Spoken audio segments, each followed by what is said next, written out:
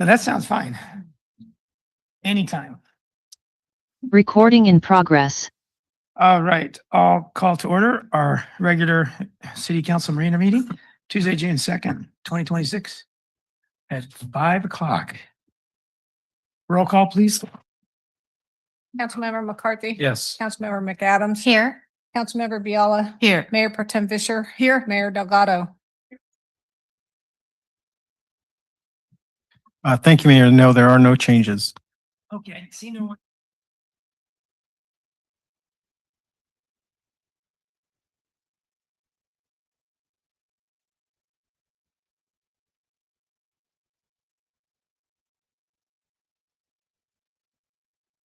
Recording stopped.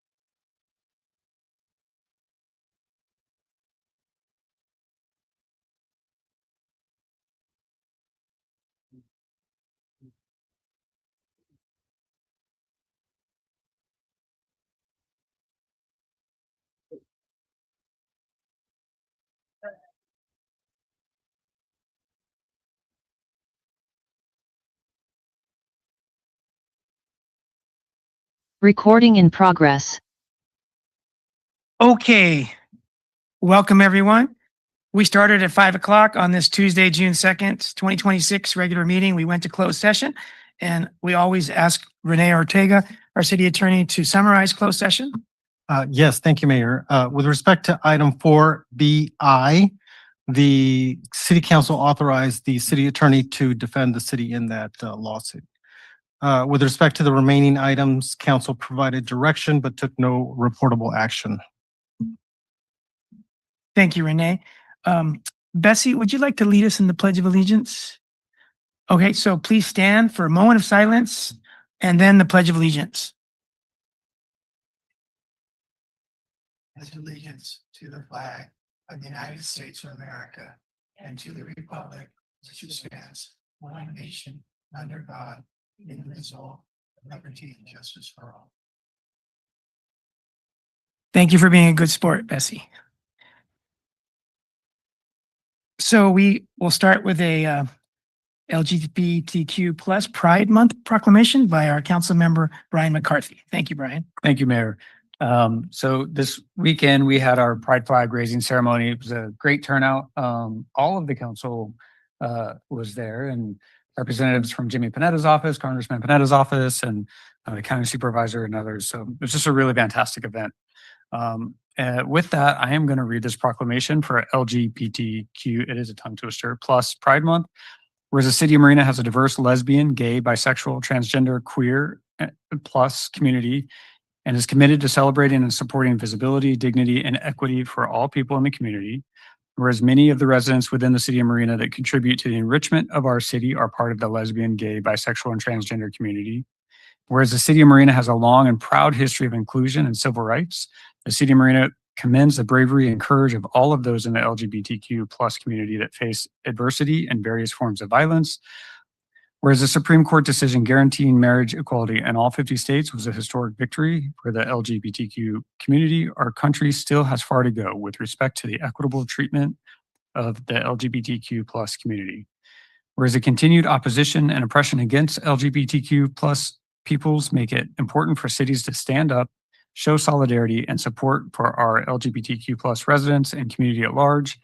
Cities across the U.S. recognize and celebrate June as Pride Month. June has become a symbolic month in which the LGBTQ plus community and allies come together in various celebrations of Pride.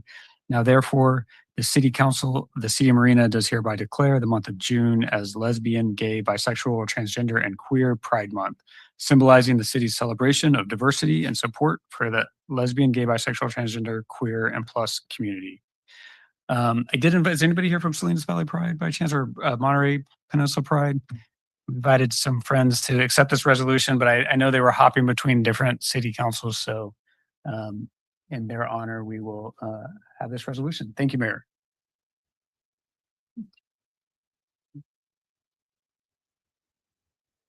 And thanks to Brian and Jenny every year for their leadership in organizing the Pride Month celebration we do at the corner of Reservation Road and Del Monte Boulevard. Okay, next we go to CSUMB's wonderful Gateway Hub project done by their SHTM program.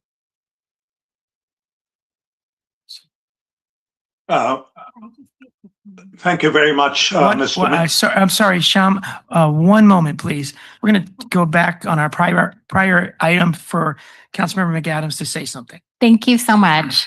I just wanted to say, you know, as we recognize and celebrate the Progress Pride flag this month, I also wanted to just speak to what a difficult time it is for many in our LGBTQ plus community, especially our transgender residents and friends. So we're seeing access to gender affirming healthcare and bodily autonomy, even for women, facing increased attacks at the federal level. And so it really is important more than ever that we stand united in support of dignity, safety, and equal rights for all. And I also wanted to address, you know, in the community, sort of from the keyboard warriors a little bit, I've heard this like, well, what about a straight pride flag? Or, you know, we're superseding the veterans flag or a Christian flag. And so to me, you know, I hope that people really hear that pride, it's not a competition. We're really celebrating, by celebrating one community, we're not diminishing others. And so Pride Month exists because LGBTQ plus individuals have faced a long history of discrimination and continue to fight for basic rights. And so we're talking about the freedom to love, the freedom to marry who you love, and to live authentically and freely in our country. So thank you. Thank you for those additional comments. Okay, Shyam, would you like to take the floor? Thank you very much, Mr. Mayor. My name is Shyam Kamath. I am the founding Dean Emeritus of the College of Business at CSU Monterey Bay, and also a founding member of the Monterey Bay Ecotourism and Eco-Recreation Working Group. I want to thank the City Council for having my colleague, Mr. Giovanni Costello. Giovanni is a graduating senior from the, excuse me, I'll start my video. Doesn't seem to, yeah, there you go. Giovanni Costello is a graduating senior from the wonderful Sustainable Hospitality and Tourism Management Program, and a food and beverage team member at the iconic Carmel Valley Ranch, and also the star pitcher for the winning CSU MB baseball team. So he's going to present with me, and I thank you for allowing us to present a study by him and 7 of his team members who couldn't be here today. They've all graduated and scattered all over. This study was done under the supervision of Professor Sergio Silva and myself. It's a 16-week research study that utilizes the work that was done by your city council, the Stanford Research Institute International, the Marina County Board of Supervisors, Monterey Economic Development Department, and of course, CSU, MB, and the Middlebury Institute of International Studies. And it looks at the potential of the city of Marina as a gateway city in the Monterey Bay region, as an ecotourism and eco-recreation destination to balance sustainable economic development, job growth, and economic vitality with the preservation and responsible use of the environmental, cultural, and historic assets of the region. In particular, it stands on the shoulders of the work done by your council in the City of Marina Monterey Bay General Plan, adopted by your council on October 31st, 2000, and updated with amendments through May 2025, which all of us have examined and read, as well as the Downtown Visualization Specific Plan adopted by your council in October 2024, and the specific goals and guidelines contained therein. The study we are presenting today completely conforms to and is inspired by the vision, goals, and guidelines of these 2 City of Marina plans and the seminal work done by earlier agencies.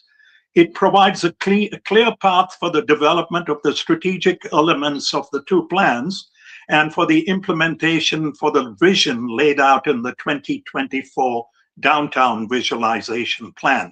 I quote from the plan here: to maintain the city of Marina as a place with a unique, small coastal town character where people can work, live, and shop in an environment that creates a feeling of cohesiveness, compactness, and individual community identity. A place with a vibrant economy that accommodates a variety of businesses, residences, and civic uses, and a place that is aesthetically pleasing and sustainable, achieved through attractive storefronts, eco-friendly design, plentiful landscaping, and amenities to encourage people to walk along tree-lined streets and socialize in civic and public spaces. I quote at length because you will see that the work that Giovanni presents completely conforms to this vision, and also to the vision of the general plan to provide ample, and I quote again, to provide ample opportunities for outdoor recreation for all residents, both within their immediate neighborhoods, elsewhere in the city, and the immediate environments, and engender development which maintains continuity with the city's history and is responsible to the climate and natural and scenic features of the local and regional setting. And most importantly, I quote, including the city's strategic position as the Monterey Peninsula's scenic entry gateway. So it is this gateway concept that the study has examined to create a cost-effective but a high return plan with large TOT and related revenues in conformance with the City of Marina's residents and their representatives' vision. Next slide, please. Sean, let me interrupt here just for a moment. Yeah. We were scheduled for 5 minutes, so please continue with that in mind. Yeah, of course. So let me just go to the overall objectives of the study.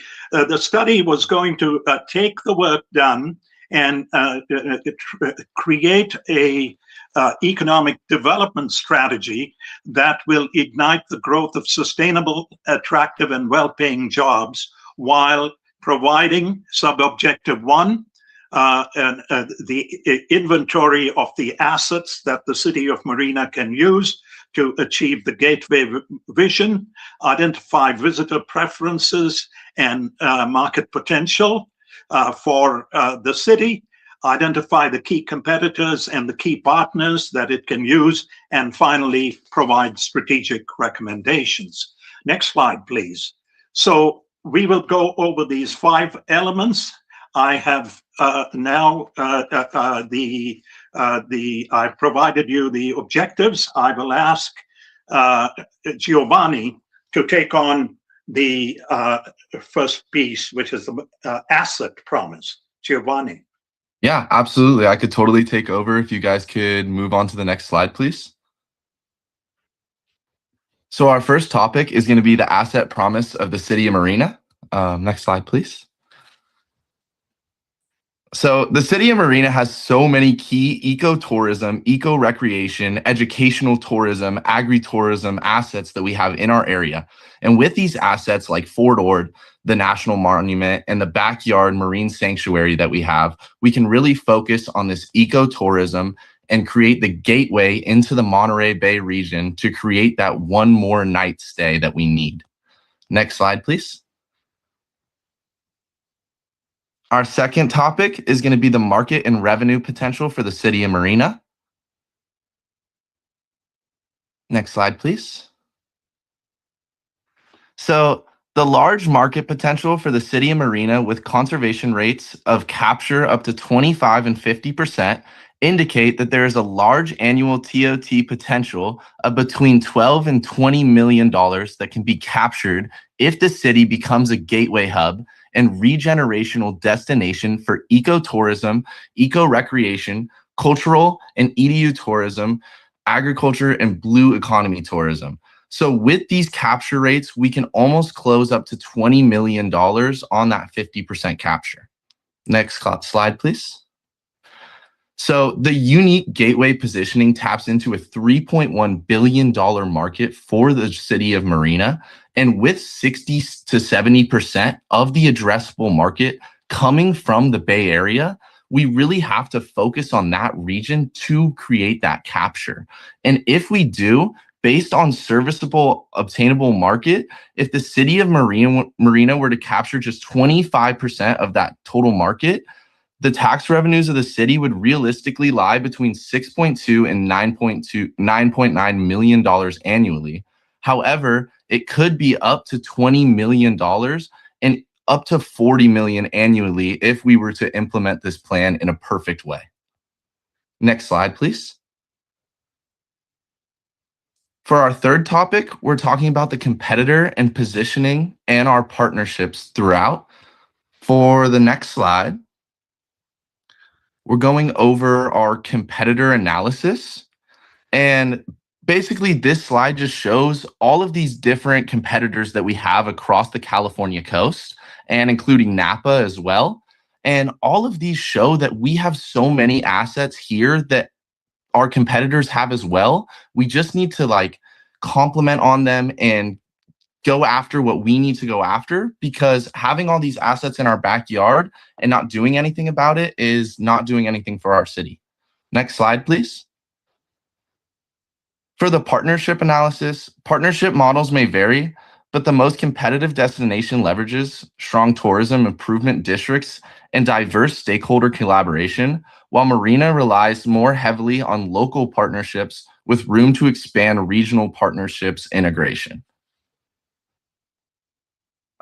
For our fourth topic, next slide, please. We're going to be talking about why and what Marina can do. So next one. This slide shows all of the different things that people are coming to Monterey Bay region for. So obviously they're coming for the natural beauty and the wildlife of Monterey Bay, but outdoor recreation and events and festivals also hold a very important part around here. And the regenerative traveler, the data confirms that the visitors are coming for that. So if we can build off of those things that we already have, it will be very beneficial to our area. Next slide, please. Visitors don't just want to go to see the Monterey Bay region. They want to feel and experience and connect with it through wellness, sustainability, and respectful immersion.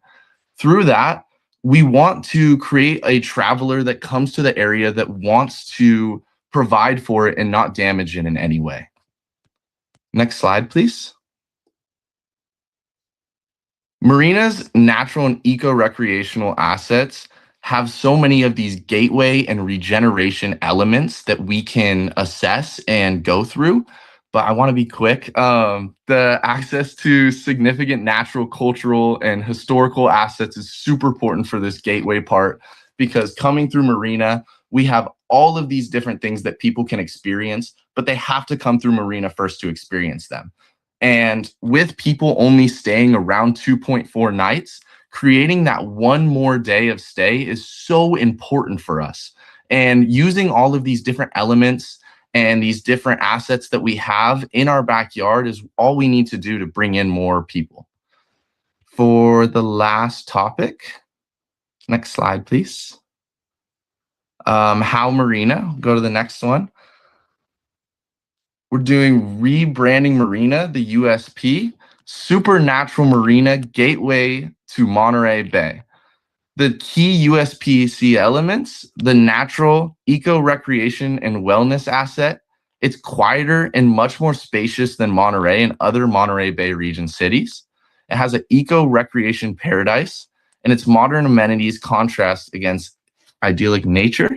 And then Marina's unique and location of the Monterey Bay region is diverse ecotourism and eco-recreational assets, and proximities to some of the world's leading natural and event assets creates a unique opportunity to become a premier tourism destination on the California Central Coast, a leading supernatural and gateway ecological destination to the Monterey Bay region at a very low incremental cost.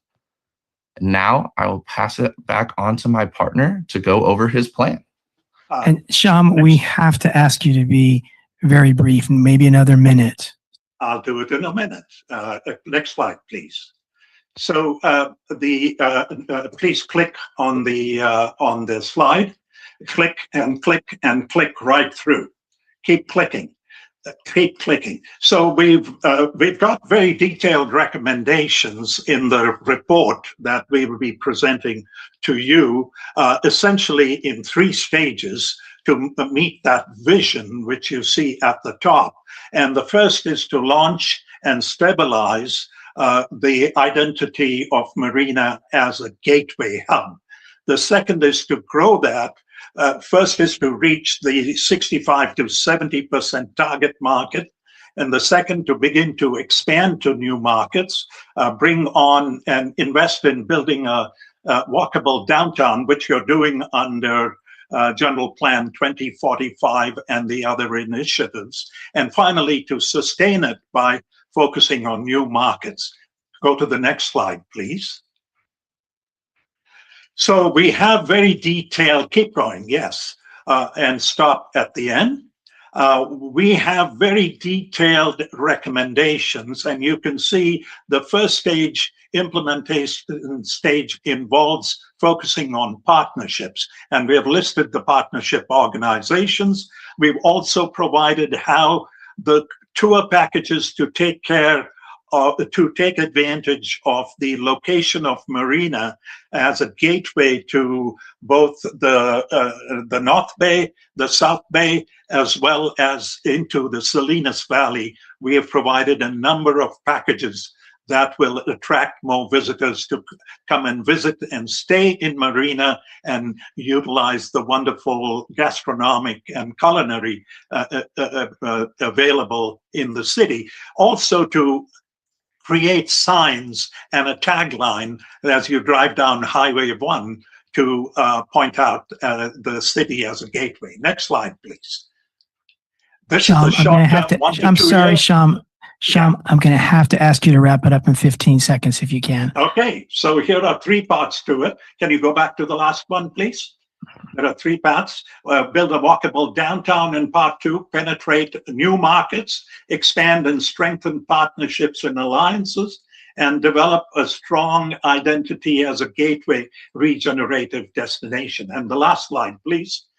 10 seconds, Mr. Mayor. Invest in asset enhancement, and you can see these.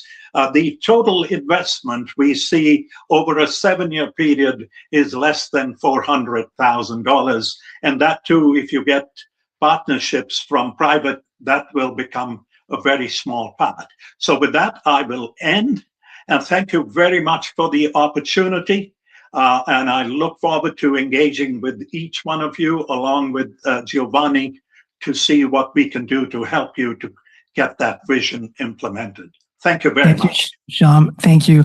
And of course, this is wonderful information that no one else has presented to us, because I don't think anyone else has taken this kind of a deep dive, definitely not for a long time. So it's very relevant and updated. We appreciate that. And Giovanni, you are an amazing example of what California State University in Monterey Bay provides to our local community. Thank you so much for your intellect and your passion and your competency.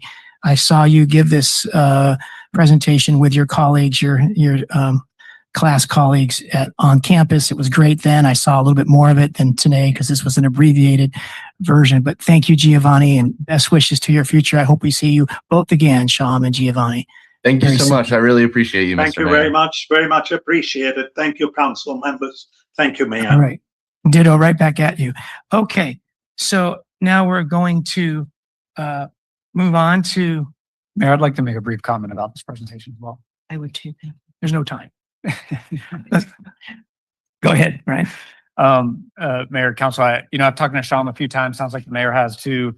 I think he would agree. There's nothing new here, right? This is not anything revelationary, but what is important is that the information in here is so incredibly valuable, and there's a real missed opportunity cost by not acting on it. And we have not acted on as much as we could have in the last however many years. And I really encourage the council to consider reinvigorating the Economic Development Commission. This is your playbook. This is our playbook. This is the city's playbook. Just such great information. And with the new city manager and kind of some new leadership coming, I just think there's a real opportunity there. And I'll say lastly, I think of CSUMB, and I know I've said to this council many times, We need to claim ownership of that because of the incredible name recognition, the value. We're starting to miss that opportunity. Seaside has already claimed it. Seaside is kind of, saying that the stadium is their premier sports stadium, right? That it's a Seaside institution. And, we've missed this opportunity. Let's not miss anymore. Thank you, Mayor. Thank you very much, Brian. Councilmember Viala? Thank you, Mr. Mayor. Hello, Sham. And the last time you were here, I remember it was Harvey Dodwald's hotel. You were talking about that development. Anyway, thank you so much. This is really great. I want to say real briefly, I wish there was another way we could brand ourselves other than a gateway to the peninsula. I feel like we're going to have our own identity and be our own someday. There was a prediction, I think, in Carmel Pine Cone that we're going to be the second largest city in Monterey County at some point from now. And so I don't want to just be always considered a stepping stone to some other location. Having said that, it's very comprehensive. I want to say one of the things that you've talked scattered throughout this document about culture, ethnic and history and diversity and stuff. And I think we are really one of the very rare cities that not only say that we are about diversity, but we also live it in our government, we live it in our population. And so I really want to add more about that. We have, the only MLK statue, and also it looks like we're coming closer to getting an Asian American botanical garden. Those are things that are unique in all of the county. And so we should be promoting things like that as well. And then also, I want us to be known for children. We have incredible playgrounds. We've already done Windy Hill Park. We're in June next week. I think we're doing a grand opening for the Gloria Jean Tate Park. We're going to have 2 football field size playgrounds for children coming up. One an interactive playground and the other at the Sea Haven. It's going to be a haven. We have one of the longest pump tracks in probably California, if not the nation, right here. We have a skate park. We have so many things. We have the Children's Sensory Garden coming up in Lockpadden Park. So we have so many things, and I wish we could also somehow brand ourselves as the family location too, because people come to the peninsula. I've been there too with grandchildren, and I'm looking for things for them to do. Marina could brand ourselves in that way as well. So thank you very much. And Sham, I'd like to be able to talk with you. Mayor Pro Tem Vischer and I have been interacting with C Monterey as well. So we'd love to be able to talk to you again. But thank you for this wonderful report.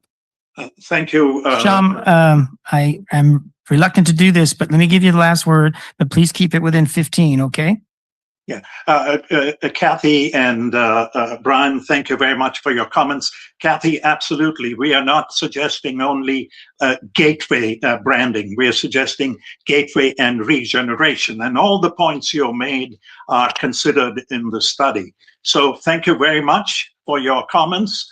Very much appreciated. We'd be delighted, the SH3M program and I and others in the community to work. Thank you, Sham. Okay. So we're going to move on and we'll try to be brief because we know we have a busy agenda. Council and staff announcements next. Staff, do you have any announcements?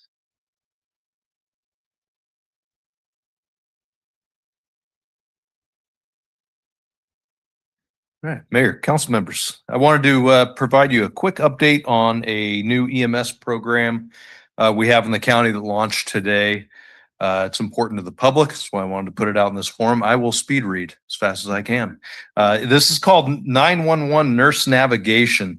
It launched today at 9 a.m. The idea behind it is very simple. The right care at the right time in the right place. Monterey County has partnered with AMR, our local EMS and ambulance provider, and Global Medical Responses Nurse Navigation Program. GMR operates the nurse navigation model nationally. It does not replace 911 and it does not replace ambulance response. What it does is add another option for certain lower acuity EMS calls or medical calls. Here's how it works. The 911 dispatcher still answers the call and screens it like normal. If the call appears to be non-life threatening, the caller may be routed to a 911 nurse navigator. This is a specially trained registered nurse. That nurse talks with the patient, asks certain questions about symptoms, and uses physician-approved guidelines to help determine the most appropriate care option. Sometimes that may still be an ambulance and an emergency department visit. Other times it may be urgent care, a clinic, telehealth, home care instructions, or other appropriate care settings. Either way, an ambulance and fire response will still be initially dispatched as soon as it is determined to be an EMS incident. If the call is routed to nurse navigation, the ambulance and fire response will be canceled by our dispatch. If it is later determined to need an ambulance response, both will be redispatched. One important point for the public is this: if someone has a serious or potentially life-threatening emergency, first responders are still sent. And even if someone is transferred to nurse navigation, the nurse can still determine that an ambulance is needed. The county also makes clear that a patient will not be denied an ambulance if one is requested during the screening process. Program can also help with transportation. If an ambulance is not medically necessary, but the patient still needs to get care, the nurse may be able to help provide navigation to alternate transportation such as ride-sharing options. From a public safety standpoint, this gives the EMS system another tool. Not every medical call needs the exact same response, and this helps match the patient with the most appropriate care while keeping ambulances, fire crews, and emergency departments available for the most critical calls.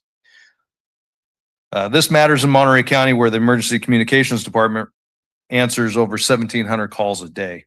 So the simple message to the public is still call 911 for emergencies. Chest pain, trouble breathing, major injuries, seizures, fainting, severe allergic reactions, or anything that may be life-threatening should still be treated as a 911 emergency.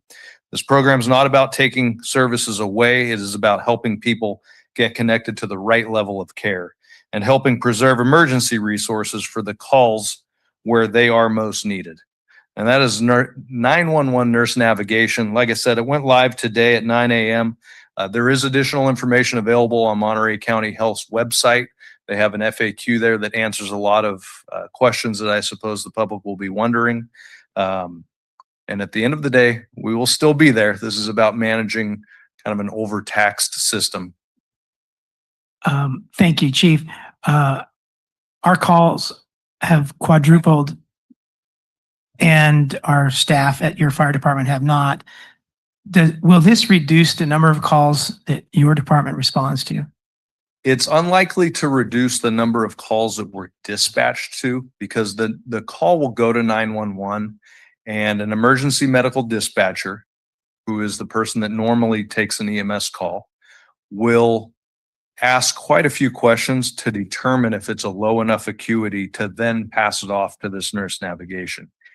In that time, as soon as it's determined to be an EMS call, we'll be dispatched. So there's a lot of times where we may end up at scene before it even gets to the nurse navigation. The idea of us canceling while we're en route is that if the call has been taken to nurse navigation and then we walk through the front door, it causes a lot of confusion as to how the call should be handled. So the program would rather us not show up once it's gone that route. It's going to be a rare case that it's sent back to the 911 system. And if it is, it's already been determined to be a very low acuity call. So your calls may stay the same, but you'll have more U-turns before you get there. That's fair. Okay. That's fair. All right. Which will free us up for other higher acuity calls. Thank you so much. That sounds like a great initiative. It's long overdue, and it's in place in a lot of other places in the country. Great. Thank you. Thank you, Elizabeth, for all things recreation related. I'm sorry. Question mark. It's from Councilmember McAdams. Thank you. So I have a question. If somebody calls the non-emergency line, is there opportunity for them to utilize the nurse navigator? I'm not certain of the answer to that. Okay, so I would like for us to find that out, because our after hours non-emergency line is not user friendly. And it tends to be complicated, which is what I hear from residents. It's just really a big runaround. So I don't know if public safety just needs to message that to the community if you're calling after hours to call 911, because you're going to end up getting frustrated and rerouted to them anyways, because we utilize the county's dispatch system, correct? Yes, Even for non-emergency? correct. Okay, so I would really encourage that we do better at communicating, especially regarding after hours.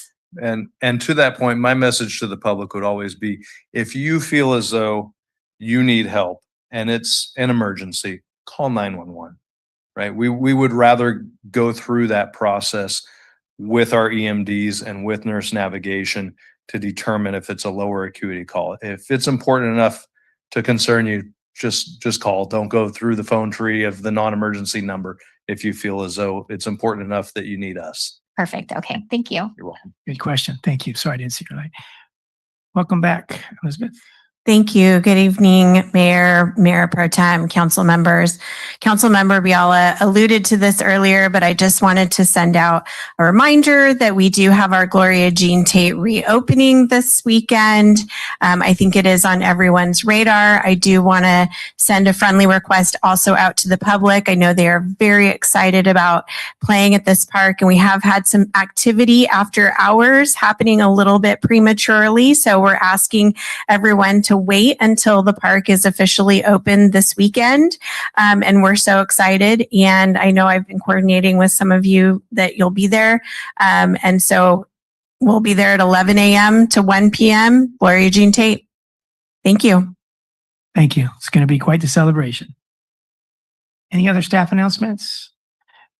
Council?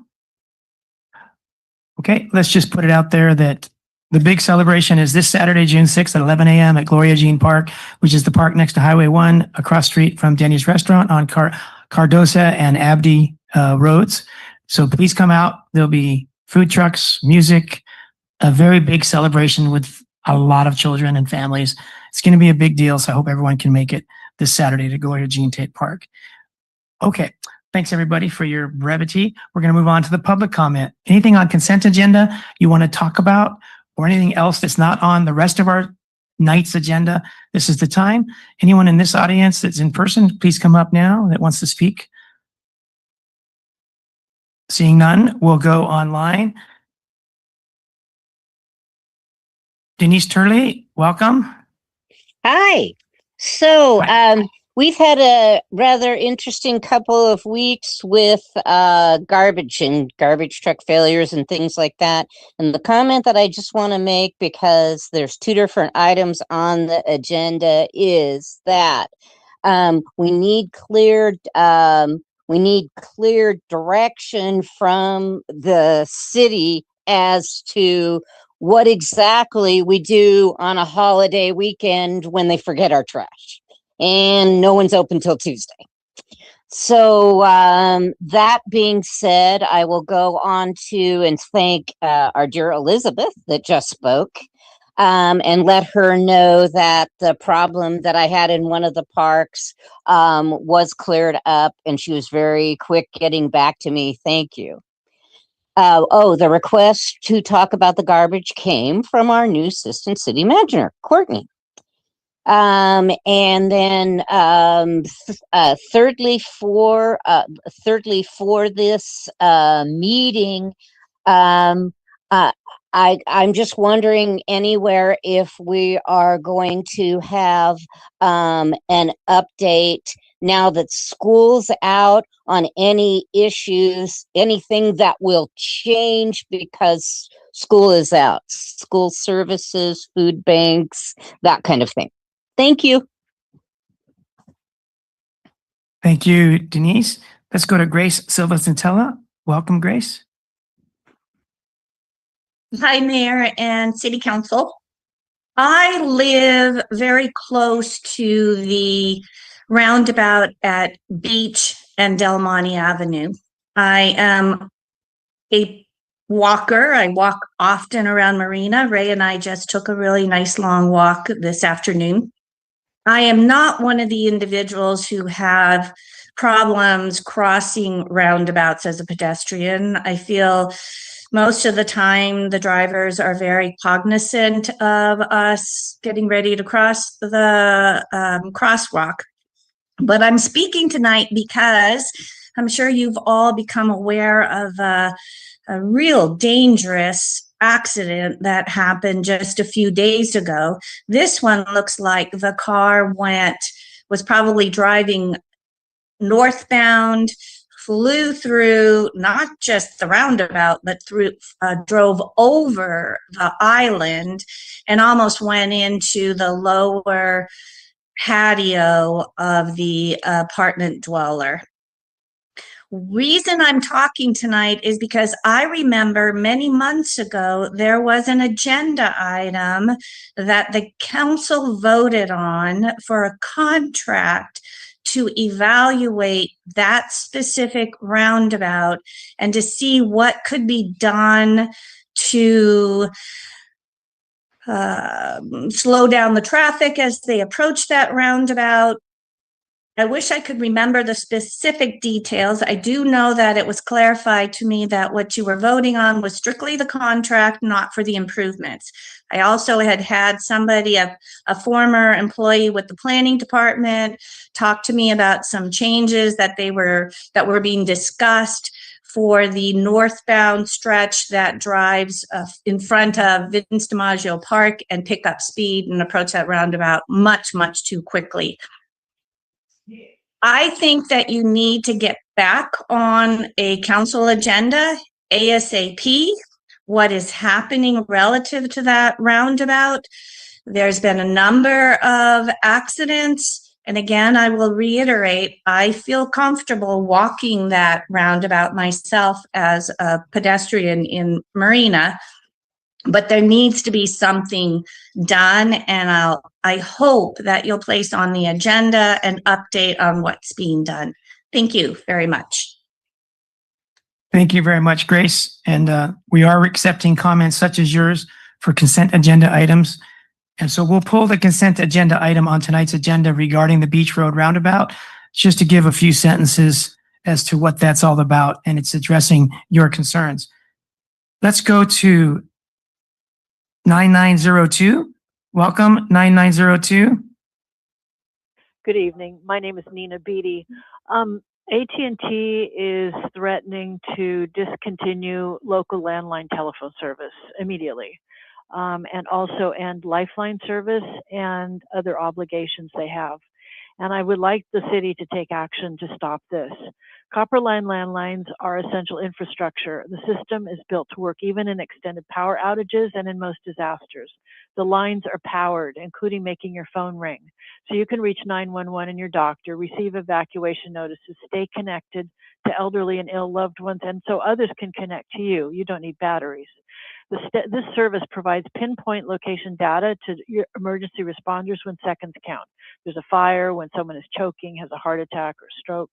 The voice quality is superior, the system is secure, and it doesn't drop calls. The lines also provide DSL internet. AT&T's carrier of last resort status, or COLR, requires AT&T to provide basic phone service to everyone who requests it without discrimination. The alternatives, voice over internet protocol and wireless, are notoriously unreliable and unavailable in many areas. They require batteries, and when the battery dies, there's no connection, no phone service. Disasters routinely knock them out. And thousands of people testified to the CPUC about how landlines saved their lives during Northern California fires around their homes after PG&E turned off the area's electricity.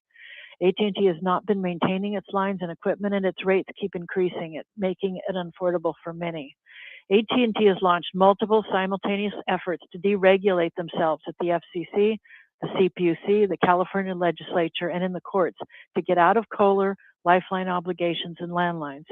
After a recent FCC ruling, AT&T filed multiple petitions May 20th to the FCC to eliminate landlines and lifelines in areas of California, including the Monterey Peninsula and Salinas. These petitions will be automatically granted by the FCC if there is no opposition. Comments are due June 22nd. MontereyBayMatters.org has instructions and an overview of the situation. AT&T is also suing the state of California and the CPUC to stop its regulating. In addition, State Bill ACA 9, would amend the state constitution to remove telecom companies' designation as a public utility, remove CPUC oversight for telecom companies like AT&T, and limit oversight for all public utilities. Senate hearings are this month, and there's more. Details are on my website, montereybaymatters.org. This is an urgent public safety matter, literally life and death, excuse me, for many people, particularly those in rural and fire-prone areas and the vulnerable.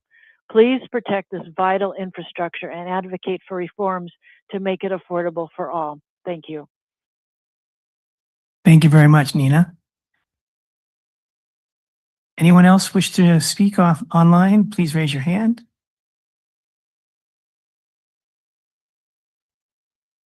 All right, we'll close public comment.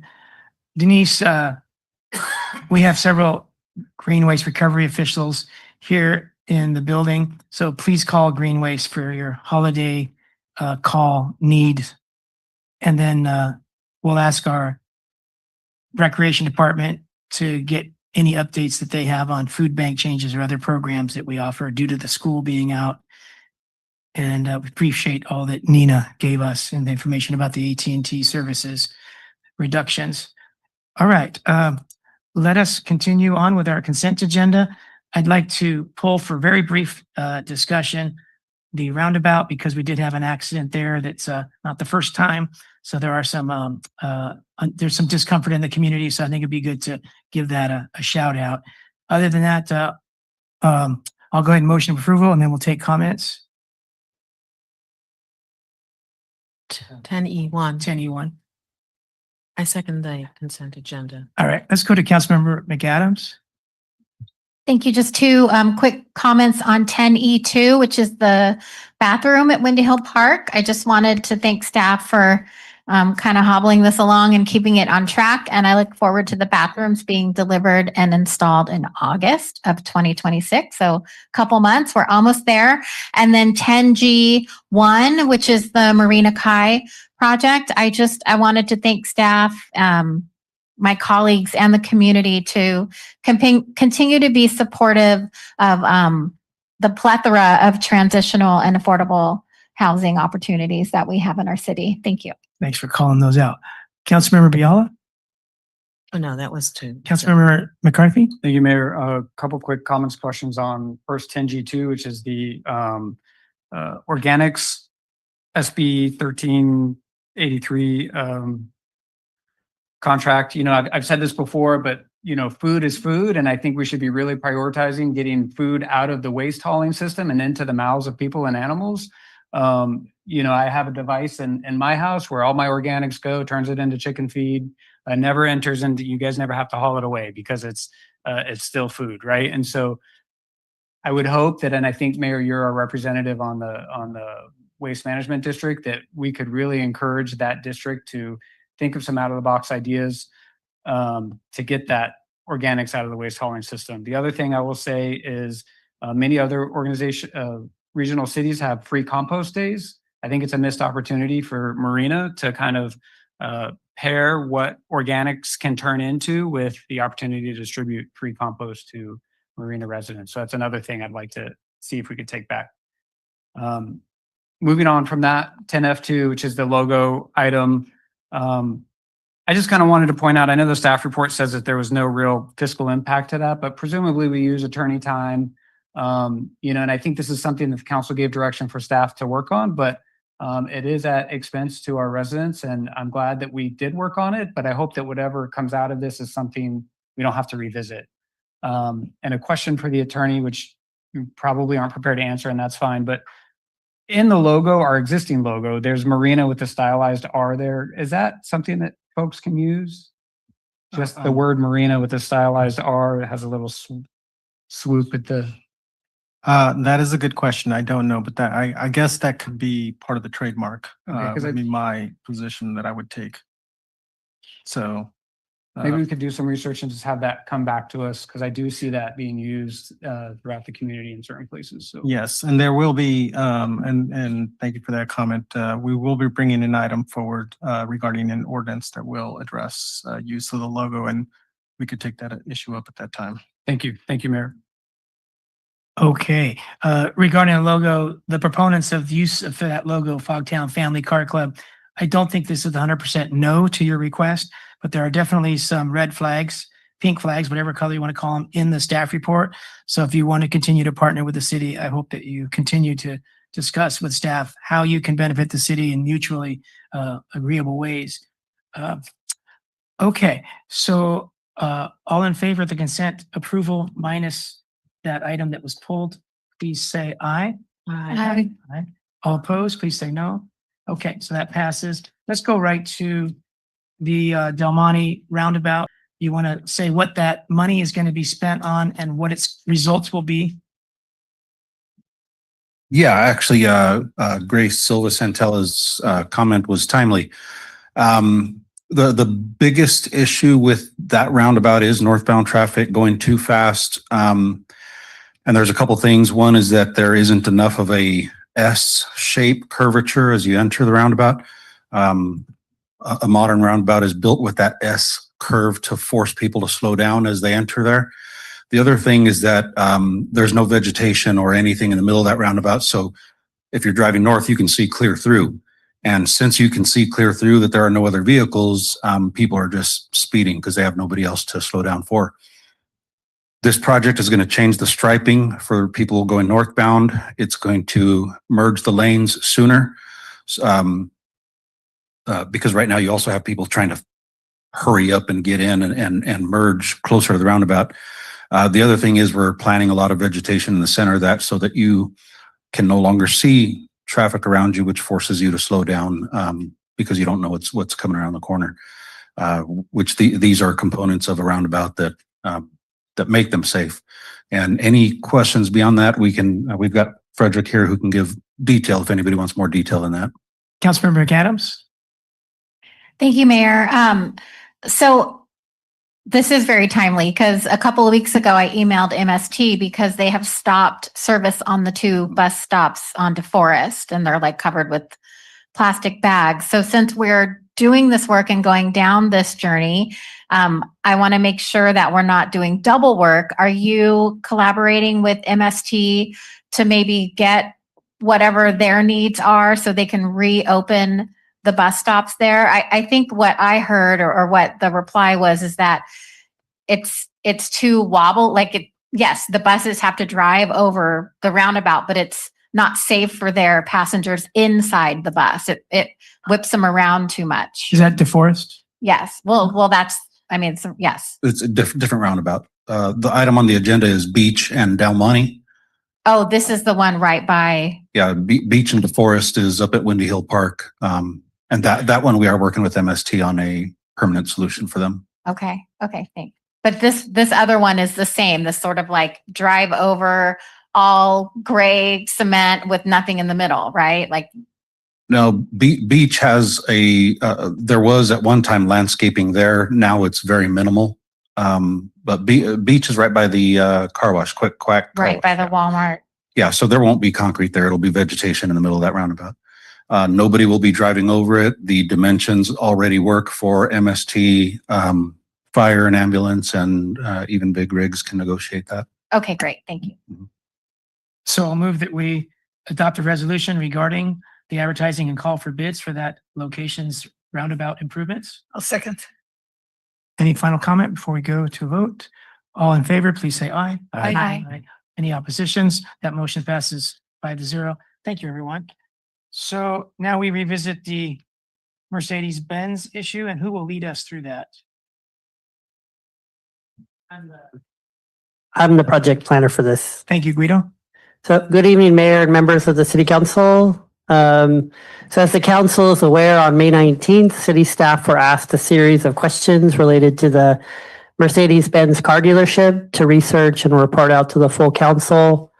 The staff report does lay out the entire answers, but I will attempt to answer the questions and summarize them in the presentation. And the applicant is here. We have the applicant's project manager, Doug Yount, the architect, and others. So the first question was related to special events. Well, sorry, I'll wait for Belinda to, yeah.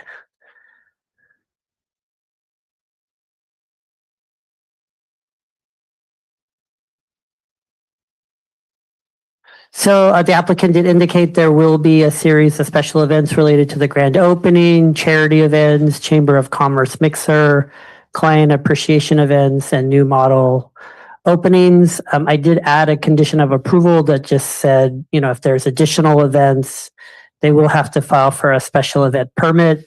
We are taking that special event permit ordinance to council later this summer.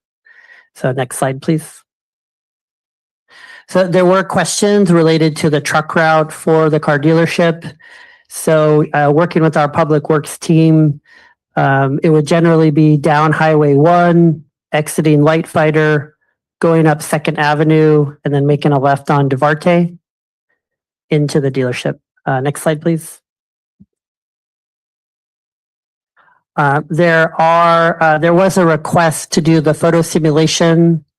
I can show those now to the council or wait for the applicant to explain them. That's up to the mayor and the council. Okay. So Belinda, if you go back to the photo simulation slide and click, there's 2 separate videos there. It does not have sound. So you just have to right click and then open the link. Or noise considerations. Just kidding. Okay.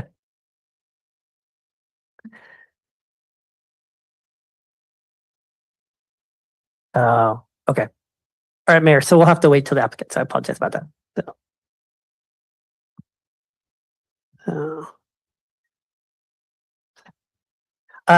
Next slide. So there were questions related to the signage, just basically what can the city do to ensure that there's not unsightly balloons, inflatable signs, and other unsightly signage. So that verbiage was added to condition of approval number 27. Next slide, please. There was a request to get the size of the Temecula sign, which I reached out to the City of Temecula staff. It's approximately 10 feet tall and 75 feet wide. And just by way of context, for Marina, for a normal, just commercial development, we allow about a 7-foot tall signage, but up to 200 square feet. So next slide. There was a request that really the focus of the last meeting was bolstering the noise and light standards and just doing some additional research. So noise standards come from a variety of sources from the city, from the general plan, the noise ordinance, the UVSP specific plan, and the actual EIR. Allowable average noise standards are identified in table 4.1 and 4.2 of the general plan. Next slide, please. According to the general plan, 70 decibels during the day and 65 decibels at night are allowed for residential zones. These are 24 average noise standards, not single event noise standards. Next slide, please. Next slide. So to bolster the noise standards and conditions, so condition of approval 55 has been mitigated, asking that the service bay doors be closed during operations, to continue to require the silent paging system for the property, that the rooftop HVAC system will be acoustically rated and screened. You'll see on the screen that there are some highlights in yellow that the applicant is requesting related to potentially allowing the delivery of parts on Sundays, requesting using portable hand vacuums on service bays. And the highlights in red were the edits requested by Councilmember Vischer in terms of ensuring that the noise times are consistent within the actual condition of approval. So next slide, please. We've also added a condition of approval 56 that prior to issuance of building permits, the applicant will hire an acoustic analyst to look at noise compliance throughout the site.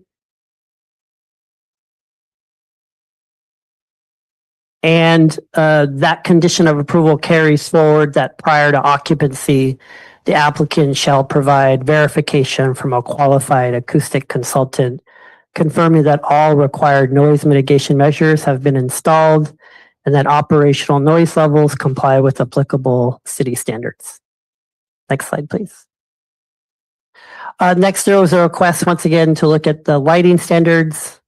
So the University Village Specific Plan Environmental Impact Mitigation Monitoring and Reporting Program has requirements that lighting levels in the commercial area be kept as low as feasible. That's the language within the EIR. The UVSP also has lighting guidelines. They're not as detailed as in the EIR. Condition of approval 25 has been modified significantly, and I will just try to summarize as best I can. Photometric studies will be required for light outputs at 10 p.m. and after 10 p.m. There will be full cutoff fixtures. The original condition asks for 3,000 kelvins on the temperature. Next slide, please. Next slide, please. Can't see that far, but yes, sorry. The applicant is asking for 4,000 kelvins for the color temperature, and I would defer those questions to them. Light poles shall be kept at 22 feet. Also, during the build-up to the first meeting, there was a request from the council to look at the Calabasas light standards. We do have indications that those are achievable for this project. And we do have Andrew Cummings on the Zoom call. He has been the lighting consultant that's done all the lighting for the Dunes development. And I would direct the council to ask him those specific lighting questions. So next slide, please. So staff is continuing to recommend approval, incorporating the comments we've received from the May 19th and this meeting tonight. There are two separate motions, one related to the tree removal permit, and the next slide is the motion for the actual design review permit. So that concludes my initial presentation. Okay, thank you, Guido. Lane, should we proceed with the project applicant? Yes. Okay. Would the Unstoppable Group want to come up and spend up to 10 minutes with us? Whatever it is you might want to say. Garth is deferring to Ken. Ken is deferring to Garth.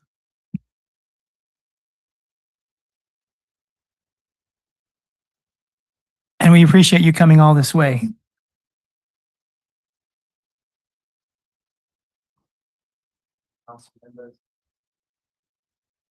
Ken and I are very happy to be here along with our colleague, Gary, who's visiting from Orange County from our Audi dealership. Oh, it helps to have, but I'm pretty loud anyway. Anyway, we're very happy to be here. Sorry we couldn't make it last time. Ken had just got out of emergency surgery, so he wasn't really able to do much. And we wanted to be here today, not only to talk about the project, but to answer questions, because I think at the last meeting, there were a lot of questions that were raised regarding lighting, noise abatement, and we wanted to put that in the context of what we've done in Temecula. And the reason for that is that Temecula has similar conditions that we work with and have worked with now for more than 12 years on our project there, very successfully with the community and with the city itself. One of which is the dark skies that Temecula has in place because of the observatory at Palomar Mountain. It's close by, and so it impacts how we deal with lighting and step down lighting in the evenings. We absolutely are committed to that here too, because it makes total sense and it's the right thing to do in terms of neighbors and just respecting the environment and the beauty that we have up here in Marina. So that's important to understand. The light fixtures themselves have essentially are cut off in a sense that the light is forced downward as opposed to allowing for pollution to occur with lighting. In other words, dissipation of lighting in towards the ground as opposed to out towards the sky. That's important to know. We also wanted to talk about the paging. We don't page. We've never paged in Temecula. It's not something that I believe in. All of our communication is typically within the building itself. The one exception would be if there was a security issue at night with Netwatch, who is our company that takes care of making sure the property is safe, anybody that happens to be there is safe, and also the cars are not damaged in some way for insurance reasons. That's the only time there's ever a voice down situation, day or night. So that's important to understand, I think. In terms of the car wash that came up as well last time, car wash is very much a contained area. It's nothing like what was described, that I believe you have a commercial type car wash, which has multiple different car washes running at once, quite loud, I believe. That's not our situation. In fact, we have, it's brushless car wash, which is important because we don't want the cars to get scratched or damaged during the car wash process. And so then the cars, in terms of drying them and finishing them for the clients, will be done inside of a building. So there will not be any noise issue there. The request for the hand or the portable vacuums are for the service drive as needed. If someone had an issue with their car on pickup, rather than taking the car all the way back to the detail area, we'd like to address it for the guest. It should never happen in the first place, but if it does, we want to be immediately responsive and essentially, as you would do in a restaurant or something, respond to their, let's call it, unhappiness for some reason. So that's why we'd like to have the hand vacuum cleaners, if you will, included. Let's see what other questions came up. 4,000 kelvins, that's a Mercedes-Benz standard. That's not a pushback we've had. Their standards for Mercedes-Benz dealerships. Sorry, guys and ladies. It's a 4,000 Kelvin requirement, not a 3,000. And so it just transferred to that document for that purpose. And I should probably mention that while we all have, the best intentions in the world, I know that the city does, I know that our group does in terms of building a beautiful dealership that hopefully will be something that the whole city of Marina can be proud of. We also have to understand that we have a business partner, Mercedes-Benz USA, that their architects get involved with every single project across the United States with the new standards that are required that are global now. They have to also approve the project. So whatever we all work out and agree on, we still have to submit it to Mercedes-Benz USA, and they have incredibly high standards for what they expect from us as a franchise dealer and also from, the cities that they partner with. So I just want to mention that. I think it's important to understand that it's not purely just on us. We will do everything in our power to get them to work with us in a positive way and have a happy outcome for all concerned. And then, of course, the most important thing, we want to make sure we are great neighbors, to everyone in the community. It would not serve us well if we end up doing things that would not be reflective of what people would anticipate in a city like this. And it's also important to understand that in terms of marketing and advertising, I've never had gorillas on the roof. I've never done anything like that. We're just not, that's just not our style of, let's say, marketing and representation, reputation, branding, and so on. So another issue that came up, we've dealt with it before, but although you won't be called Mercedes and Marina, can you describe what you did at an earlier meeting about how a lot of your branding will include Marina because your business model depends on people knowing where we are? Yes, absolutely, Mayor, without a doubt. First of all, I think it's really important to us that the sign, the City of Marina sign is on our property. That's what we'd prefer. We would like to emulate something similar to Temecula, maybe on a slightly smaller scale, because I hear the limit is 7 feet versus 10. The City of Temecula actually came to us when we were developing that project and asked to have that sign placed where it is, because it is the first entry point to the City of Temecula when you're on the 15 going south. So we'd like to do something similar. We also know that all of the public areas that we have upstairs on the top level are places where we've had community events, charity events, city events, and that's been an ongoing situation with the City of Temecula for as long as we've been there. So, we don't really use it that much except for our own internal meetings during the day, but in the evenings and as requested, we'd rather have people come there and host the events so that we can let everybody know what we're all about in terms of the level of guest service and the experience that we try to deliver every single day. And I was thinking of your advertisements, your mailers, your TV commercials. Right. They need to let people know this is a location for them to find you. Can you Yes. talk about that? Yes, absolutely. We talked about the fact that we would be advertising, even though it's, Mercedes-Benz of Monterey at the city of Marina. We talked about that, and that's exactly what we have to do because we don't want to confuse people. We want to make sure that they understand the reflection of Monterey is the county and not the city.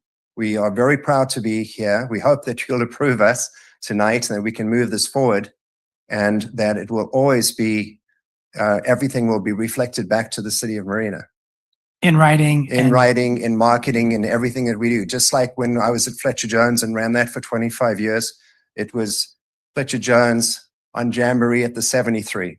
So people could pinpoint and understand in their heads, not just hear it, but visually understand in terms of the actual marketing, where we are and where we will be. Okay, were we going to see? Yes, thank you. Were we going to see video simulations? Yeah, I know they were prepared. yeah. Abby, the applicant's has that available. Okay. Let's see that, and then we'll turn it over to Councilor McAdams for her questions first. Thank you. I have the video ready if you would like me to play it. Yes, go ahead. We're ready. Okay, I am sharing the screen. Thank you, Abby. And you're welcome. And starting the video. And this is the video northbound.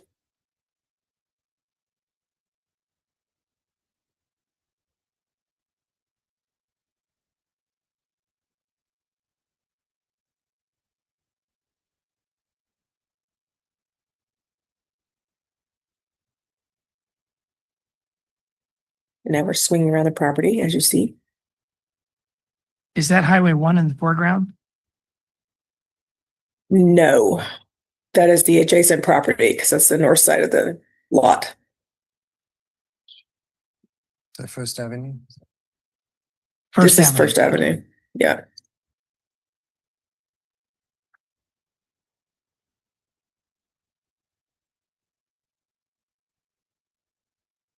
So we sped up the speed a little bit on this one just so it would not be so laggy. They'd be never driving that fast on property, by the way. No, they wouldn't. I also have, I'm going to stop sharing for one moment. I have a southbound video as well, if you'd like me to play it. Yeah, that was a request, I think. Yes. We were looking for a video from Highway 1 northbound. The northbound is from Highway 1. Until you So get to they the, both are actually. One moment, this thing is playing without help here.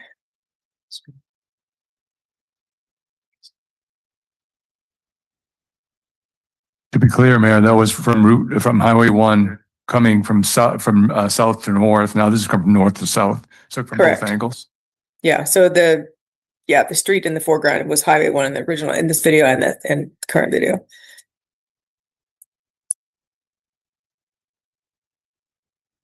Heading south toward Monterey.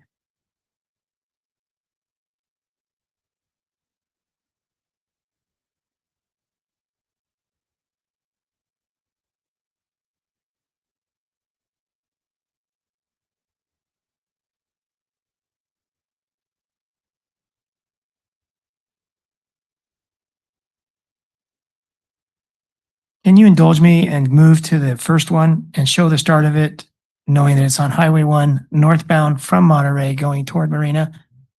That first video you showed. Yes. Show that again, please.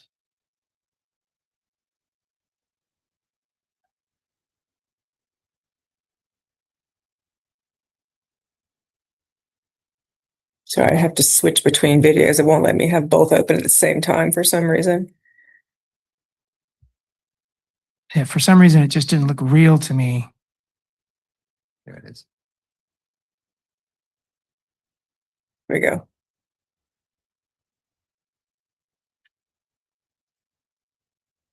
So in the foreground, that is Highway 1 going north. All right, Garth and Ken, are a lot of those trees going to be removed? Or not? I mean, are you referring to the trees that belong to Caltrans? The trees in this simulation, the cypress trees that line the highway there. Those are the They trees will- that are belong to Caltrans, Garth. The trees that you're seeing primarily are Caltrans trees. And any trees that have been removed, as you probably have read, we're replacing them with even more trees.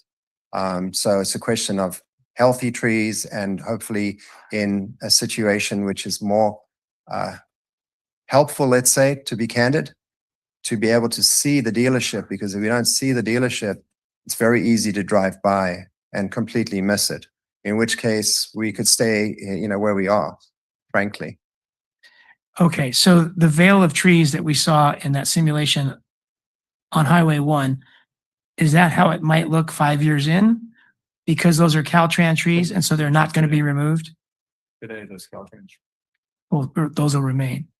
As far, we have not talked to Caltrans in any way, shape, or form. There's no way to. So you'll be seen for a window coming north, and then you'll be blocked for a segment from those trees. And then people will be north of you. They won't look back. So you'll be depending on that southerly window as people head north to see you. That is correct. And that is also why I think it's so important to have a very beautifully done City of Marina sign on the property, because that's going to draw people's attention first. And then they're going to look past that to the building, hopefully. Okay. Anything more you want to say as your presentation, Ken? Sure. One of the things we've envisioned, and I've talked to a lot of this because I've come to a lot of these meetings as well and dealt with all the consultants, is that what we visualize is they come around the corner coming from the south to the north. They literally come around, and here we see City Marina, Mercedes-Benz, nice building, and they're also introduced to the dunes as a community, not just the City of Marina. So what do people do if they're not from the area? Oh, maybe there's a restaurant there. I've got to have something. Oh, maybe we can stop and get something. Oh, there's a Target. And so it pulls people off the freeway and it's predicated by this entry point. And no different than when you came down to Temecula. You know you're entering Temecula the second you see it, and there's a flag up in the sky, and there's a Mercedes symbol in the sky. It's really about City of Temecula when you approach our dealership. It's not about Mercedes-Benz. But that process really invites people in. They know they're there. They've heard of Temecula. Maybe we'll go to a winery. Maybe we'll go and visit the city, go to Old Town. And so it's always been a very symbiotic relationship with the City of Temecula. It's been very, very friendly. And it's because it's really, we're bracing the city as a whole, not just selling cars in a city. And it's been that way since day one. It's that way today. You can call them, they'll pick up the phone and speak on our behalf, almost all heads of departments. And so we do that on purpose. It's being good neighbors, it's good being participants, and really bringing something of value to a town or a city. All right. Thank you very much, Ken, Garth, and Gary. Is Audie coming next? Is that why you're here? No. I'm a fixed op director for all the stores he has. That means service and parts. Yes. Gary's responsible for service and parts. Started off with Audi, but we've expanded his responsibilities. So we were in meetings today at our Mercedes dealership here with some of our team members and managers. Great. So we Welcome. invited Gary. Thank you. Welcome, Gary. Plus, it's good for him to see what's going on. Yeah. You want us to wait or? Yeah, we can have some questions. Perhaps. I'm not sure. We'll wait and see. Thank you for standing by. Councilmember McAdams? Thank you, Mayor. So kind of going back to the video, I mean, I recall the mayor and our ask was very specific that we wanted to see what it, like, you had a great narrative of like, no one's going to stand 5 feet from the trees and drive by the trees. So I was sort of expecting like a view from, 30 or 40 feet. So that's not provided. It's not at the moment. I think the only way that I think a good way possibly to do that would be with a drone, but we haven't done that yet. We wanted to try and address how it would look from being inside of a car as much as possible. Okay. So we're in the packet, you're asking to remove 44 trees. So the trees that are currently in your video are not any of the 44 trees that you're removing for the project? That's a good question for Guido to confirm as well. Yes, the trees are on the property, not the Caltrans trees in question. So the trees in the video remain as long as they're healthy, et cetera. That is. It's a Caltrans Those are Caltrans trees. authority. Okay, and since Guido, since you're sort of answering, I know you mentioned that the lighting is to be as low as feasible, but then there's also some measurables. Can you sort of explain that a little bit versus like the obscure language versus the actual number? Such as 4,000 kelvins. Would you see it from Monterey's Ferrante hotel room? You know, where they have all the special events in the Monterey Marriott. Will you Yeah, see- let me find the exact language in the conditions of approval. And then also, I'm curious what the noise decibel level. I just want, so if a resident complains, like we've had complaints from Los Animas, you know, the Brass Tap, just so how is staff going to be able to say, yes, this decibel is too high or whatever. I just am wanting those measurements. Yeah, so I would refer the council to the condition of approval 25, which I did print off for the council. In terms of the specific requirements, we're asking for lighting zone 2 for a car dealership. We're asking for having the step downing of the lightings. We're asking for the photometric study be done. We're asking for full cutoff fixtures. The Calvin issue has been brought up. We're specifically, to your point, Councilmember McAdams, we're specifically referencing mitigation measure AE 3.1 and 7.1 of the EIR. And we are asking for specific foot candles at the property line so as not to affect the residents. And there are automatic controls. So we significantly have beefed up this condition of approval based on the council direction at the last meeting. Perfect, thank you. And then as far as the noise goes, can you just review and put on record what improvements you have done for this? Sure. So I would refer the council to condition of approval 55 and 56, which there are some slight edits which are shown on the original presentation tonight in terms of delivery of cars at certain hours. We've talked about having the silent paging system. We've provided more detail in terms of when detailing of cars can occur. We've added a condition of approval related to having the HVAC system be rated. And then we've added additional requirements related to having an acoustic engineer during the plan check process, identify what are all the ways to mitigate the noise that will be on the plans, and then we will not give occupancy until that same consultant verifies that everything's been installed. Excellent, thank you. So- Thank you so much. And then to answer your other question, Councilmember, the applicant did provide a response packet, and it does show from a little bit more of a bird's eye view that was in the applicant's response in terms of what the signage would look like, more from like a drone view, which Garth mentioned. Okay, thank you. Sure. I was really pleased to hear the comment about Mercedes having incredibly high standards, because I share those high standards when I'm representing my community and my residents and my constituents. So for me, after seeing the logo with Bixby Bridge and then the name of Mercedes of Monterey, I do remain disappointed that the city of Marina is missing all opportunities to be included in branding. And for me, like, what an honor and an opportunity to be associated with a global brand, right? And so while I understand the decision has been made, I want to put on record again and reiterate my tenacious support for having Marina in something besides the address. I also want to be clear that my questions and requests for clarification are not intended to burden the applicant. As we continue to address these issues with the brass tap, Los Animas, Quick Quack, it's our responsibility to establish clear and measurable and equitable standards and sort of learn from these mistakes and oversights, right?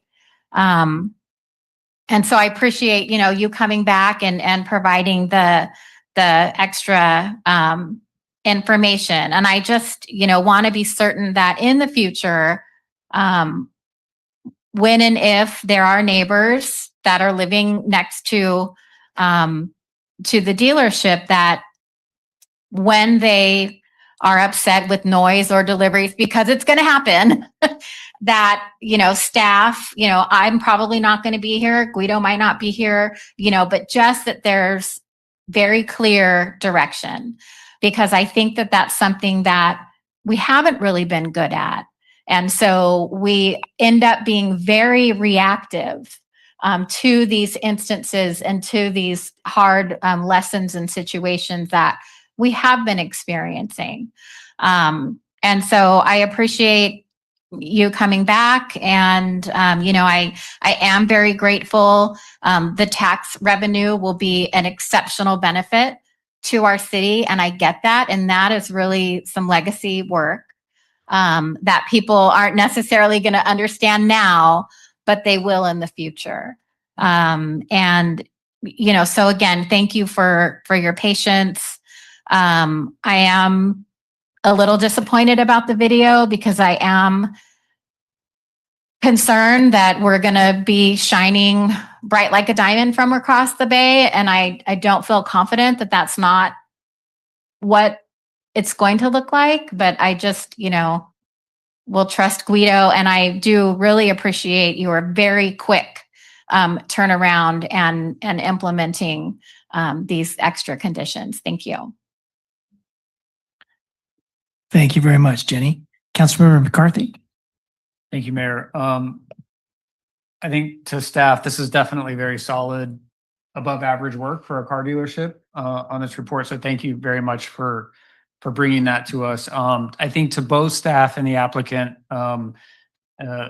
maybe a little bit of inside baseball that you might not be aware of is that several years ago, when it was kind of being socialized that maybe we could attract a car dealer, I have to tell you that me and I think a majority of my colleagues kind of said, don't think so.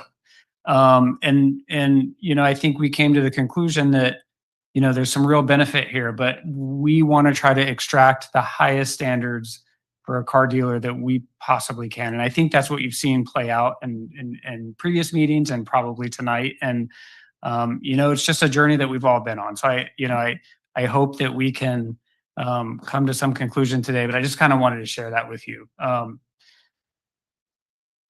I also feel a strong responsibility to call out a few kind of what I view as inconsistencies. The trees in particular, let's be real. I see that parcel today with all of the trees intact.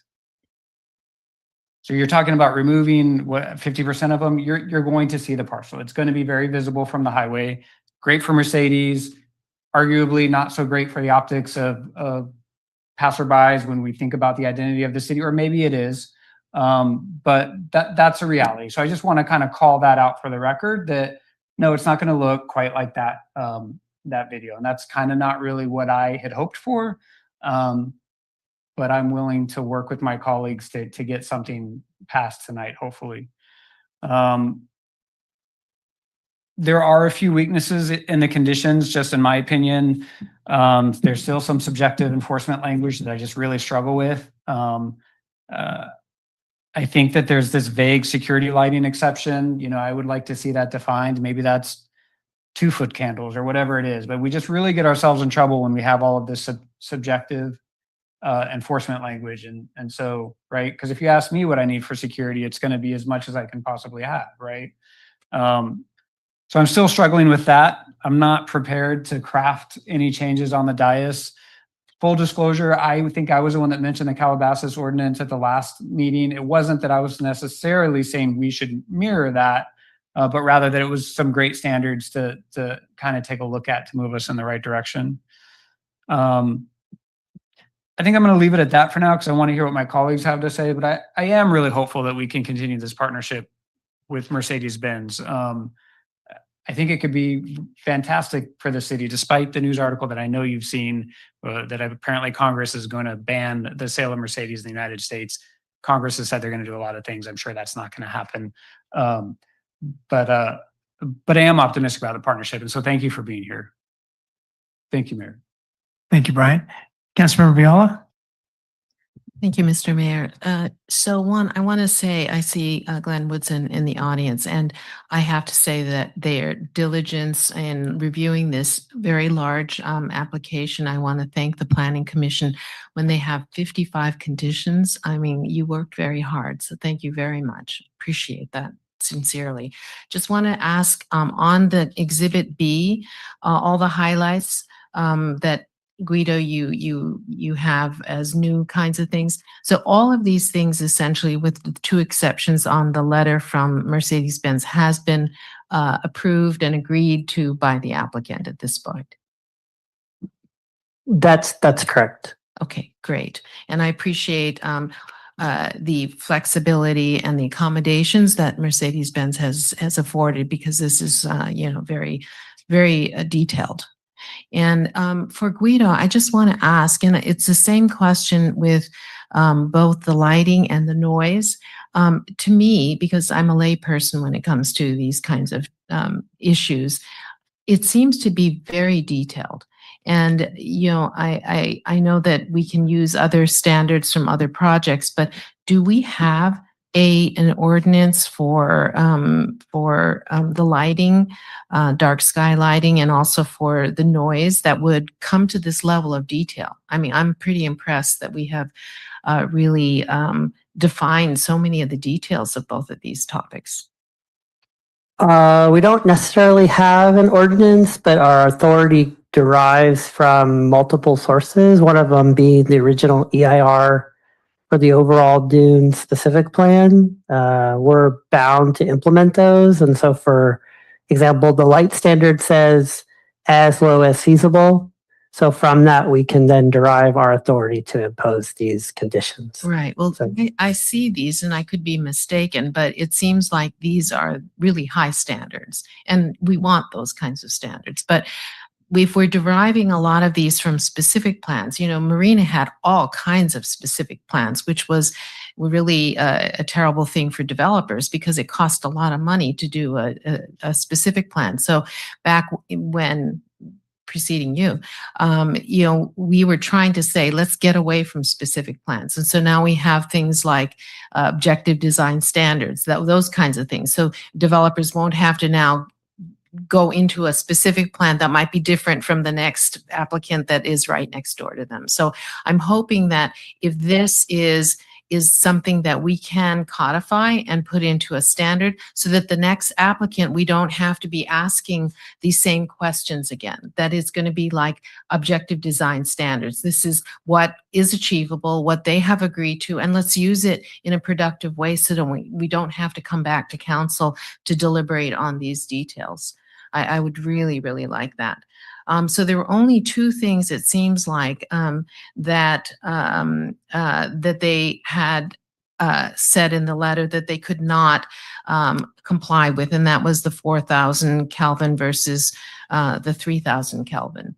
And so is that something that can be really distinguishable from a distance? Because I don't know what that means, 4,000 versus 3,000. I would have to defer to the applicant. Andrew Cummings is the lighting guy on the phone. He can answer that. I understood in speaking with Abby today that it is a corporate standard of Mercedes-Benz. Yes, I understand that. And I understood from her that it's important for them because I guess how a customer perceives the car is impacted by the Kelvin rating, that the 4,000, I guess, is a more natural viewing of the car, but once again, I'd have to defer to the applicant in terms of the details because it sounded. There's a photo in. And then I also believe Doug Yount's on the call, and he has a picture He has a picture showing 3,000 versus Oh, 4,000 I'm Kelvin. sorry, I So- missed that then. So, We probably have Right. it right here, 3,000, 4,000. okay. It's not in your packet. Doug Yount has a picture that he can show. Okay, So- okay, I'm just curious. To Do me, you want that, to see that picture now? it's okay. Because I just, I'll look at it next time, but I just wanted to know, because I think they have been so accommodating for so many things. This is not a game changer for me. I just want to make that clear. Also, when the letter from Mercedes-Benz on special events, I'm not sure what the original intent was to ask that question. However, I hope that your intent is to have a lot of community events and meetings. We have a few large infrastructure developments that they have been so welcome to the community, and it's been really different. Then we have some large hotels that we never know even who is the owner of it. So we have that model already in place, and it would be wonderful if Mercedes-Benz could repeat that kind of involvement with our community. So thank you so much for that, and I'll go the next round. Thank you. Thank you very much, Kathy. Mayor Pro Tem Vischer. Thank you, Mr. Mayor, and thank you all for being here, and Guido for your presentation. And I would like to thank my council members for having asked all those questions when I was out, and for staff and consultants to have answered all those questions in 2 weeks. And I probably only need one round, Mr. Mayor, I hope. I had just one question about the vehicle delivery path. It shows a truck also going north of the entrance on Highway 1, on First Avenue. Is that only to indicate that the curve can be made if a truck gets lost and accidentally comes from the other side? Because you're planning to only come from the Vardy. Yeah. I got this from Public Works, but I'm showing them going Highway 1 southbound, exiting Light Fighter. It's on this one, Guido, on the Oh, the other one. I just noticed a little truck on First Avenue, and just to prevent any issues or any questions. I can just ask, you're not planning to come from the north on First Avenue? Only from south? Okay. Dealership, paying fire lane, deliveries drop off is the same. Yeah. Self-contained within our. And you go out that way? Yeah. Yes. Ken, Okay. please come up and repeat Yes, that sorry. if you would. Yeah. So the question, can you restate the question? Yeah, so the question is on the Exhibit B, vehicle delivery path, it shows a truck also on First Avenue on the north-south side of the entrance to the Mercedes.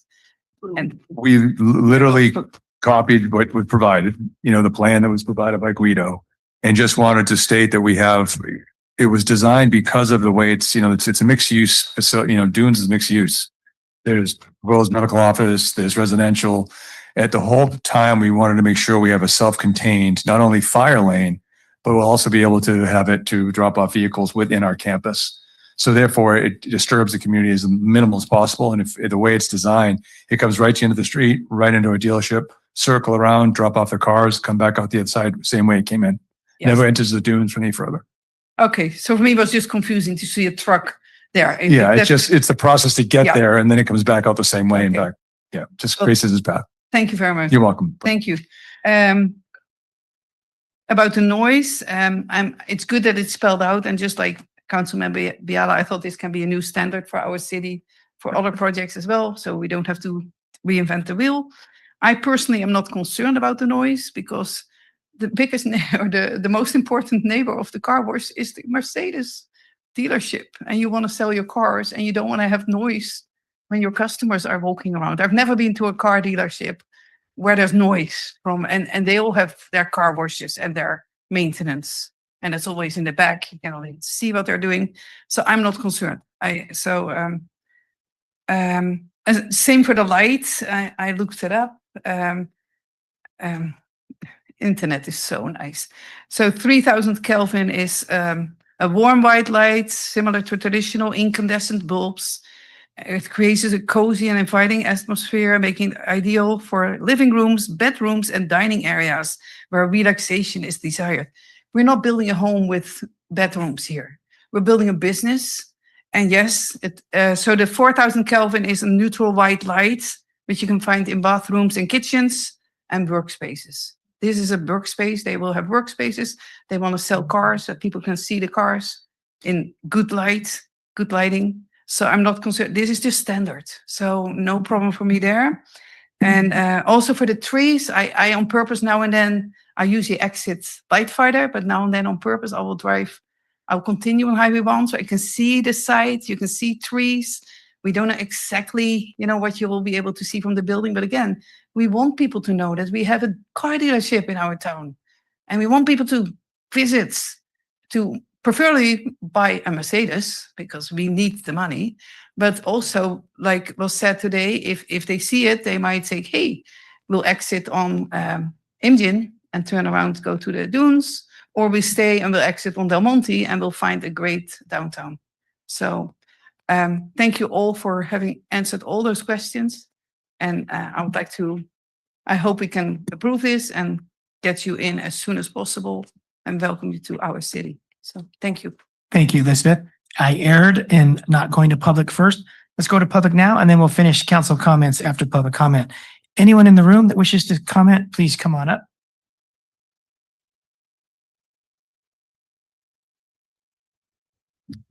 Evening, Mayor. Evening, council members. I am speaking as myself, as a resident of the Monterey Peninsula for 20 years. When I think about Mercedes right now, I literally am thinking of A Tale of Two Cities. And I'm thinking specifically of Charles Dickens. If we go back and we look at this, just today, there are two city council meetings today. City of Marina, City of Monterey. In the City of Monterey today, coming out of that meeting was a significant set of comments from the public of the $10 million in debt that city is facing and that it may be larger. In addition to that, as a sidebar, there were a number of comments today about the loss of Mercedes to Marina. Tale of two cities. Marina, on the other hand, we do not have a large debt, and we want to keep it that way as we continue to expand. The Mercedes deal is going to provide us a tax revenue. When I think of what we have and what I have living in Marina, is I have a personal legacy that I want to have for my family, for what I've achieved, for what I believe in, for the comments and the things that I do. As a city council, you have to look at the legacy of the organization. The organizational legacy of the city of Marina is about the lasting influence on the culture and the business environment that we have. You have to look at that of what is Mercedes going to be bringing to our environment? They are looking at bringing $2 million potentially in tax revenue every year. That's a sustainable growth pattern. Nobody else on the peninsula has any business right now that is looking at bringing that in. When you think of A Tale of Two Cities and you look at Monterey and where they are right now, where they are looking at moving towards and where we have the possibility to move towards, they are diametrically opposed. We should not be sitting here and worrying about multiple different things. To address a couple of small things, on the trees, a challenge of the trees is not the depth of the trees. They're four widths wide right now. We're going to move them out. They're going to be 2 widths left in Caltrans. The real issue you should be asking is, what is the corporate agreement that you, the city of Marina, with Mercedes can make with Caltrans to maintain those trees? Because they're a disaster. Caltrans does not maintain any of the trees along that entire stretch from Seaside out to Marina. We should be looking at how can we partner to improve what the trees look like, not worrying about whether we're going to have 80 trees or 40 trees. We don't want 40 trees that look like crap. That's not going to look good for the city of Marina. So as a whole, when you're thinking about the decisions here, look at what is the legacy that you all are going to be providing to the city of Marina overall. Thank you. Thank you, Glenn, and thank you for all your leadership at the Planning Commission. Anyone else wishing to comment, please step forward. Not seeing anyone rise. Let's go online. Anybody remotely, please raise your hand. We'll get to you ASAP. Okay, not seeing anyone. We'll close public comment. Doug Yant, do you have a couple of photos to show us? Mr. Mayor, thank you. If you wish, I can show a photo on the lighting. if you Yeah, care to we'd see like to s- that. Yes, Let me share that. Hopefully that works. You can hear me fine, Mr. Mayor? yes, loud and clear. Okay. Is this photo coming up? Yes. Yeah, that should show, and I pulled this off the internet like everybody else, with some AI as well. And it illustrates, and this is from a website, I believe that's a manufacturer of lighting and distributor. And it kind of shows you the gradation in Kelvin and the what's called the color temperature gradation there. And I have to be careful because I'm not a lighting expert, obviously. But as you can see, going from 3000 Kelvin on the left all the way to 5700 Kelvin, as Councilmember Vischer described, you have a warmer lighting on the left, and then the 4000 Kelvin, which is the Mercedes required standard, is a little bit brighter, not like a stadium you'd see on the right or a very, very bright commercial. It's a little bit warm, a little whiter, a little more natural white light, as it says in the below, but not significantly where it's overwhelming. So I think it's it shows well, I think, and obviously for security, for viewing vehicles, coupled with all of the dark sky requirements, it'll be a very good use and complement the Dunes project as well as allow folks to at nighttime operations there. Thank you very much, Doug. Okay, thanks for the public comment, Glenn. Excellent comments.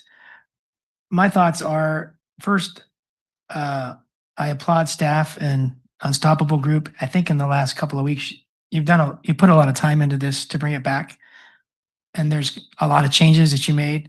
I'm sorry for any aggravation we may have caused where we were expected not to have as many objections as we voiced, and maybe our comments were more aggressive than were appreciated. And I think that's because we're trying to take it seriously, and we're really concerned that we don't have heartburn or buyer's remorse because we overlook something that's important to us. Glenn talked about legacy, and we don't want to be the ones that messed up the night skies. We don't want to be the ones that put football stadium-like lights that you can see for miles, whereas right now, when you look to Marina, it's the dark sky, natural, non-commercialized piece of the coast. If you were to look here from Monterey, and when we drive the freeway, we don't want to be looking as much like the Sand City Shopping Center. We'd prefer to look like, in my opinion, the Del Monte Center, where it's not very obvious. You're next to a huge big box and smaller, mega shopping center, but you can't see from the highway. They did a great job. They were lucky to have the contours that allowed them to not be seen from Highway 1 very much. And this is opposite. We have Mercedes-Benz up high, not down low, like the Del Monte Shopping Center. But I think those of us up here that are speaking concerns are wanting this to be as muted as possible that still allow the commercial business to thrive. So we're trying to find that best combination. And the noise and the lighting, the size of the signs, all that is just our concerns that we get it as right as we can. And I think the opportunity to update over the last couple of weeks also gave the Unstoppable Group a few changes that they asked for, minor changes, but still, they got a few changes that they hadn't asked for before, and that's good. So both of us, both the proponent and the city, were able to update some language here that will get us closer to what we want as far as assurance that these issues of noise, lighting, etc. I have a question to Guido.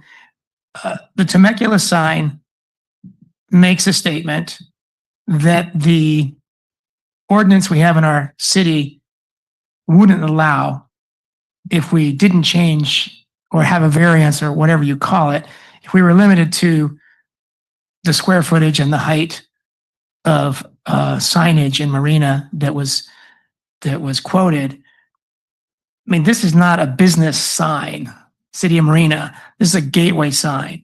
And so my question to you is, in the next few months, can you find that sweet spot where we don't have an obnoxiously large sign and we don't have such a small sign that it doesn't make a statement that we want to make, even if that statement we want to make is a little bit larger than our current ordinance square footage allows? Yeah, so there will be a master sign program for this property, and as part of the incentive package, the council is going to retain jurisdiction over that monument sign. So it could be significantly bigger than what the sign ordinance allows because of the kind of the special case. Okay. And so we will be working with the applicant. We do have to bring that back. That is written into the conditions of approval. Great. So Just like visibility from Highway 1 and visibility from Monterey at night, I think the visibility of that sign, hopefully is tactful and bold at the same time. Is the best we can reach that balance. And that sign will have the opportunity to also have some graphics if the city chooses to, like Seaside has a seahorse. Well, we're not restricted to just letters. We're restricted to what the city wants, working with the Unstoppable Group to make a sign that's maybe has more character than just letters. But that kind of design is to the future to decide. Is that correct? The near future? that's correct. But we do have the condition written that it has to be done prior to occupancy. So we would want to start those conversations sooner rather than later because they need to hire a sign company. They need to give us some specs that we can look at. We need to bring it to council, get some thoughts, right? So Right. that'll take a little while. I mean, I almost So- think of Bianca. She does such a good work with signs that I'd like to get this sign right. And if text is all we want, great. But if there's some other symbology that we want, great. And I just don't know when we're going to do that, but it sounds like that might be a possibility. Actually, we've been working on our gateway signs right now, so we have people engaged. And so we definitely have the resources to work with the council. And we are definitely looking at more than just letters. We're looking at a sign that makes the statement of what Marina is. That you'll recognize not only the name of our city, but our character and our values. That's great. The last thing, Spring Hill Suites. Thank you, Harvey and Indy and your whole family. It does an incredible job. It's a Marriott brand hotel that provides events all the time, all kinds of civic events, all kinds of community events. It's an incredible example. And someone mentioned that earlier of having special events. And the view shed from Mercedes-Benz is going to be, it's going to be bar none great. And so I really look forward to the extent that we can have special events. All right. So let's go back to Councilmember McCarthy. Thank you, Mayor. As my colleague Jenny McAdams often says, I can count to three, meaning there's a clear desire of a majority of this board to get this passed tonight. From where I sit, that's what I'm seeing. So now I think we get into some of the details of the conditions. And Mayor, I think you articulated a few that were important to you. And I'm just going to articulate a few that I think about. The first is lighting. In terms of temperature, I agree that's a little bit of a non-issue for me. In fact, I think the VA uses something like 2,700 and it's actually a little too low. It's not attractive at all. But I promise you that on day one, we will receive a lot of compliments about the dealer and we will receive a lot of complaints about the lighting. And so I'm wondering if maybe as a condition, I think that we, the council, are ultimately responsible for whatever happens, both the compliments and the complaints. And so I'm just wondering if there's room to put a condition that there needs to be a field verification report prepared by a qualified lighting professional demonstrating compliance with the standards that we, this council and staff, have helped create. Because I don't want any ambiguity that the council says on day one, oh, well, that's not really what we said. And the dealer says, So anyway, I want to put that on the record to see if there's appetite for that. I want to make it clear that the lighting standards run with the life of the project. To me, that's pretty straightforward, but to have it in writing is a step in the right direction, right? Because lighting technology changes, as we all know. 10 years ago, we would have never imagined lighting could exist like it does today. This one's a little bit tricky, and I would look to the city attorney, but if we wanted to make a condition that the applicant would not request Caltrans remove any additional trees or oppose the planting of additional trees on Caltrans property, is that something you think we could even do, or is there some legal challenges with that? I think you can request that and put it in the conditions of approval, whether, Caltrans of its own volition goes and removes those trees for whatever reason. That's on them. But So specifically that the applicant would not oppose if the city proposed replanting or caring for the existing trees that are there as one member of the I public. don't see any issues with that. Okay.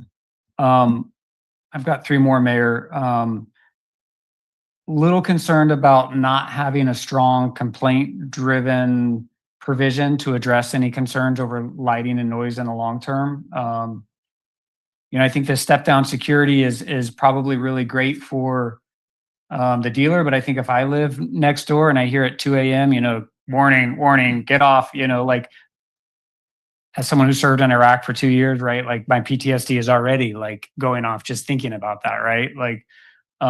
So I just want to make sure that I encourage the use of these tools that help protect your inventory, right? But not to the extent that we get 30 complaints down the road or whatever it is, right? I just want to make sure that there's a balance there, that if there's a complaint, we have some leverage to come back to the project and say, not sure that this is working how we intended or how we thought it would on day one on the dais, right?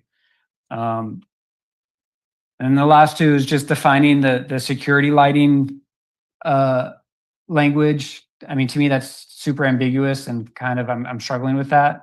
I don't know how we do that. I don't know if we say, oh, that's 2-foot candles or whatever it is, and it doesn't exceed 20 or 30% of the project. But I mean, if I'm the applicant, right, I just say, well, I'm a car dealer. My whole dealership needs security lighting and it's 30-foot candle, whatever it is, right?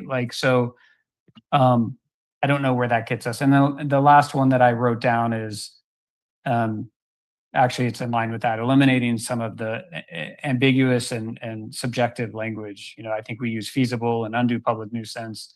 Again, this is the language that gets us in trouble all the time, right? And it's like, I feel like we don't learn our lesson, but the least I can do is put it on the record. There you go. Thank you, Mayor. Thank you, Brian. And before we go to Jenny, I want to jump in and point to condition number 25 that has a lot of that yellow highlighted change language. And on pages 4 and 5 of Exhibit B, it talks in different paragraphs, 3 paragraphs, about like such things as after installation, the community development director shall retain the right to require reduction in the intensity of illumination if the lighting creates any undue public nuisance. And so I think that the future city council will be able to talk to the community development director and say, hey, this is too much. We don't want this. This is a nuisance. And the public will have the same opportunity. So if you look at that condition 25, I think to the best of staff's ability, they've added language to try to address your dark sky concerns, which I share. And so I don't know that there's any more. If you look at 25, there's subparagraphs A through L, that's like 10 paragraphs meant to address the night sky concerns that this council, especially you, Brian, to some extent others, have commented. I'll turn it back to Councilmember McAdams.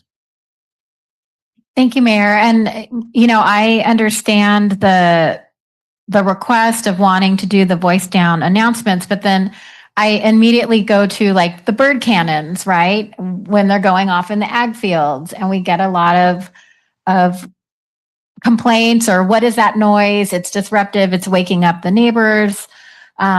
So, I don't know what that looks like, but What is a bird cannon?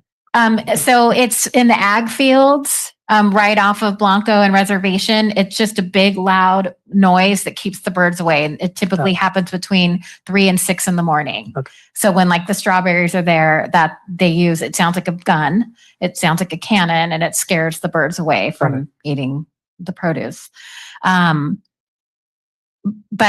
it wakes up neighbors, and and it's very loud. And so, I want to be mindful. This isn't like taps playing at 10 o'clock at night when the sun is going down, right? This is like you need to get off the property, whatever. So, can I ask the applicant a question? I mean, how in Temecula, would you mind how often or how frequently is that something that's even used? Thank you. So yeah, it's a great question, and I can understand the concern that was raised by other council members. I can tell you that I get the reports. If anything goes on, I get the reports. Most nights there's absolutely nothing. We use a company called Netwatch. You're more than happy to talk to them. And we've had one report in 3 months in Temecula of someone at 2:30 in the morning wandering around. They still didn't do a voice down until he started going towards the parts department where there's tires that are, pre-owned tires that are normally picked up and collected during the day. And at that point, they felt that he might have an interest other than just looking at cars. And so they then did the voice down. But keep in mind that the noise level is very brief. I actually use them at my personal residence too, to give you an idea, because it's such a good system.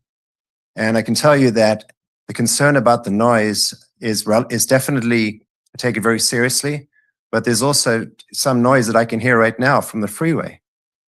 And we're going to be even closer to the freeway from cars going by. I'd just like everybody to keep that in mind in fairness to what we're discussing and debating tonight. So Thank you, Kurt. Thank you for that. So, and I appreciate that. So if it's once a quarter, then that's reasonable. If it was something where it's like an integrated part of the security system, I would sort of feel differently about that. I am curious though what staff thinks, because I think, Guido, that actually came from you, was to not have a Silent pager system. Yeah.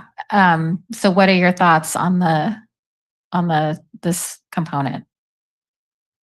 I hear them saying that the silent pager system is still going to be carried forward, and that this is really going to be used in very rare exceptions. And I think if we get approval tonight, we can work with our police department in terms to further refine their safety and security plan in terms of whatever PD needs and the applicant needs to keep it a safe and site for the customer and for residents. So Great. Okay. Thank you. And then my other concern is the Sunday deliveries. So citywide, I mean, we do have a construction ordinance. Do we allow any business or anyone else to have deliveries on Sunday and or holidays?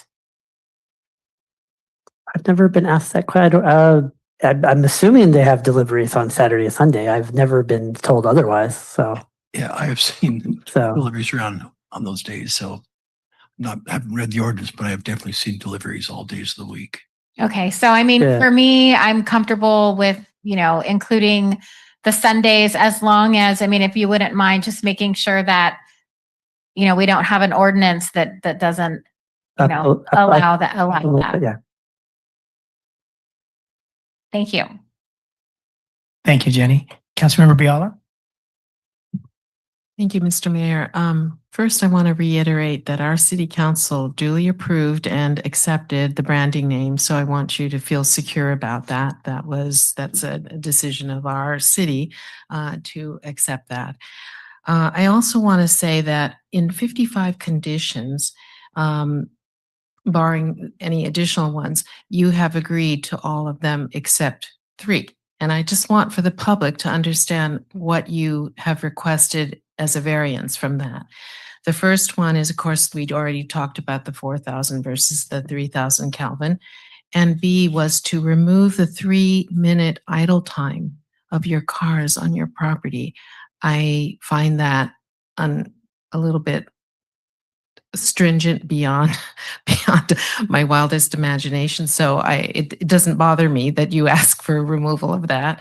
And then also the security voice down announcements after hours. You've explained it exceptionally well.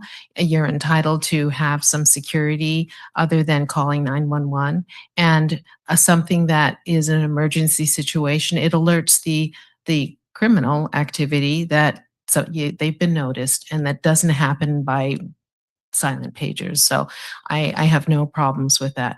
Also, some of the additional conditions, I'm not in favor of adding any more, to tell you the truth, because I think that you have a complaint system, and I know Mercedes-Benz has a standard of excellence, not only for their customers, but also the community you're putting your facility in.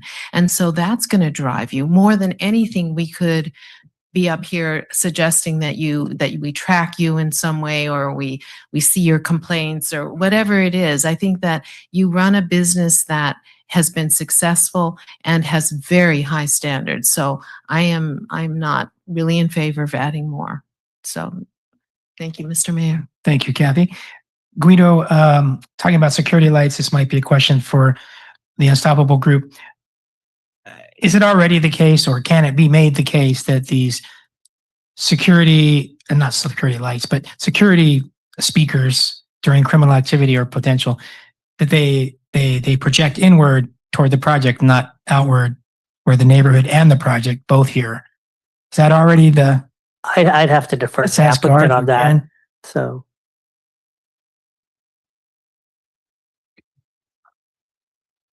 The speakers are situated on the light poles, and they are directed inward to where the activity is going on, as opposed to towards the street. There'd be no reason to address anybody out on the street, because we're not parking our cars, our inventory cars, out on the street. So we just want to make sure that the inventory is protected, so we can actually also get insurance. It's kind of important to have insurance on these vehicles, typically provided by Mercedes-Benz Finance, who floor the cars, provide the flooring, or they loan us the money essentially to buy the cars directly from Mercedes-Benz. And it's a requirement to have insurance. It's a requirement to have security. We're very sensitive to noise and to affecting or impacting our neighbors, because we're hoping that someday there's a Mercedes-Benz in everyone's driveway. That's not just a commercial. That's a reality. That's what we're here for. Right. So I was thinking speakers on your buildings projecting east and north, which could be heard offsite, versus speakers on your perimeter projecting west and south, which would be less obstructing to the neighbors. There should not be any speakers on the building per se. The speakers will be on the light poles. And so we don't have speakers that are projecting outward that way at all from our buildings, because it wouldn't look very good on that beautiful building that we're going to spend a little bit of money on. All right. Thank you very much. Thank you.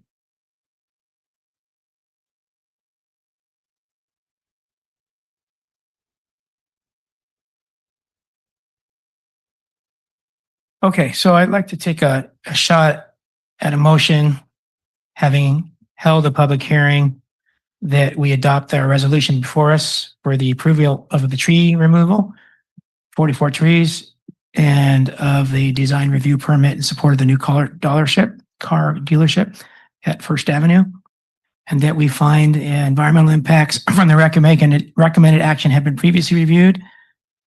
And thirdly, I'd like to put in my motion that all of the changes we've seen that are listed in Exhibit B be approved for tonight. That's the end of my motion. Is there a second? Mr. Mayor, can we use the motions that Guido provided for us? Two separate motions, one for the tree removals and one for Linda can pull up the draft motions. might make it easier. That's one's for the tree removal permit. One is for the design review permit. And it incorporates by reference some of the conversations we've had tonight.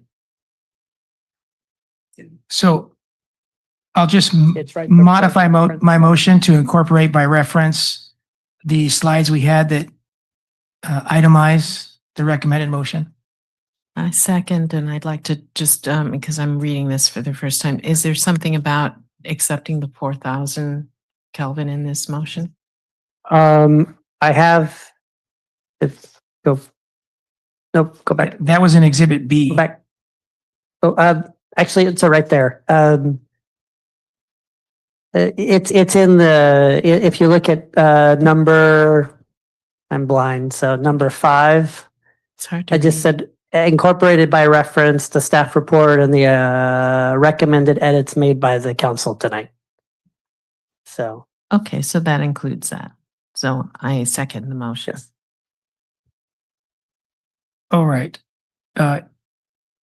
Any final comments, anyone? Can I make a friendly amendment? Sure. So I'd like to amend to your motion that we use motion 1 and numbers 1 through 6.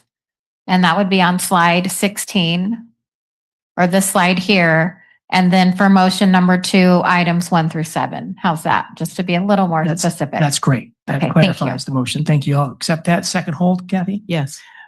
All right. Councilmember McCarthy? Thank you, Mayor.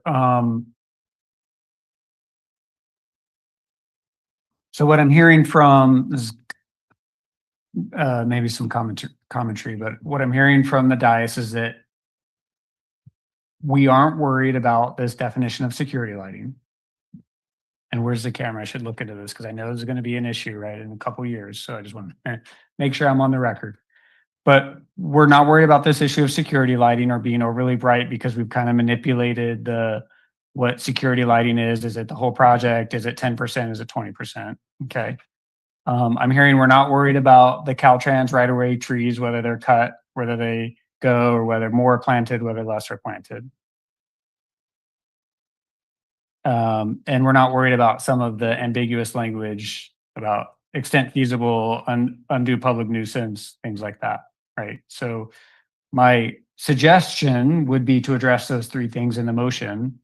But if a majority of the dais is saying that they're not worried about it, it doesn't really matter what I think, right? So I'll go ahead and make the suggestion that we add language that we allow staff to define security lighting to any whatever level they think is reasonably appropriate, right? I'm thinking somewhere between 20 and 35% of the project. That we request as part of this project that the applicant not oppose any Caltrans removal of trees, and that they don't, sorry, that they, I don't think I said that right, that they would not oppose any planting of trees on Caltrans property, and that they would not oppose or initiate any removal of additional trees. And I'll leave the piece about public nuisance and ambiguous language out of it, but I would ask those 2 things. Okay, I'd like to accept the friendly amendment that the way I'll word it is that the city work with Caltrans to maintain the abundance and cover of trees in as healthy a condition as possible and not to reduce tree coverage if at all possible. Does the second hold? I'm sorry, no, I don't think that we have any relevance to the Mercedes project, and it's not something that they are responsible for. I don't think we should combine that in this motion. Sorry, Mr. Mayor, but I wouldn't, the second wouldn't hold. Okay, so the second doesn't hold on that. We might be able to work with that in a few minutes. Brian, can you, the 20 to 35%, I didn't understand. Yeah, so there's this language, right, and staff, correct me if I'm wrong, that there's these lighting standards, but the lighting standards don't apply to security lighting. Well, what does that mean, right? Like, so my ask is that we define security lighting so that there's no ambiguity, because otherwise the lighting standards are mute. Because if I'm the applicant, I'm a car dealership, my whole project is security lighting, so I can light everything as much as I want, right? But I think in some ordinances, they say, well, the security lighting is, 15% of the project where the cars are out, kind of out in front of the dealer, right? Can I get, I'm, what part of condition 25 are you saying that I'm not,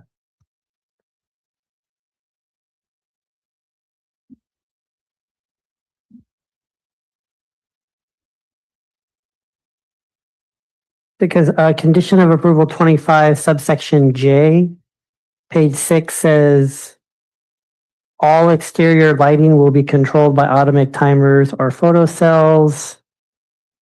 It says non-security lighting, including vehicle display lighting, shall be reduced or turned off after hours, except for minimal lighting standards for site safety and security. I So think that's his point. What is non-security and what is security lighting?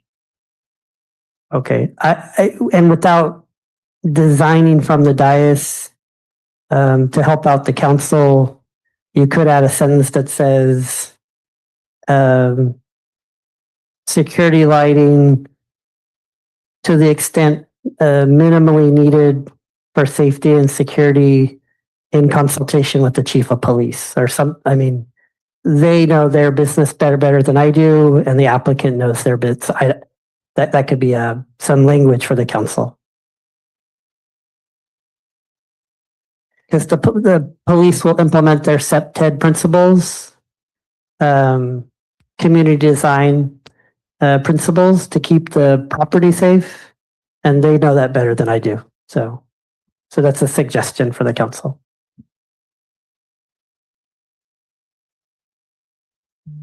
Okay. So Brian, what are you thinking? Yeah, I mean, I'm just, again, the ambiguity is just where I'm struggling with. And I understand that gives staff the most flexibility and I can appreciate that. But I think as policymakers, we have a responsibility to give staff clear direction about what we're looking for. And there's a huge disconnect, I think, between maybe what I'm thinking and what I don't know the future holds, right? And so Brian, you would just like staff to work out with Unstoppable Group the definition of security and non-security lighting. that's right. And I think the model ordinance that I had previously mentioned does that, right? In some way, I think, and don't quote me on it, but I think it says like 20 or 30% of the frontage or something like. This is the Calabasas example. Okay, so Kathy, you're not amendable to that. Well, I think the language that Guido just said, I could accept. And you're saying that you have to depend on the police chief to understand some of the security issues, which is fine. I think that's good. Randy, Okay, so I'll accept. Think you can do that? I'll accept Okay. that friendly amendment. Kathy, can you, is your second hold? Yes, it does. Thank you. And Guido, can you read that one more time or put it up on the screen or come back in a few minutes if you want some time to put it together? Yeah, I would just say subsection J of condition of approval 25 would be rewritten just to say, except for the minimal lighting standard necessary for site and safety and security per input from the applicant and the chief of police. Okay. Regarding your tree friendly amendment that wasn't accepted. So I'm sorry to do this, but that's not my friendly amendment. So I just want to, my friendly amendment, what is the minimum, I guess, like, what's the minimal amount? If it's that much of a, right, like a science, like, just tell me what it is. I'm sorry, what is your question? What's the minimal amount? I don't know, council member. That's why I'm saying I need to consult with the chief of police and the applicant in terms of what's their business model? Is the 4,000 kelvins appropriate? Does the chief of police agree with the SEPTED principles in terms of where is the lighting standard in terms of to keep their product safe without having a bunch of break-ins from potential vandals? I can't answer that question for you. I'm not a lighting and I'm not Okay. a law enforcement expert. Excuse me, Guido. So- Let's go to city manager for input. Yeah, I don't think we'll be able to get the objective that you want. I think as they design it and work with their consultants and our staff, they're going to identify the dark areas where they need the light, where they can step it down. So I don't think you can do that until it's actually built and and working with our staff, working with the police chief and working with their team on it. Okay. And so I guess to the mayor, I would just say, I mean, I don't think that's enough to get me to a yes vote. You know, if others want to drink that Kool-Aid and think that there's not a reasonable amount of lighting, I mean, we're not the first dealer in a country of 50 states that has kind of tried to tackle this issue, then, you know, it is what it is. But to me, it's pretty simple. I mean, we do lighting standards in housing developments, we do lighting standards in business developments, and there's minimum amounts that we can define. And that's where I'm at. Thank you, Mayor. Guido, thank you, Brian. In what you just read, would we have a definition of security and non-security? Like, Not at this time, Mayor. okay, But so just to provide some context, because coming from another city that had a lot of crime issues that I worked in for 12 years, I worked really closely with the police department there. They had very rigorous standards for SEPTED principles. You know, bushes had to be kept a certain height, light had to be a certain brightness. I mean, there's a whole area of, and the chief can speak to this more than I can, in terms of what police departments can do to keep communities and commercial development safe. And I can't speak to all of it, but I mean, we can certainly work through some exacting standards to keep it safe for the customer and for the community. okay. Well, let's move on. So we have a motion on the floor with one amendment to it that was prompted by Councilman McCarthy, but it was really crafted by staff and accepted by myself and Councilman Riala. Now let's go to other folks. Councilman McAdams. Thank you, Mayor. So I'm looking at the Calabasas guidelines or standards, and they have a lighting curfew that speaks to minimum security lighting. All display lighting shall be extinguished by 10 p.m. Sunday through Thursday, by 11 p.m. Friday and Saturday, and after curfew, lighting shall be reduced to security-only levels not exceeding 2-foot candles average across the site. So clearly, they have addressed it. And again, like, we're not the first car lot in the world. So, I mean, I don't think that it would be a burden to get this defined. Excuse me, Jenny, the exact language you just read is in paragraph A on page 5 under condition 25. Okay. It's been added in the last couple of weeks. Including the 2-foot candle average? If you look at page 5 of exhibit B, number 25, paragraph A. But doesn't define security lighting, right? No, but it's a quote of what Jenny just read. And you did provide this, right? So, I mean, staff took exactly what you. He referred Right. Calabasas, and I think they probably pulled this from there. Okay, so it is addressed then. I didn't pull exactly from the Calabasas. I mean, I pulled from several, you know, you asked me to do research. I did quite a bit of Right. research. So these are lighting standards from a lot of different sources. But to answer your question, Councilmember McAdams, there are specific foot candle requirements. That's the subsection G. So. Okay, then.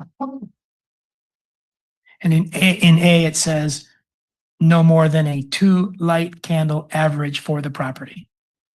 And then G, that he just referenced, I haven't looked at it. It talks about an average foot candle of 0.5 and a maximum of 1.0 foot candles. So there's a couple of different metrics there, paragraph A and paragraph G. I mean, I think for me, I really want this to be a unanimous yes.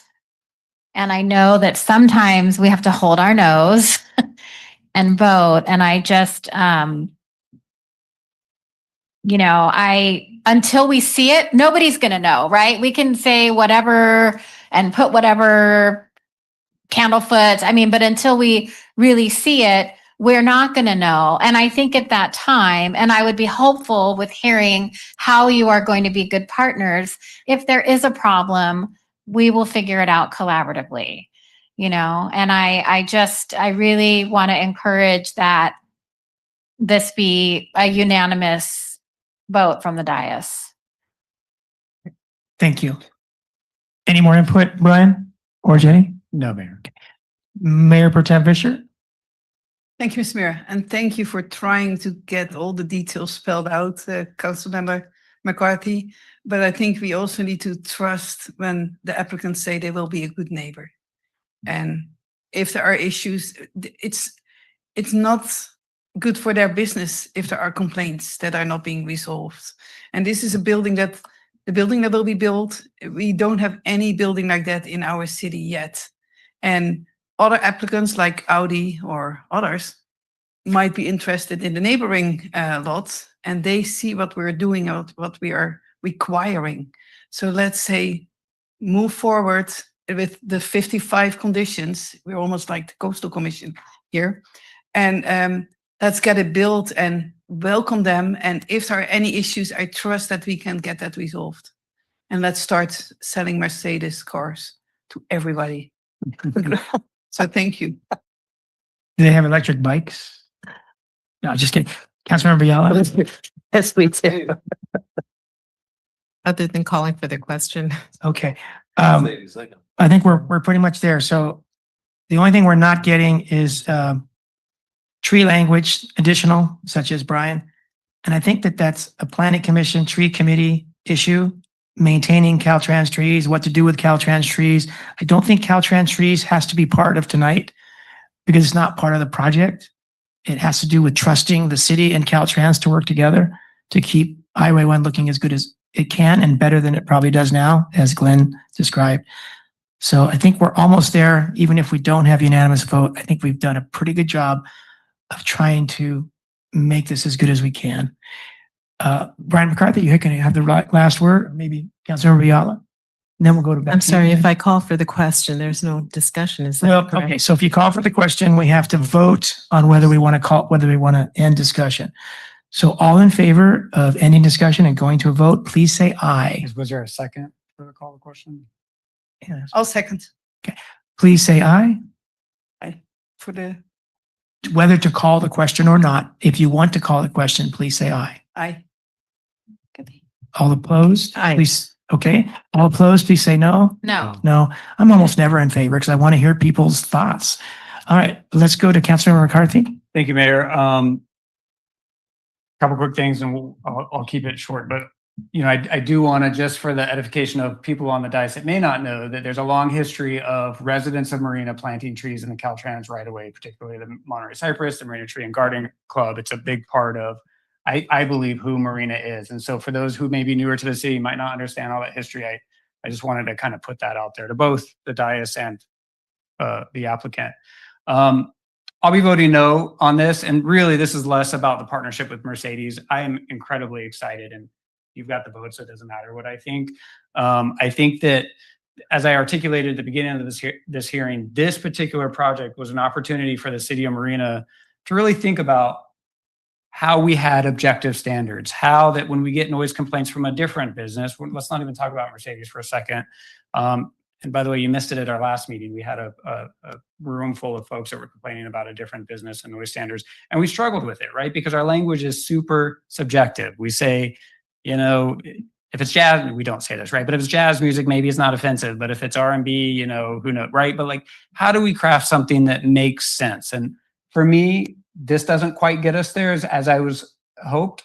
So I'll be a no, but I really appreciate the work that my colleagues on the dais have done to get us where we are. And I'll leave it at that. Thank you, Mayor. You're welcome. Thank you. All right. All in favor of the motion, please say aye. Aye. All opposed, please say no. No.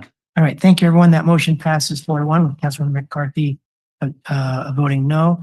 To staff, to the Unstoppable Booth, Gary, Garth, and Ken, thank you so much for being here in person. Really appreciate it. Good job, everyone. It's a big project. I'm glad we're there.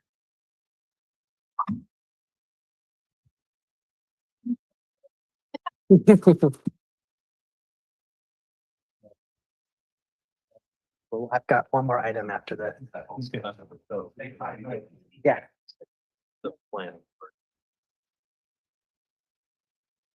Okay, bringing up the Planning Commission's denial of a conditional use permit for Del Monte Boulevard, Imgen Parkway, drive-through lane. And who's going to lead us through that?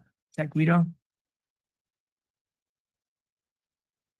That would be me. I'll be leading it. I'm Brad Evanson with Regional Government Services. And with everyone's permission, I'll go ahead and share my screen.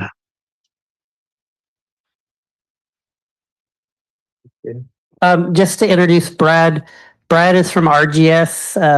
The whole time I've been with the city, RGS has been providing staff support for the dunes. He's been instrumental in helping get a lot of projects through. He provides me additional capacity. So he had capacity in his schedule to take on Harvey's gas station. And so just wanted to extend that welcome to him and to the council. I don't believe has met Brad. So. Welcome, Brad. Good evening. Good evening. Okay, so we are here for the appeal of the Planning Commission's denial for the conditional use permit 26-000002 for the proposed drive-through lane associated with the gas station, car wash, and convenience store at the northwest corner of Del Monte / 2nd Avenue and Imgen Parkway. And there we go. Now it's working. The project site here at the corner, as you can see. Now it's working. It's a little bit over an acre of site consisting of a couple of different parcels within the larger 13-acre development site that will ultimately consist of some hotel space, restaurants, and other commercial entertainment as potential proposed uses. General plan, it's multiple use. The zoning, it's within the University Village's specific plan for multiple use MU. The site and architectural design review was approved by the Planning Commission in December 2023 for the 12-pump gas station, 5,000 square foot convenience store, and the car wash. There was a lot line adjustment done in 2024 to revise the property line between the gas station site and the hotel site to accommodate a shift of the building to improve the site circulation. And this is the site plan that was approved in 2023. By and large, things are the same as for tonight's proposal, with the exception of everything is shifted a little bit further west to accommodate the drive-through lane, and there's a fewer EV charging station parking spots. The developer has determined. Excuse me, Evan, Brad, sorry, can you go back one slide? Sure. What are those approximately 8 rectangular dark squares, yeah, down here? What are those? Yeah. These are vacuum stations for the car wash. Thank you. Okay, so again, the developer and if Harvey's here, I'm sure he will explain some of the rationale. He has stated that he thinks that a fast food drive-through restaurant operation would be a good complement to the site to help with fluctuating revenues as we all see what has happened with demand and pricing for gasoline and the rise of EVs. So that is something that the applicant has decided would be something that would be a benefit to the overall site. The drive-through lane would start at the north elevation of the building and then wrap around to the west side of the building. There's approximately 9 or 10 stacking spaces for cars. And vehicles would exit at the southwest corner of the building and would either proceed through to the driveway exit onto Imgen, where then they can go north or southbound on Highway 1, or they would turn left out of the drive-through lane and go back towards the gas car wash parking area, where they can then exit onto Breakwater and proceed to ultimately to eastbound Imgen or down 2nd Avenue. The convenience store has been reconfigured internally to create a restaurant space within an area that had been previously designated as office and storage space.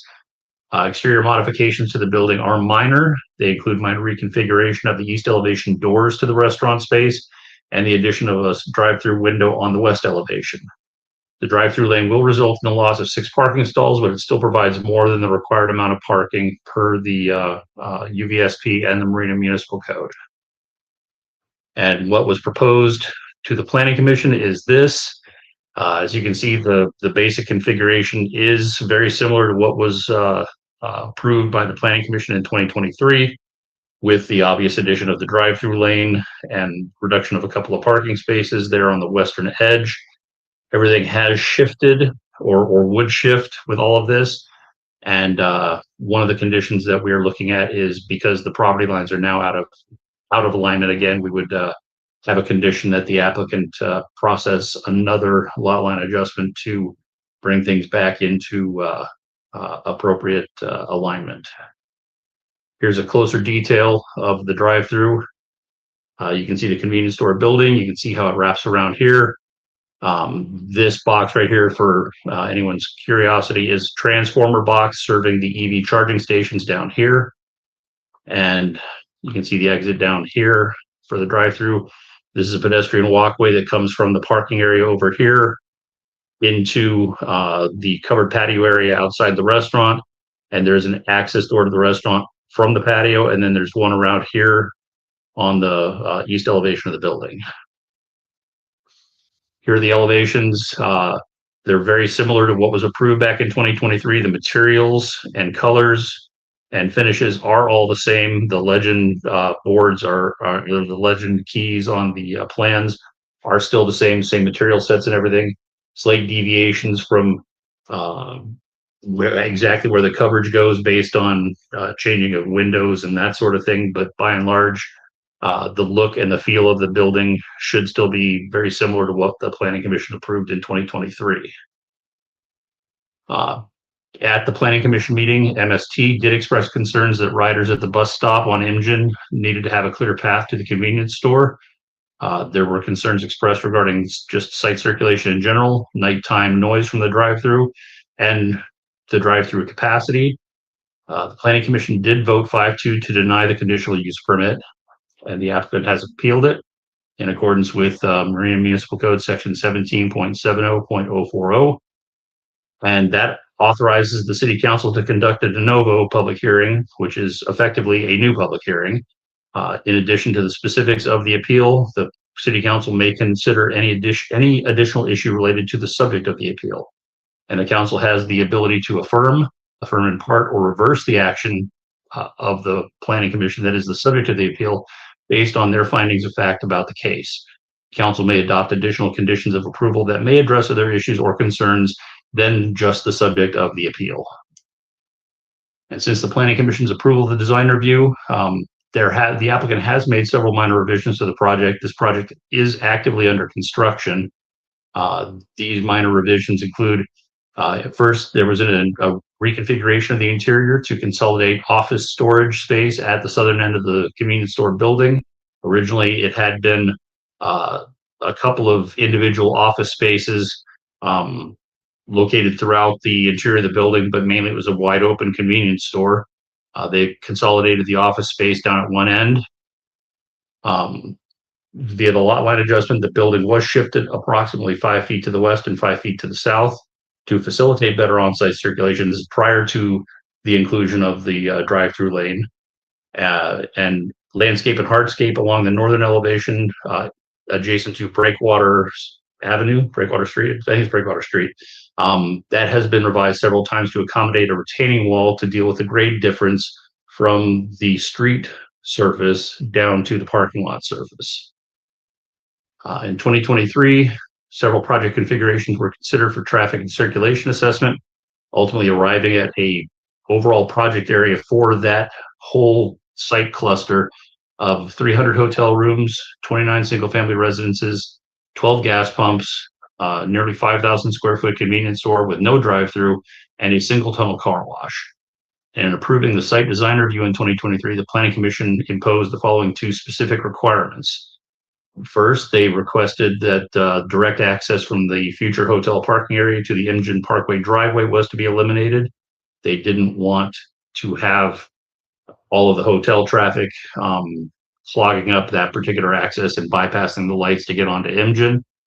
So the Planning Commission requested that that be added as a requirement to eliminate that access. And then also within 1 year of operations commencing on site, a traffic and circulation impact assessment would be conducted specifically to determine whether the Imgen driveway should remain, be altered, or be eliminated. And in preparation for the appeal, the applicant's traffic engineer has prepared a supplemental traffic and circulation assessment of the site dated May 4th, 2026. It is attached to the staff report packet. And this was peer reviewed by the city's on-call traffic engineer, Kimley Horn, whose report dated May 27, 2026, identified the following additional measures to improve circulation on site. First was to add a condition restricting potential drive-through operators to be, quote, low demand operations, such as a Taco Bell or a Subway, as opposed to the monster demand of a Chick-fil-A or an In-N-Out or a Starbucks or a Dutch Brothers. They also, the traffic engineer's peer review also requested that a mountable curb or a bots dot island should be added to the Imgen Parkway driveway. And this will be shown on the next slide to better manage traffic on and off of Imgen while allowing drive-through traffic the flexibility to return to the parking lot to exit back onto Breakwater and then ultimately onto eastbound Imgen. And as you can see from the blue line there, that's what it was requested. The mountable curb is to provide a little bit of flexibility for larger truck traffic that may need to turn tight to bounce over the island a little bit. But generally, it's to provide visual and like braille guidance, for lack of a better term, to drivers entering and exiting to make sure they stay in their own lane. While it's still, because of where it cuts off, it still provides the ability for drive-through traffic to turn left coming out of the drive-through lane and then re-enter the gas station site so that they can access the exit at Breakwater. The city's on-call traffic engineer also expressed concerns about eastbound traffic on Breakwater not being able to make a U-turn tight enough to enter the drive-through lane. Their suggestion was to post a no right turn or no right U-turn sign by the driveway from Breakwater, with the idea that vehicles looking to enter the drive-through under those circumstances, such as coming from the future hotels, could circulate through the gas station site to align themselves more properly and enter the drive-through lane, such as like driving down the parking lot, wrapping around the gas pumps, and then crossing back in that way. And as you can see here, the turning movements as described by Kimley Horn, it unless the car is like probably something tiny like a Mini Cooper that can make a really tight U-turn, probably would not be able to make that U-turn, and hence to post on just before the entrance to the driveway the no right U-turn, with the idea that then traffic would proceed into the parking lot, wrap around the gas canopy, and then come in around the east side of the gas canopy and then the north to line up to the drive-through lane and enter that way. And in addition to the conditions imposed by the Planning Commission in 2023, additional conditions of approval have been proposed should the council overturn the denial and approve the conditional use permit. Some of these include the required traffic and circulation study of the Imgen Parkway driveway within 1 year of operations would be broadened to include assessment of circulation on the entire site, including the drive-through operations, and a traffic study acceptable to the city and the Marina Police Department about Imgen Parkway in the vicinity of the gas station and whether the Imgen Parkway driveway should remain or not. This would be kind of an expansion of it, that we would also bring police, Marina Police in to give some input on the actual traffic they observe in terms of accidents and conflicts and things like that. So those are some additional conditions. The applicant shall also prepare a comprehensive signage and striping plan for the site, including directional signage directing traffic to Imgen Parkway, Highway 1, and directing traffic to the Breakwater 2nd Avenue exit so that they can access eastbound Imgen, as well as paths that travel from the sidewalk and the bus stop on Imgen Parkway. Bollards are being required between the drive-through and the western parking area. There is a provision for a rolled curb there for utility service trucks to access the transformer that serves the EV parking, the EV charging stations. They need to have access with that, and to prevent random weirdos from driving over the rolled curb and trying to like game the system in the morning and just shoot the line to get out without having to sit through the traffic at the light at Imgen. We would put bollards there to prevent people from driving over the rolled curb and using the drive-through as an early exit or an early exit point. The applicant shall also submit confirmation of turning movement functionality in and out of all the on-site service areas. This is something Public Works suggested through the National Association of Transportation Officials, their industry standards for that. And the applicant shall submit an updated lot line adjustment application package for the site to ensure that all operations for this particular project, for this particular operation, are located entirely within their parcel and not within the hotel parcels. We did receive some questions from council. One question, and this is something that I wondered about as well, is it 2nd Avenue or Del Monte Boulevard? And generally, I've tried to do a 2nd Avenue / Del Monte, be consistent through that. If the city's consensus from the leadership is the 2nd Avenue is the street that we're going to use, then all future project references would note that. Question was asked if the restaurant tenant has been identified. The tenant has not yet been identified, but as noted earlier, we are requiring a condition of approval that the tenant be a quote low demand operation such as a Taco Bell or a Subway. In earlier conversations with the applicant, they did say that the low demand operators such as Taco Bell or Subway, they can operate with 10 or fewer stacking spaces in the drive-through, but the larger, more intensive ones, such as a Chick-fil-A or an In-N-Out, they need 20 plus stacking spaces in their drive-throughs, and that's why you see a lot of them that have the double lane stack, and there's just no way to make that work here. So functionally, from what the applicant has said, they are unlikely to get interest from a high demand operator because the space isn't sufficient to what their needs would be, but we still have the condition of approval as a requirement. A question was also asked, what happens if the restaurant operator, the restaurant tenant changes? And as is the case with California planning law, the conditional use permit and its conditions do run with the land. So if a tenant, if one restaurant goes out and another one comes in, they will still be subject to all of the conditions, all of the requirements, all of the limitations and regulations. So there should be no concerns from that sense. The on-site signage and striping plan will require directional signage for westbound Imgen Highway 1 and how to access eastbound Imgen Parkway. That was a question of, can we make sure? That was actually a brilliant question that no one should have ever thought of as we were going through this, to have directional signage to point people to the different ways to get back on Imgen, knowing that westbound Imgen gives you no option but to be emptied onto Highway 1. So this is something that we have included as a requirement in the signage and striping plan.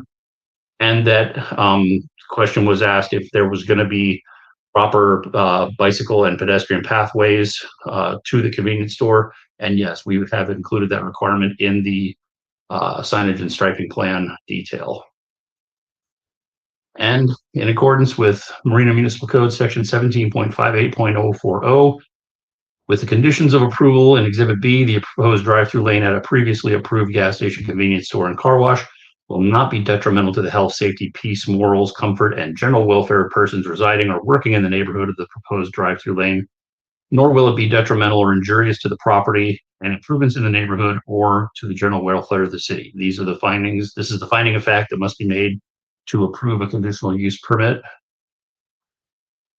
And then for CEQA, on May 31st, the city certified the EIR for the University Villages specific plan, including making all the required findings and determinations and adopting the mitigation monitoring and reporting program.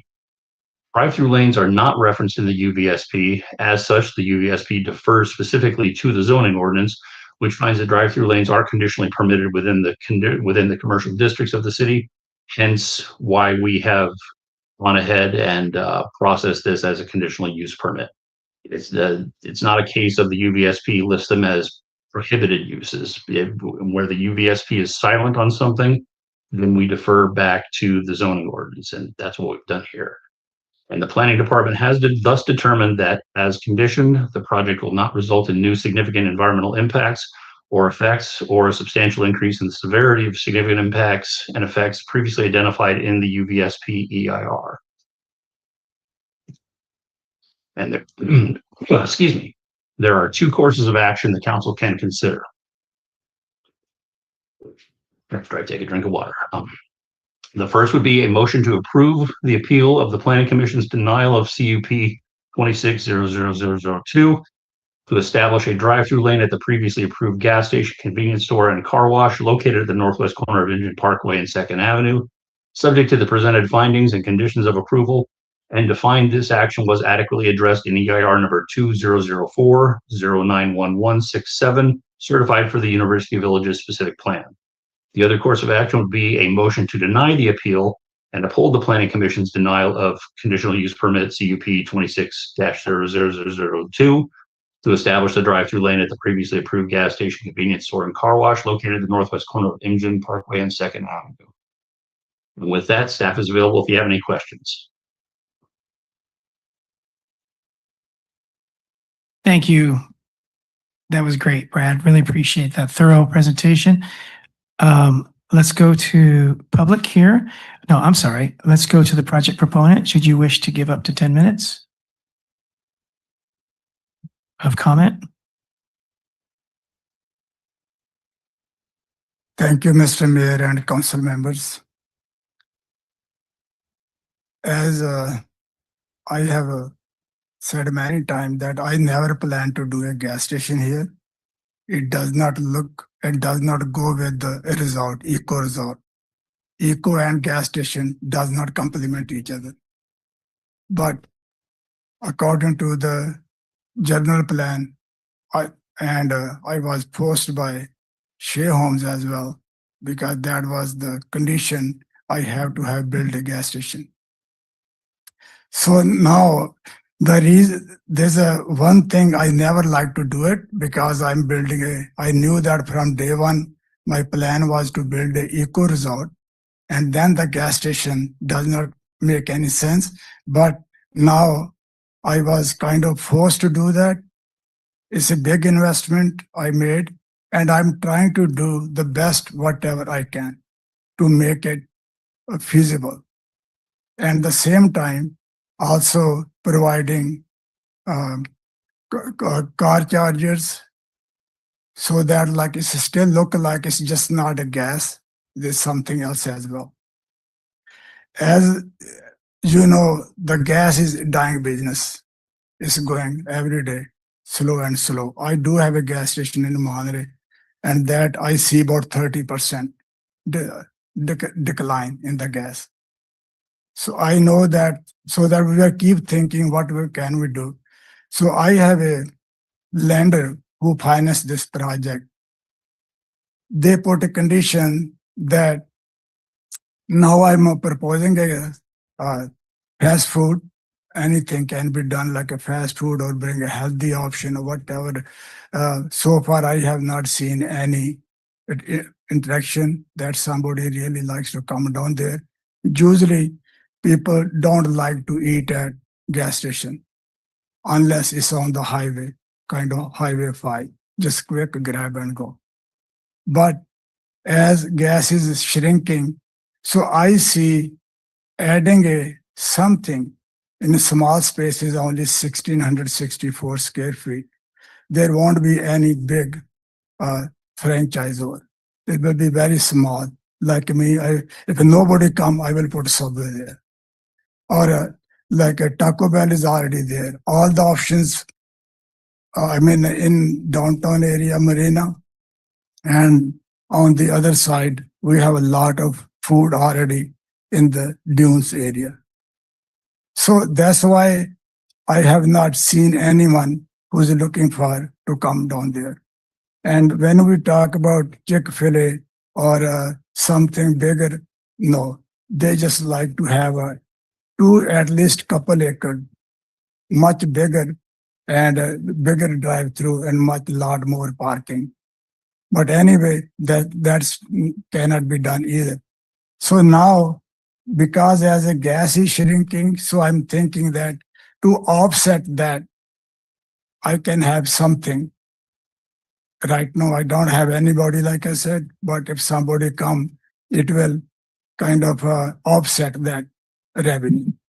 And I think overall, there will be balance out, and the city will also make revenue, on the sales tax. So this is not only me. I'm from my end, my kind of survive, how to make a bank payments. On the other hand, the city will make whatever they lose from the gas, they have some sale tax coming from this side.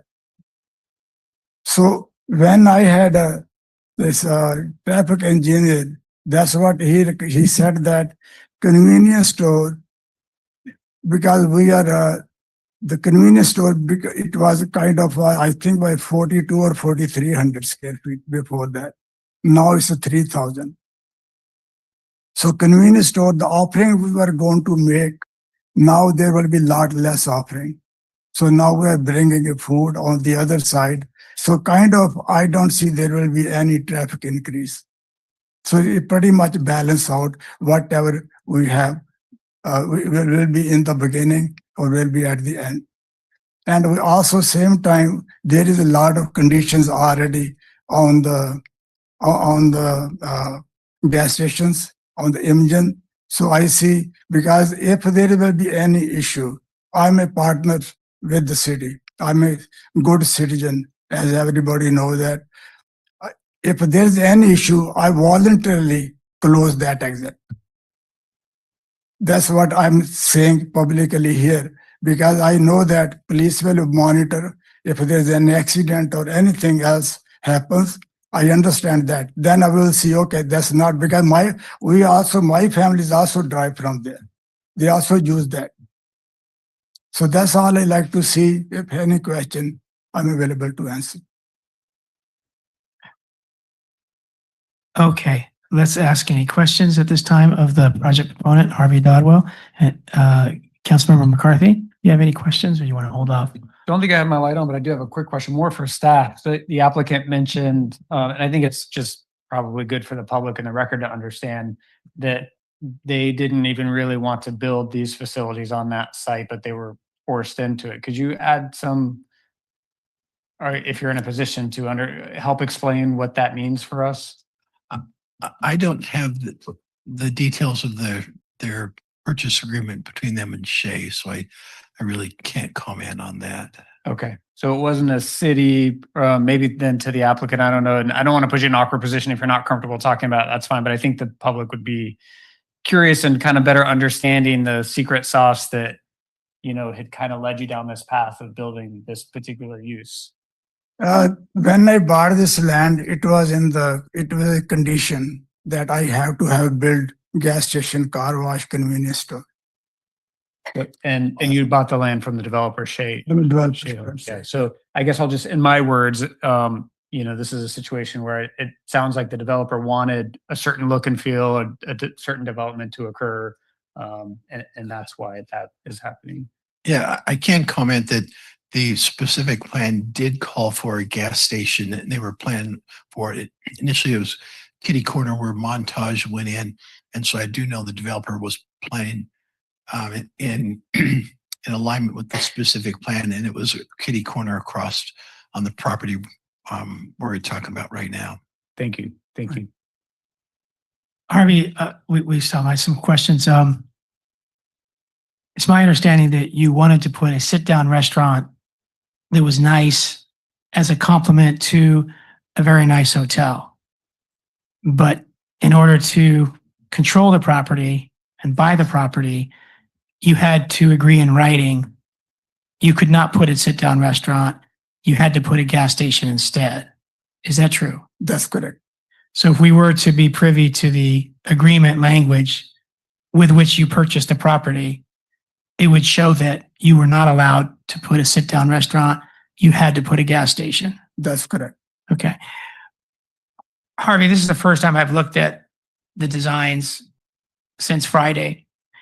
I mean, I haven't looked at the designs of this project until this agenda packet came out.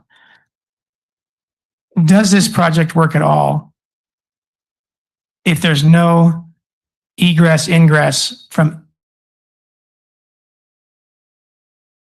It will definitely be a lot less business. Less what? I'm sorry, Harvey. Business wise, it's better to have a ingress, egress from engine. It's a convenience, because when you see, it's always called convenience store. So convenience, customer likes to have a convenience. So they can have a both side ingress and egress. from the stoplight and from the engine. So what happens actually, I believe engine will be very helpful because now the traffic, not everybody has to go through the stoplight, use the breakwater, because the traffic is, people are going to use highway 1 north or south. They can use easily. They can make a right turn. So there won't be that much like stacking on the breakwater or on the Second Avenue. So I think it will be much helpful in reality. All right. Thank you, Harvey. The rest of my questions are for staff. Thank you. To staff, because I worked for many years at that intersection of Del Monte, I'm so sorry, Engine Parkway and Second Avenue, I've always had trouble turning from Second Avenue onto Engine Parkway between Highway 1 and Second Avenue to go north or south, especially if I want to go south, because then I got to weave to the left-hand lane from the right-hand lane. You have to be really careful. Couldn't imagine today's circumstance if you added 2 driveways between Second Avenue and Highway 1, because those cars coming in and out, especially the cars coming out, you have to make a right-hand turn across 2 lanes really fast to go south on that on-ramp southbound to Monterey. It's right now kind of a mess. And I don't look forward ever to navigating that. When there's a lot of traffic, it's worse. Adding 2 driveways is not, in my opinion, going to maintain or increase safety. What is your thought and the police chief's thought on the safety aspect of adding those 2 driveways? Well, through the chair. Well, Brad, just real quick. We do have Frederick, who did the peer review of the traffic study. He probably would be better apt to answer some of those Great. traffic questions. And then we can take it from there, Mayor. Thank you very much. Yes, Fred, I'm sorry, I forgot you were here. You're definitely the one I'd want to hear from the most here. Thank you. Good evening, Council. So it's a great question. So it will be 1 driveway, so right in, right out. They will not be allowed to get another driveway further down. There's access control from Caltrans on that adjacent parcel where the hotel would be. So the right in, right out was proposed on the very first site plan. Right? It is not ideal because an additional driveway, causes more friction. But for the feasibility of the gas station, right, I think that driveway is very important, right? So Frederick, my question was, will safety be maintained or increased, or will it be decreased with the addition of what looks like 2 driveways? They have a bollard between them, but you can be turning right, go in, you can be turning right to come out. That's right. So people navigating that segment have to watch out for both. If you make it past the right hand in, you got to be looking for the right hand out. Yes. So what happens to safety on Engine Parkway? Does it go up, down, or stay the same with the addition of this 2-way driveway? You're introducing additional conflict points, right? Because vehicles slow down to get in, and then you have vehicles coming out. I cannot say that it's going to be less safe, but you are introducing more conflict points for vehicles. So safety up, down, or the same?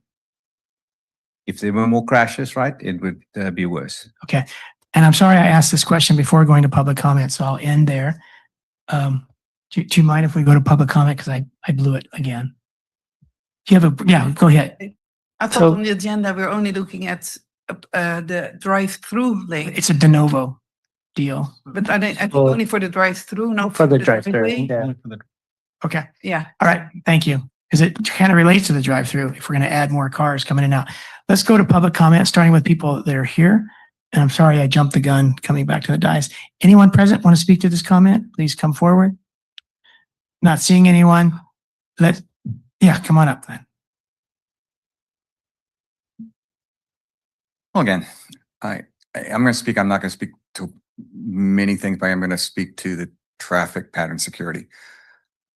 When we, as a planning commission, made a decision without getting into discussions or speaking, because I'm speaking on my own, what went through our heads was the concept of what is safety and what does it mean. And that was why we asked for a condition to be put on the development to have a traffic survey done after the first year. And I think I'll leave that as my comments, but that explains why we actually put that into as a condition. And that still holds. Thank you much. Thank you, Glenn. Anyone else in person before we turn it over to online? All right, let's turn it over to online and go to Christina Medina Dirksen. Welcome, Christina. Thank you, council members and mayor and staff. I want to speak in support of the applicant, for a number of reasons. I've been watching that corner unfold, and I am looking forward to having more options out there, in the sense of he's not asking for too much, but when you think about what's happening there, you've already have cars that are driving through in and out for the car wash, and you also have them there for the gas station. And as we know, gas use is. I've got an electric car, so adding a drive-through there would be very convenient for people traversing that area, people wanting to grab something quick, and hearing the full story that he really didn't want to have to put a gas station there. It speaks to his willingness to put something there that could contribute to our tax base. Aside from his, maybe it's a little off topic, but I do have a question about whether that intersection at any point Caltrans will be improving. I remember there was talk that it's on them to improve that bridge and the traffic flow, and I do know that traffic projections had been figured for as the area grew. So I guess a couple questions I say is, are there future improvements? And secondly, if there were traffic provisions, would a drive-through really add that much more traffic to it? So that's all I have to say. Thank you, staff, and everybody who is there. Thank you. Thank you very much, Christina. Let's go to Grace Silva Santella. Welcome back, Grace.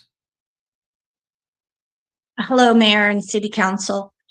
Listening to Mr. Dahl speak tonight, I'm sorry for the predicament he's in, but I strongly want to urge you to remember the presentation you had earlier this evening about from the CSUMB student and professor about what kind of community we want to be. Many years ago, when I served on the Marina Planning Commission, I had a long conversation with a former planner we had, Jim Felton, and I lamented that Central Marina at that time, we had yet to develop the former Fort Ord land, had so many drive-throughs. We were about to go through the public hearings for the Jack in the Box at Delmonian Reservation Road, and what could we do to stop that? We didn't need any more drive-throughs, that's not the community we needed to be for our food establishments.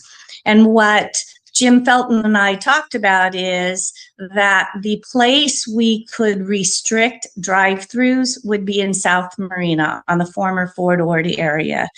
I hope you will be very, very careful here in how you decide to define this space, this really important, crucial, critical, highly visible space. And then I just want to speak to what all five of you are aware of. Every one of us who travels from Central Marina to South Marina and then travels back home to Central Marina, and what Mayor Delgado spoke to, and that is that really tight, difficult, challenging part of Imjin Road, the 2 lanes. People are sneaking into the lane furthest south to get onto Highway 1 and head south, while there are those of us who live in Central Marina who are wanting to get into the lane that's going to be the closest to this development. Again, I'm sorry for Mr. Dahlwald, but please, I really urge you to think about how we want that corner to develop out. And I don't think a drive-through restaurant, whether it's a Chick-fil-A or whatever you call that restaurant, or a Taco Bell or whatever it is, I don't think that is serving the community of Marina in the way that the presentation you received earlier this evening would be suggesting that you move in the direction of. Thank you very much. Thank you, Grace. Anyone else online wish to speak? Please raise your hand.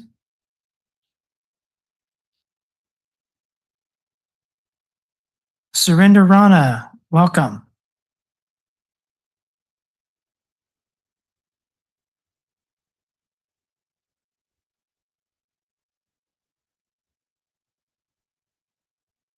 Trying to unmute you, Surinder. I think it might be on your end. Okay, can you hear me? Yes, thank you. Okay, thank you, Mayor. I speak as a citizen on this subject, although I've discussed this issue in Planning Commission also. So my point is that this project was approved in 2023 with the condition that there will be a traffic circulations assessment.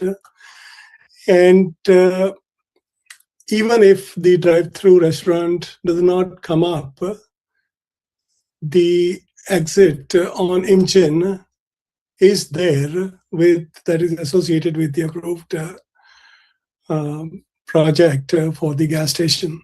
So there is a speculation that with the drive-through restaurant, food place, the traffic is going to be impacted, that there will be more traffic. That is just a speculation. And since it is already a condition that there will be this traffic and circulation assessment within for 1 year, and if there is some impact, the developer is saying that yes, it is that he would be very happy to kind of close it. And other thing is that drive-through, it conforms to all regulations and all other conditions. So I don't see any reason why can't we agree to this, because whatever is happening on in the structure that he's creating it is happening inside, except for the drive-through, and that's not going to make much sense. Then the city benefits, the individual benefits. So I say that I support that the council approves the appeal of the developer and let this food place come up. Thank you. Thank you very much, Surinder. Anyone else online wishing to raise their hand if you haven't yet? Okay, we'll close public comment. Didn't see any questions, so we'll move to council. Councilmember McAdams. Thank you, Mayor. I do have an ex parte communication. I met with Mr. Dodwell in person on May 24th.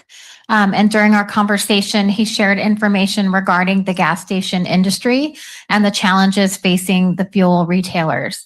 No commitments were made, and my participation in that discussion will not affect my ability to consider the matter this evening. Thank you. And I want to get back to questions because I did note a question from Denise.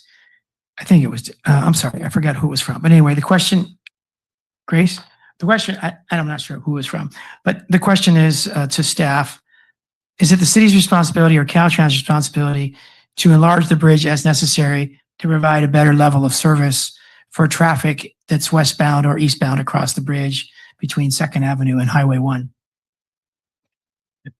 Frederick can probably answer that question best. And Frederick, before you answer, let's look ahead here a few minutes. Our witching hour is 10 p.m. I motion that we continue tonight to hear the two green waste items. Second. All in favor, please say aye. Aye. Aye. Okay, please proceed. It's a bit of a catch-22 question because the mitigation for university villages or the dunes was to and with work with the city and widen the bridge. The city did pursue that route. Caltrans did not approve some of the options that were available. So the options that are available currently are exorbitantly expensive because you have it's the Coastal Commission side, you have the rail tracks, and so there hasn't really been an easy solution, right?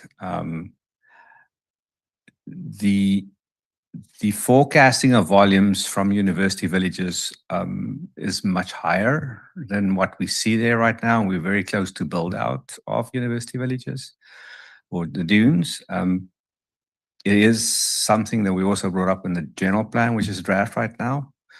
But the challenge is not just the bridge. I do believe that the challenge is actually the freeway backing up because everything flows until the freeway backs up and then the vehicles stop on the on-ramp. So the problem just sort of expands onto the freeway itself. If I believe that if only the freeway was there and the freeway would operate acceptably, that probably we wouldn't have the backup on Imogen. Can you tell us whose responsibility it is? Does Caltrans have any responsibility to spend $1 on that project? They do not. So it's 100% on the city of Marina. Correct. Okay, that's very clear now. Thank you.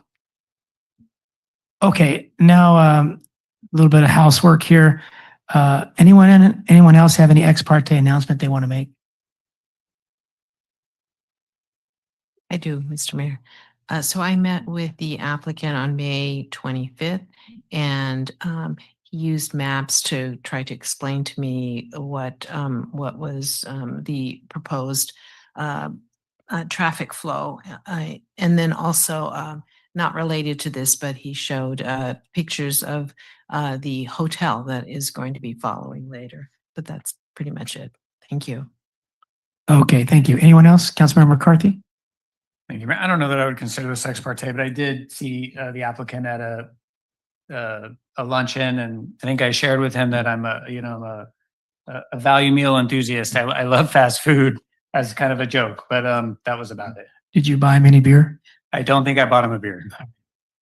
Anyone else? Okay. Let's go to Councilmember Biala for comment on the issue. Thank you, Mr. Mayor. So I am needing clarification in a big way here. The mayor brought up the issue of the traffic flow on IMGIM from the exits and the entry. It's already looking like it's being built. So I'm assuming that we have gotten approval for that flow of traffic, and that is not the subject of today. Is that correct? Yeah. So in December of 2023, the Planning Commission approved the 12 gas station pumps and then the convenience store. The only item before the council tonight is hearing a appeal of the Planning Commission denial of should the drive-through go in. That's it. Okay, so clearly we're not talking about the entryway to IMGIM. That's correct. Okay, so I think we need to be really focused on this because I'm really confused about why we're talking about that when I see it already being built. And presumably he's not building it without approval. So, okay, so that's very clear to me. So it looks like the Planning Commission denied the applicant on 5-2. And so it sounds like they had some concerns with the internal flow of traffic. And that was maybe the major thing in terms of how I'm hearing it. Is that correct? That's correct. And then there was concerns about kind of the changing nature of the project. So. Okay. All right. Well, one, Excuse me, Kathy. Yes. Lane wants to provide some input. Also, to in the hearing, there's concerns about traffic flow, but there's also concerns they just didn't want the drive-through, not related to the traffic flow. They just didn't want the drive-through also. Okay, so at the time, it sounds like they requested an internal traffic study. So the planning commission, when they made that denial, they did not have that study. They asked for it. Is that correct? So, At the time when the planning commission denied the project, it was because of concerns with the internal traffic, which they then asked to have a traffic study done, correct? Which came later after their yeah, so, so in December of 2023, when the original gas station was approved, there was a long discussion at Planning Commission about traffic and circulation.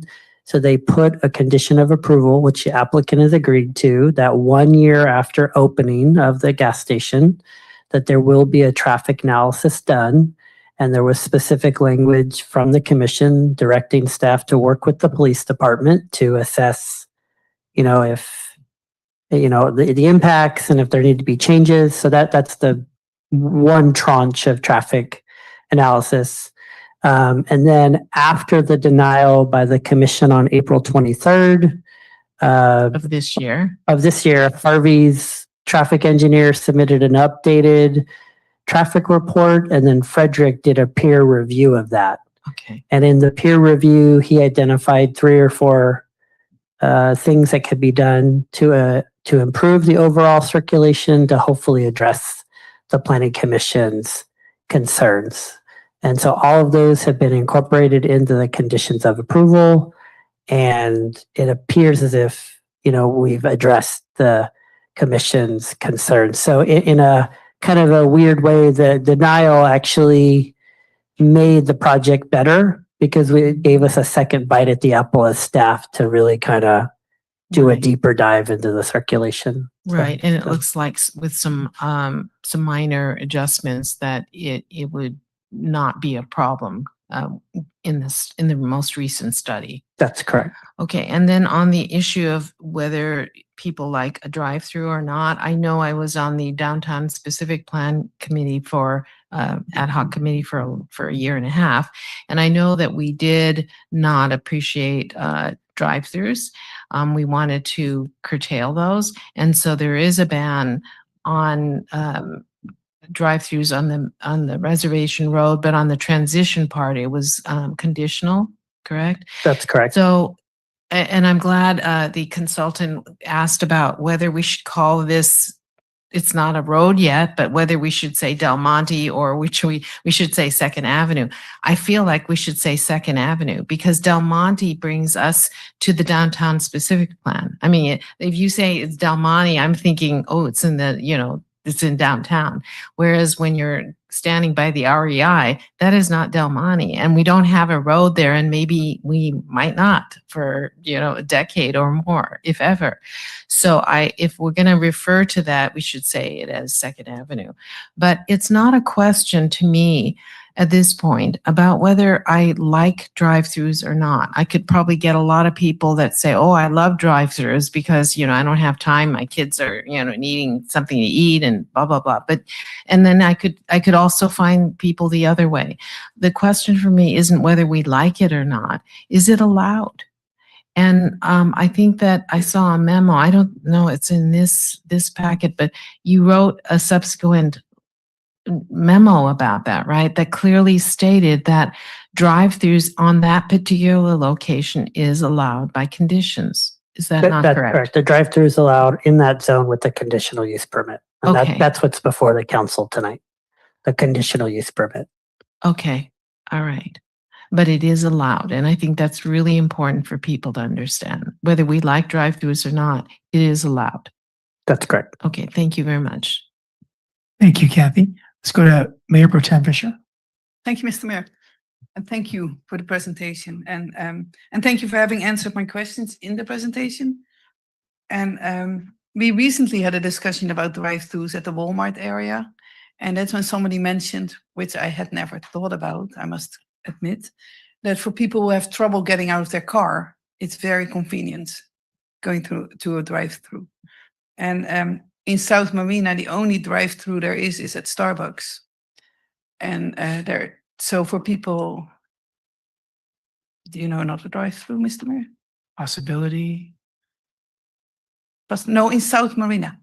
Oh, South. It's South Marina. South. Did I miss one? So for people in South Marina who want to get food at a drive-through, they now need to go to Central Marina or out of town. Shocking. So this will be the first one in South Marina, the only one. So I think it will be used by quite a lot of people. And I'm all for a walkable city, but this is a gas station with cars. And I was happy to read that there will be striping for pedestrians and bicyclists. So I don't see any issue not to approve this. It's an approved use of that zone or that area. And just this is not on the agenda, but talking about striping, I saw striping going in on 2nd Avenue and Indian just when I drove here. So thank you, Ismail. That's all I have. Thank you. Thank you. Thanks for getting your questions in advance. Councilmember McAdams? Thank you, Mayor. I think for me, what I think about is there's already a drive-through there, which is the car wash, and so it's not increasing the impact, sort of like and I appreciate Councilmember Biala getting that information out that it is an approved, based off of conditions, and that's what we're hearing this evening. So, and also, if they did address the concerns of the traffic, for me, honestly, I think going through the drive-through, getting the food will be an afterthought. You're getting gas, you're going through the car wash, and then you might grab something. I don't think that's going to be the destination draw. So, so I'm comfortable with approving this. I, unlike my colleague, don't like fast food. I would like to see other options. However, in that, area of Marina, there are quite a lot of lovely, healthy alternatives. So even though I personally don't care for fast food, that is something that, even though there are a lot of quick service meals, there's not, a fast food place, I guess. So, I'm okay with approving this, and I too drive an electric vehicle, and so I think we also, for economic development and to be supportive of our entrepreneurs and business community, we have to be open to being flexible at times. So thank you. Thank you very much, Jenny. Councilmember McCarthy? Thank you, Mayor. I think I support the intent of my colleagues' opinions. I think if I got to design the site and put anything there that I wanted, it wouldn't quite frankly be a gas station at all, but I don't get that choice. It's not my property, right? We do have some land use police powers, right? But we've already gotten to a certain point down that path. It's interesting.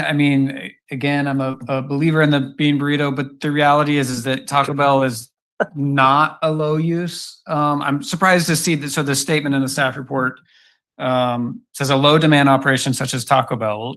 I go to Taco Bell a lot. Let me tell you, it's not low demand. So I'm just a little confused by that language, and it kind of gets to the objective standards, right? Like I would have rather have seen a restaurant with 10 cars per hour, whatever it is, right? But we don't have that. I don't know that it's really that important. I don't know that a medium use fast food restaurant would be all that detrimental in that site anyway. So I'm not going to fight or advocate for that, but I do feel the need to kind of put that on the record. So yeah, I don't really have an issue with it. Again, if I could redesign the whole thing and go back 20 years, we are going to be putting a hotel hopefully on that site, right? That is hopefully going to be towards the higher end, and what they are looking at is going to matter, I think, to not only what brands go there, but the attractiveness of the hotel site. So I'm a little concerned about that, but overall, no major concerns. So thank you, Mayor. Thank you. We fought really hard against drive-throughs and against Anywhere USA fast foods for years at the dunes when Scott Negri was the project proponent of those building pads that were not the big box, but across the street. So that's why we got Blaze and Smash Burger, et cetera. And Chipotle was like needed to be an anchor, well-known fast food place. The design initially was 2 driveways, 2 drive-throughs. We fought like heck. We ended up with 1 drive-through. This side of the highway to the north we're talking about tonight is not pedestrian friendly as much as Elizabeth said. But there is going to be an eco-friendly hotel.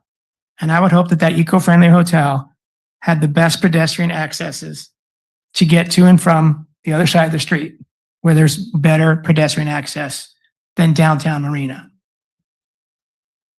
A Taco Bell, after all we worked to have no Taco Bells, Wendy's, Burger King's, McDonald's in that area, front and center as a flagship when you come in, is to me contrary to where we spent all that effort to make it a more modern, nice development that didn't repeat the mistake of having every fast food joint that we have in Central Marina.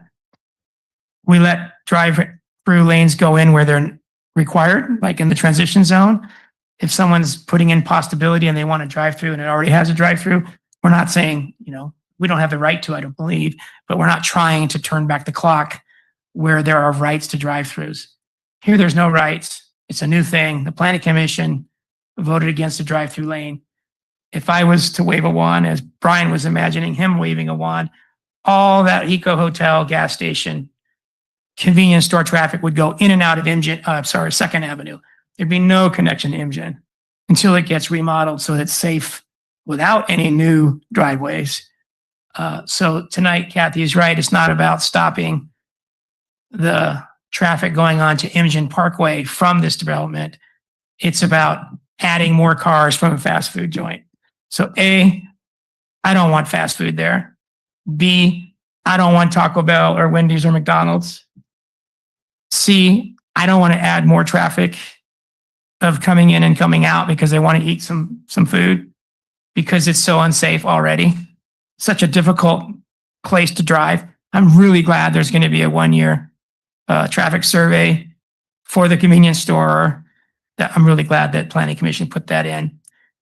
I'm really concerned about having U-turn signs and no right-hand U-turn signs to control people, because when they're in a hurry or they're not looking around, they're not going to pay attention to signs. They pay attention to physical barricades. Can I get to where I want to go the way I want to do it, or can I not physically?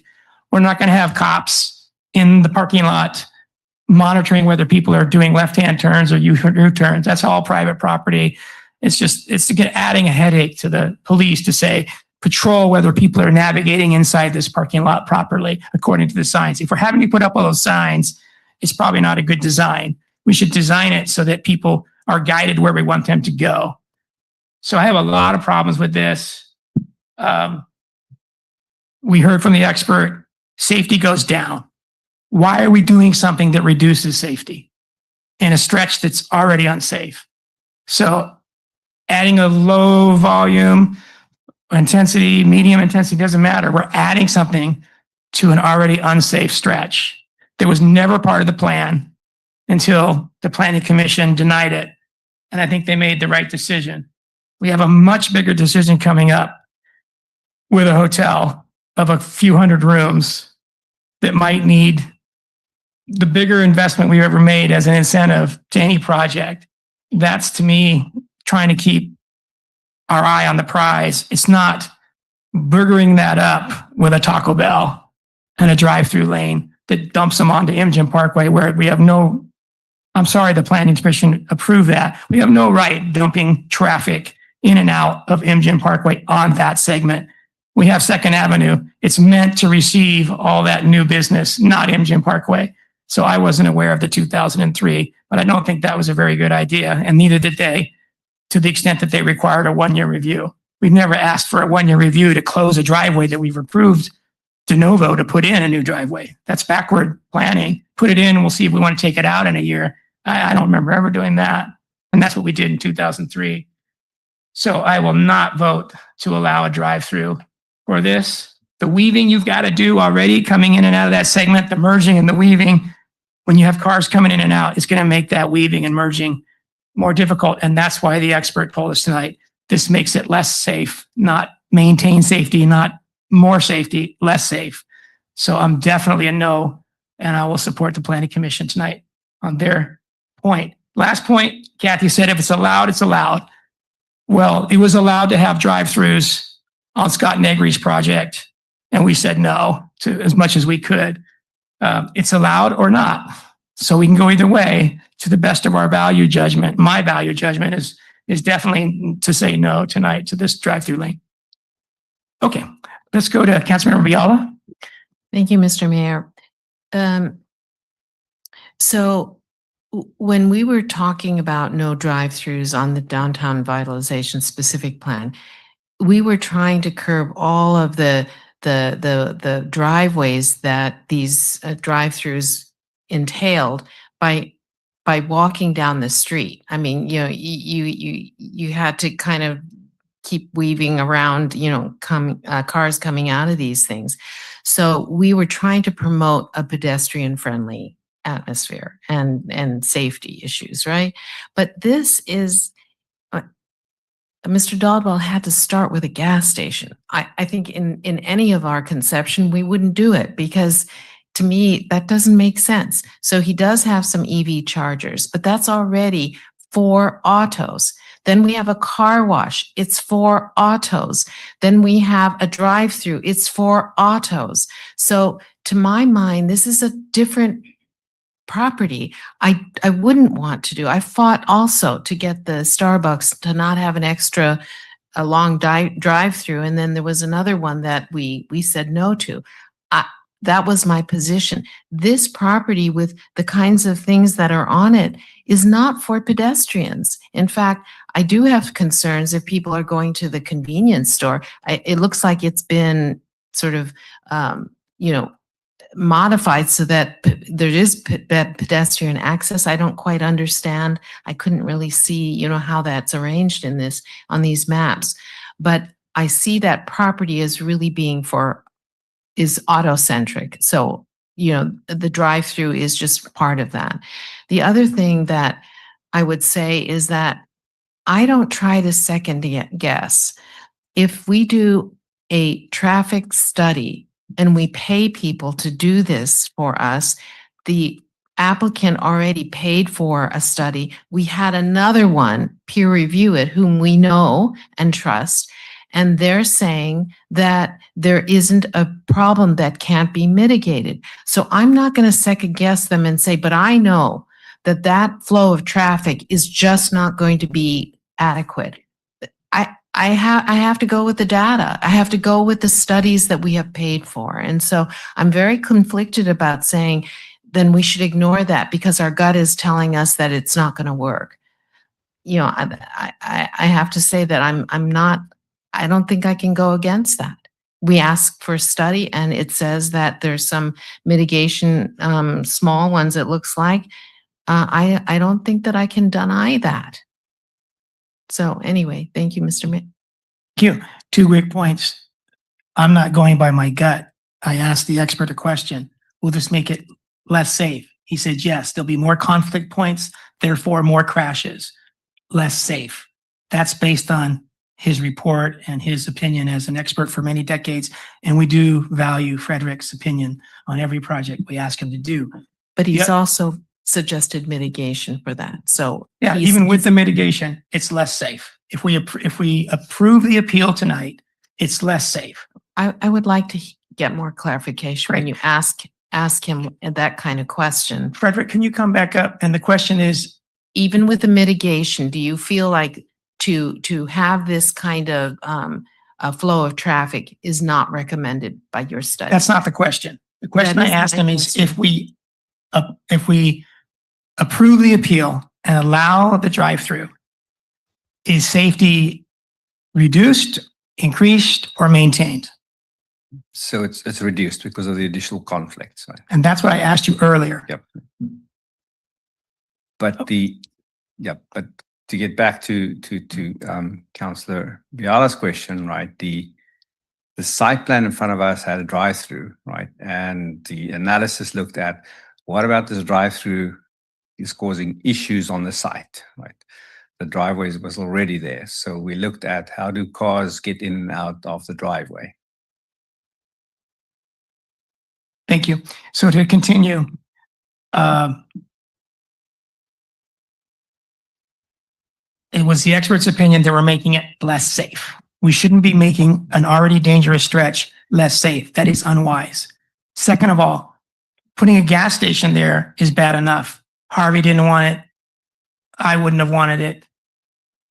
Primarily because it's one less reason to go downtown. Why go downtown in 2 minutes drive when you can get gas right there? So all that Salinas Monterey traffic has one less reason with a gas station at MGM 2nd to stop in downtown Marina.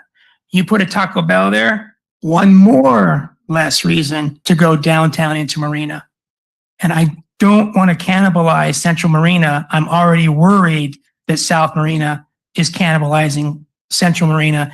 We've heard from Terry Talents, who's for 20 years been trying to get some interest in the Walmart and parking area where he has 5 acres of dirt and he can't get other businesses. They always say, we're not going to make money here in Central Marina. All the pizzazz, all the business is in South Marina. So we're already cannibalizing by what we're doing on South in Fort Ord from our Central Marina. Adding a gas station, we don't have any choice. We couldn't say no. Harvey couldn't say no. He needed it for the control of the site to make his hotel nice. Taco Bell gives us one more reason to not go downtown. And that's one more reason that we should say no tonight to this. Okay, I understand that there's 4 people probably going to vote against me, but I think it's important that, we all speak our mind. That's why we're here tonight. So would someone like to entertain a motion? To the mayor to help out the council, we do have a draft a motion. Belinda can pull it up. So thanks, Guido. Thanks, Belinda. Yeah, Brad presented 2 options to basically overturn the planning commission decision. That's the first one, and allow the drive-through, or the second one is to deny the appeal and uphold the commission's denial. So that's the action before the council tonight. I'll go ahead and motion the second motion to deny the appeal.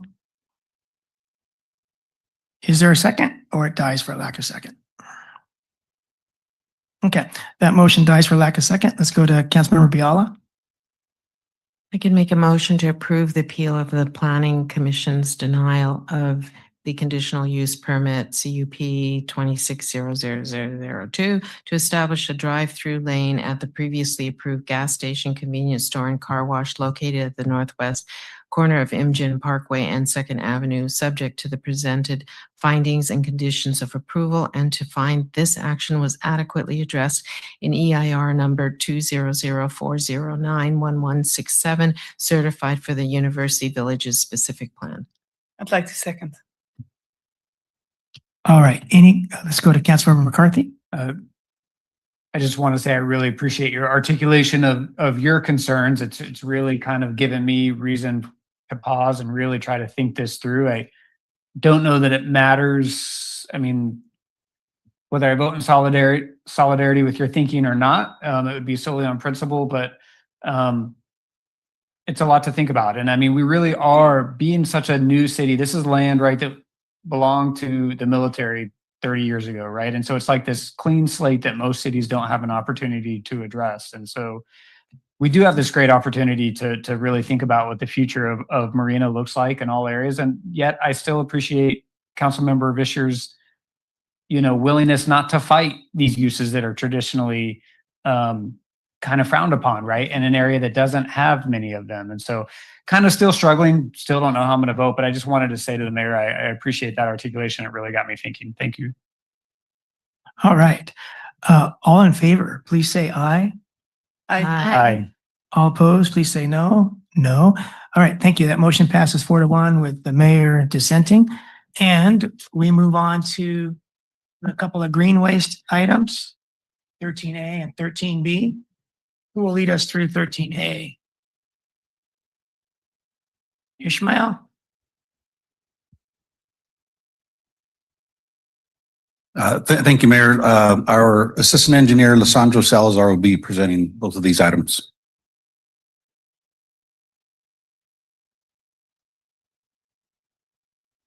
Hello, Mayor and City Council. We are presenting the adoption of resolution for approving the recommendation for Regen Monterey Technical Advisory Committee subgroup to initiate a competitive request for proposal process for the future solid waste recycling and organics collection services, and approving the process of integrity policy governing the procurement procedure.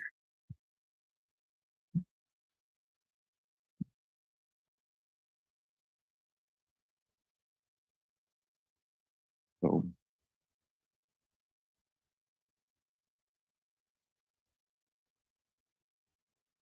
You're up. Up or yeah.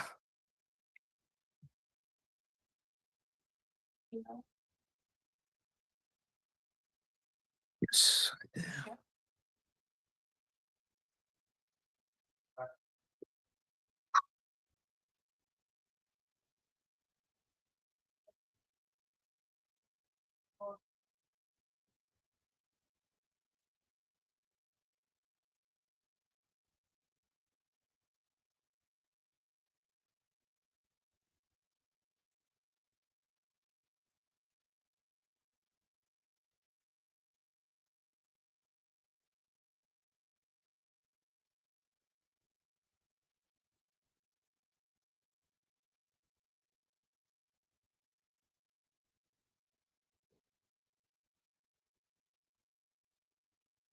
Good evening, Mayor Delgado, members of council. Good to be with you.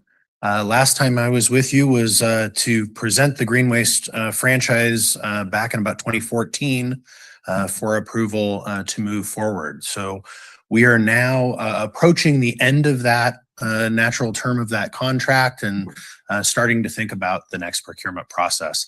By way of introduction, sorry, my name is Rob Hilton. I'm with HF&H Consultants. We've been retained by Marina along with the other 6 agencies that use green waste recovery and cooperated in the procurement process 10 years ago. Next slide.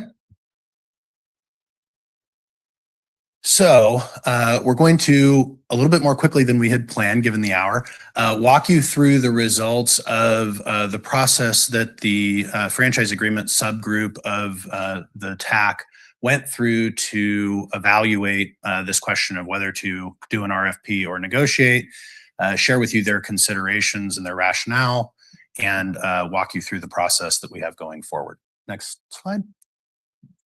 So to start with, we did a bunch of public engagement to really understand the state of the current system and the public's impression of the current system. Next slides. One more. And the first thing that we did was to perform a statistically valid polling survey of the public. It was done on a proportional basis across the 7 agencies. So across all 7 agencies, we got statistically valid results. In general, the headline is folks are pretty satisfied with the service that they receive from green waste recovery. Got about a 93% satisfaction rating, which is pretty good. Garbage companies typically achieve satisfaction ratings in the 90% range. So this is what we would expect. Next slide. Of those that are dissatisfied, or of those that are satisfied, 66% are very satisfied, and only about 28% of those that are unsatisfied are very unsatisfied. So the intensity rating is very strong in the positive. That's a good thing. Next slide. For those that gave us feedback about being unsatisfied, high cost was the primary issue that was flagged. Other issues included their containers not being serviced correctly or being broken or things like that. Again, this is a small portion of the respondents, but of them, that cost issue was significant. Next slide. Only about 47% of people think that their garbage and recycling bill is about right. And about 27%, 28% think it's too high. And so that's consistent with some of the other fact pattern that we saw in the survey. Price is a sensitive factor for folks. Next slide. And following that, 99% say affordability is a major priority for them. Again, this tracks with a lot of national level stuff. When we did this 10 years ago, diversion, environmental protection was right at the top of the list. Quality of service was right at the top of the list. Affordability was further back years ago. And so this has risen to the top as a key issue. Next slide. They also say quality of service is important. Next. Convenience. And then last, environmental impact was the lowest rating in this survey. Not unimportant, but as you rank them against each other, not as high as it was 10 years ago. Next slide. In addition to the polling that was done, we held some community meetings to get public input. Next slide. And that included 3 virtual meetings. We'd held some at night, some during the day, offered them in both English and Spanish. And through that, got to talk to about 17 community participants. And this allowed us to get a little bit deeper on some of the issues that they were having and hear it in their voice as opposed to how we had programmed the survey, right? Next slide. So what they told us was they would like more education and outreach to understand what can be recycled and what can't be recycled. It's one of the most common things that you hear is, where do I put this thing? Which bin does it go in? They want to have a wider breadth of customization available to them. But interestingly, they didn't want things where they were paying in their base rate for a service that they may infrequently use. They wanted some options, but they wanted people to sort of pay as they went with those options so that they weren't burdened by them. They also talked about some modernization features, things like having a phone app and being able to do more self-service in the system. Next slide. We also engaged multifamily properties, and in this case, we engaged the property managers to understand their particular issues. Next slide.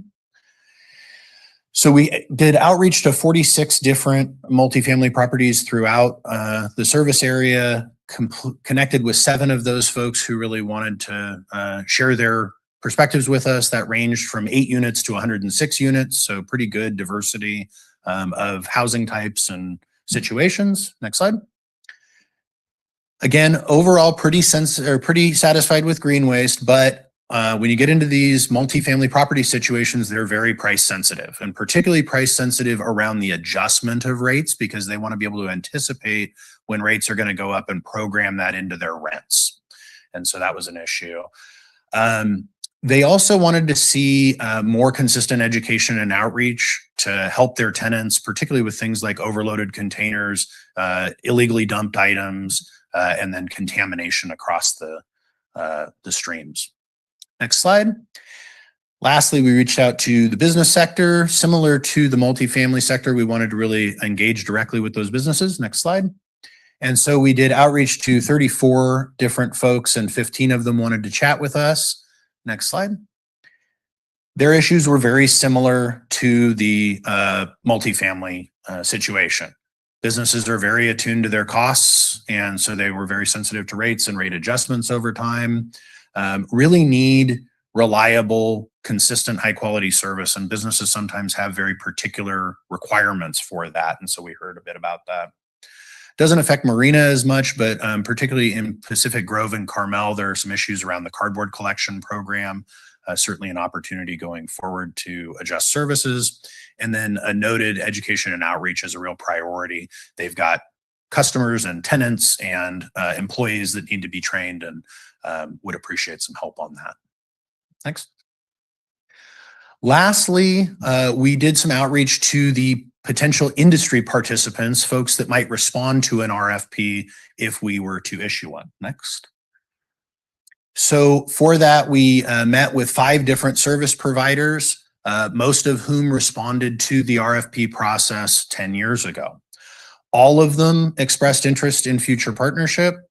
all of them noted that the facilities that you have out at Regen, the fact that all of the post-collection waste handling happens there, the truck parking happens there, the fueling happens there, it makes it a very ideal turnkey site that allows really anybody that does this work to come in and compete for this service.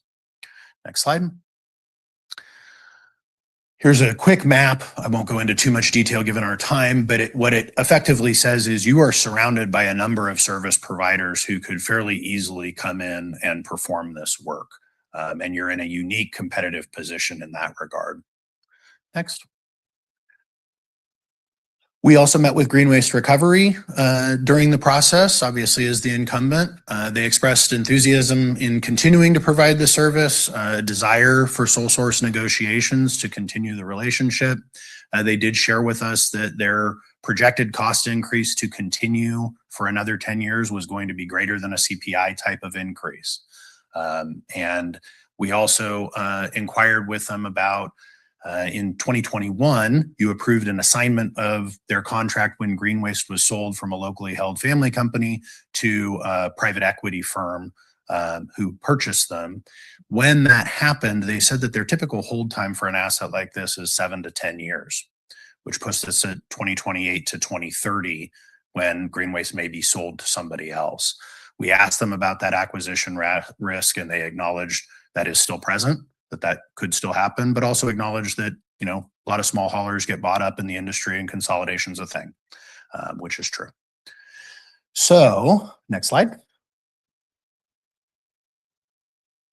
Next, the group's considerations really landed primarily on the issue of good governance, with affordability being the primary issue that we were hearing as a concern from the public. We felt like the best way to be able to go back to the public and say, we shopped and we got the best thing for you, is to go and test the marketplace and be able to definitively say this was the best offer available. Next slide.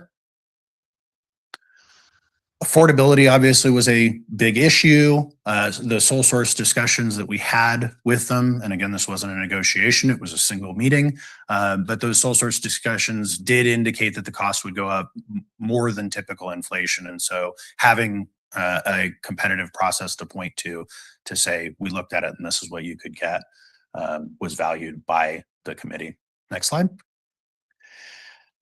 It was acknowledged that there's a high level of satisfaction with Green Waste service. It was also acknowledged that there was a high level of satisfaction with the service that Waste Management provided before Green Waste was here. And a lot of that is attributable to the frontline employees, the drivers and the customer service staff who do the day-to-day work in this. The drivers that are here today serving you mostly came over from Waste Management. And part of that was that the contract included a requirement that they make an offer to any displaced employee. And in fact, many of those employees wanted to come over and keep running the same routes they had been running. That would still be the case if we did an RFP going forward. You'd have that labor protection included. Next slide.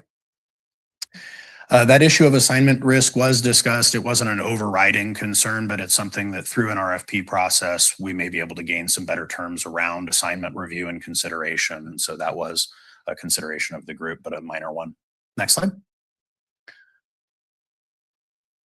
Next. So primarily, because of that regen infrastructure, we believe that we're in a position, you are in a position, to get a pretty competitive process. And in fact, you have two other companies besides Green Waste in the room today because other companies are interested in providing this service. That facility out at Regen is available at least through one more contract cycle. It was built on a potential future landfill cell, but that won't be needed during this next contract term cycle. So that infrastructure is still available to support this project. Next. All right, timeline, next steps. So should you approve the RFP, next slide, we will spend the remainder of this year working through the subgroup, which includes a representative from each of the participating agencies and engages with your city attorney at a couple of important places along the process to develop the RFP documents and the contract documents that would be used going forward. In 2027, we would review the proposals that come back from that, conduct those interviews and evaluate those proposals and do a preliminary determination of the selected party or the recommended party. We then go around to each of the member agencies and ask if you agree. One feature of the last process that would be consistent in this process is that each agency has its own franchise agreement and would have off-ramps along the way. So if one proposer was cheaper for you and another proposer was cheaper for Seaside, you would get to look at that and decide, how does this make sense to us and how do we want to proceed? So your council will still have the autonomy over your agreement. That said, there are values to economies of scale in the regional cooperation we've had. And so that is certainly one of the things that will be considered in the process. And proposers will be allowed to discount their proposal for award of multiple cities as they were the last time around. We want to wrap up those negotiations in early 2028, in part because we want each of the member agencies to have a bite at the apple for any individualized negotiations that you want to have. So the group will work through sort of major contract terms and the things that we would keep the same. But in the last process, we then spent 3 or 4 negotiation sessions with each member agency, working through particular services that you wanted for your community and business terms that you may want that are distinct from other agencies. So we want to allow a little bit of time for that to happen. And then really, we want to make sure that there's a time for an orderly transition of the agreement should there be a new provider and we need to order equipment and have that delivered and change out bins and things like that. We want to make sure that that's an orderly process that's well communicated to the public. We are also putting before you today a recommended process integrity policy that governs communications between potential proposers and the council, city staff, and consultants working on this project, and basically just says there's one point of contact that will be identified in the RFP. That's the source of truth. And if you start talking to council members and other city staff that aren't involved, you might get bad information. So please don't do that. Next slide. So last, our final recommendation is to adopt the resolution approving the recommendation from the subgroup to initiate a competitive RFP process and to approve the process integrity policy.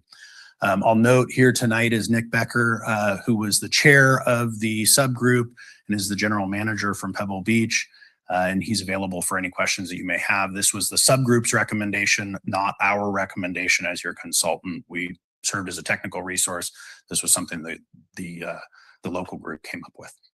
So we're available for any questions you may have. All right. Thank you very much. Let's go to the public, starting with those in person. Anyone here in the room want to come up and speak? Please do so. You have up to 3 minutes. Good evening, Mr. Mayor and City Council.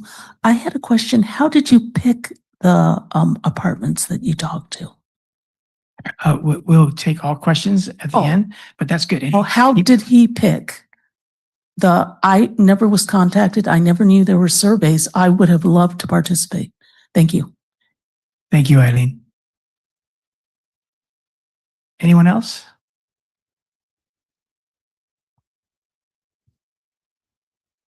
Good evening, Mayor Delgado and members of the council.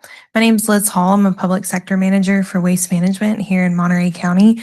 And I just wanted to speak tonight in support of the council moving forward with an RFP process for the city of Marina. Waste management currently services the unincorporated areas of Monterey County, King City, the state parks, and several school districts here in Monterey County, including MPUSD in your community. As Rob's map showed, we are well positioned to also service your community, which we did over a decade ago. And history tells us that your city and the others are not scared to test the market. And we hope that you'll take that opportunity to do that again in this transparent process. So I appreciate the thoughtful work that's gone into this. I hope that we're able to, 2 minutes at 11 o'clock at night is not enough time for me to tell you the benefits of partnering with WM, but hope we're able to do that through the RFP. And just as a sidebar, as a resident who utilizes the city of Marina, love that A+ water is getting a transformation into the hydration hut. So if you haven't been, check it out. I got ice cream in my water today. So thank you guys for your time. I think I'm getting a little loopy and need to go put my UGG slippers on. So I'll leave it at that. Thank you, Liz.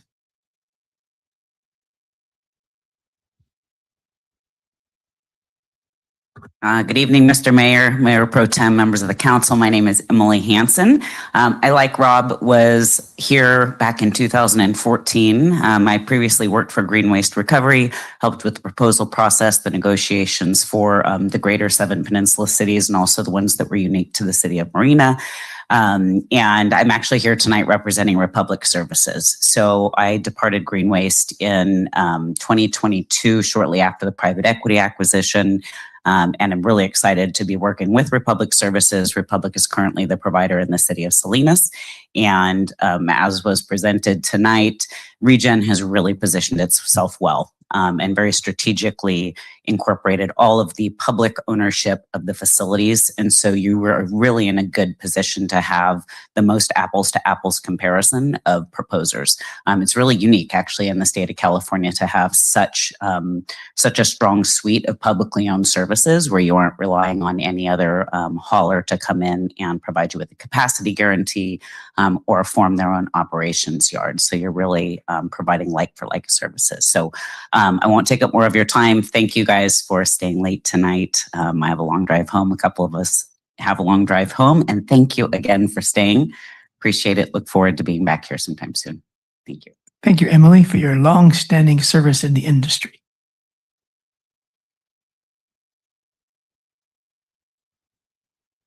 My feet are asleep. Get my legs moving after 4 hours.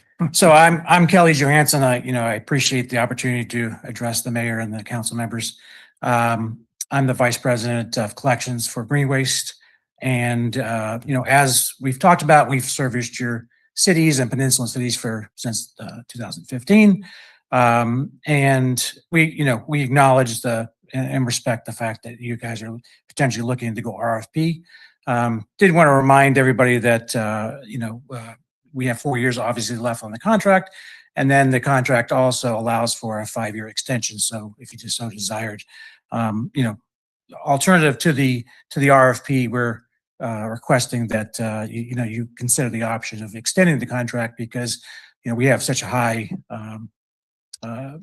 survey rates and have also have not requested anything above a CPI rates in the past. So we've kept our costs as low as possible without triggering any other kind of rate increases as well.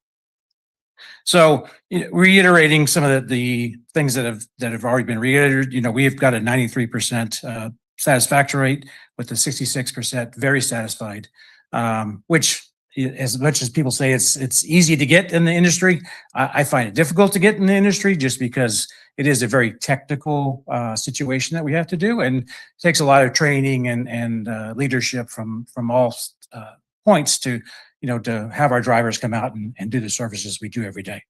Along those points, affordability was another thing that was brought up quite a bit. And, we didn't see a rate study today to compare us against other cities and other haulers in the area. But from what we can see, we have 3 of the lowest residential rates and 3 of the lowest commercial rates within the other cities that are being serviced outside the peninsulas. So much so that our average monthly rate in the region agencies that we service is $8.89 less than the average rate of the regional competitors. The same with the commercial rates. It's about $77.12 less than our regional competitors. So we didn't see a rate study tonight, but I would encourage you to look at that as well. And I guess overall, we're just asking for the consideration of extending our current contract for another 5 years. So thank you for your time. Thank you very much, Kelly.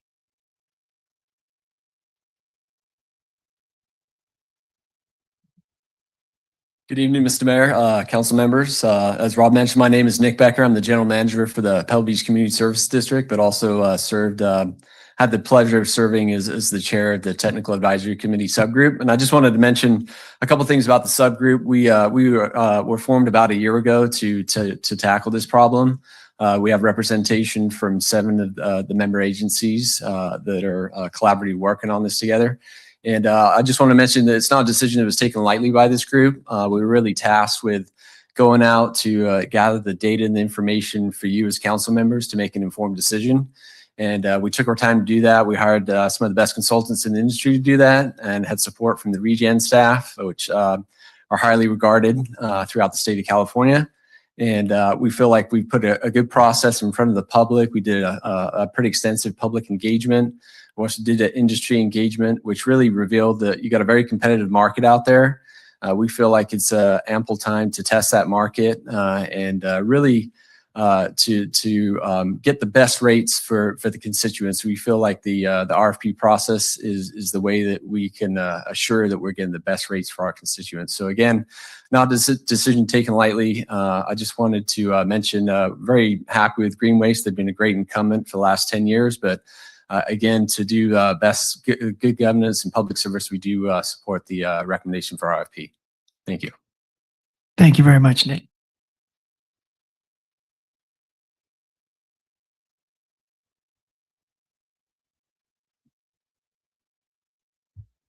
Good evening, Mayor, council members. It's great to see you this evening. My name is Kristen O'Hara. I'm the communications manager at Regen Monterey, and I'm here to clarify our role in the process and how we all work together. We are simply the coordinator of all of the staff from the Peninsula jurisdiction. So your staff participates in our technical advisory committee. We gather the brightest minds together and essentially look at all the benefits of going this direction or that direction. As Nick mentioned, we've been working on this for the last year and a half, and our TAC doesn't make decisions. We only make recommendations. So I want to thank Bruce because you've seen this presentation before at our board. So thank you. I also want to thank HF&H for your expertise in the industry. You probably have one of the best consultants in solid waste in California here tonight. So thank you for staying late for the presentation. I also want to thank Nick for his leadership in leading our TAC. I've worked personally with all of the haulers in this room, and I can say that they're all very capable, wonderful people. And if you choose to go out to RFP, you're going to be in really great hands no matter what.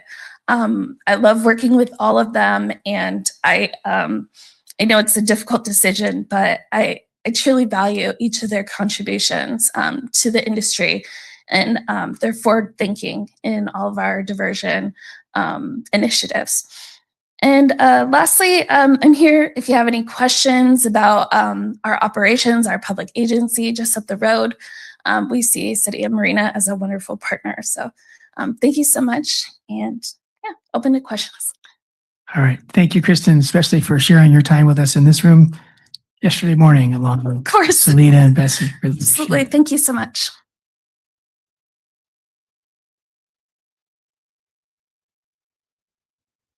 Okay, let's move online. Denise Turley, welcome back. Thank you. And for giving me the gem of information that there would be several different potential that would bid on the RFP in the room. So let me tell you what residents want. So over the holiday weekend, I don't know whether the truck broke down. I don't know what happened. I just know that on Friday, our garbage didn't get picked up. And so I called by 3 o'clock and said, hey, we haven't seen a truck. And they had a truck at my house at 5 minutes to 7 the next morning to pick up that garbage, which we were very appreciative of. And we're talking about an area of 10 acres. There are 350 homes, and less than half of the garbage cans that had been picked up That's a lot of garbage and garbage cans. So we expect on-time service. We expect a truck to come out if service is interrupted for whatsoever reason. We expect that when you tip the can, that the can be completely empty when it is returned to us. We have had trouble. The arm over the top one that actually shakes the can, yeah, that empties at 100%. The assisted tipper at the back that doesn't tip the can very far, no, that doesn't get all the garbage out. And so I have coined a phrase for you guys: returned garbage. Returned garbage to the customer is unacceptable. The can needs to be completely tipped each time. So those are my 2 comments on that. And our experience, of course, many years ago, having had both waste management and green waste, we did not like waste management. We did, and we do like green waste. Maybe waste management is a different company than it was then, but it was bumpy, very bumpy. So, hey, you get 30 seconds back. Bye. Thank you, Denise. Let's go to Don Hofer. Welcome, Don.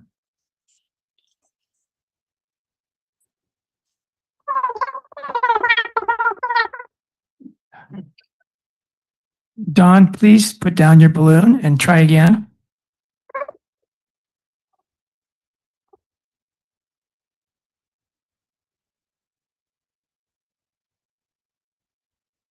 Don, do you want to try again?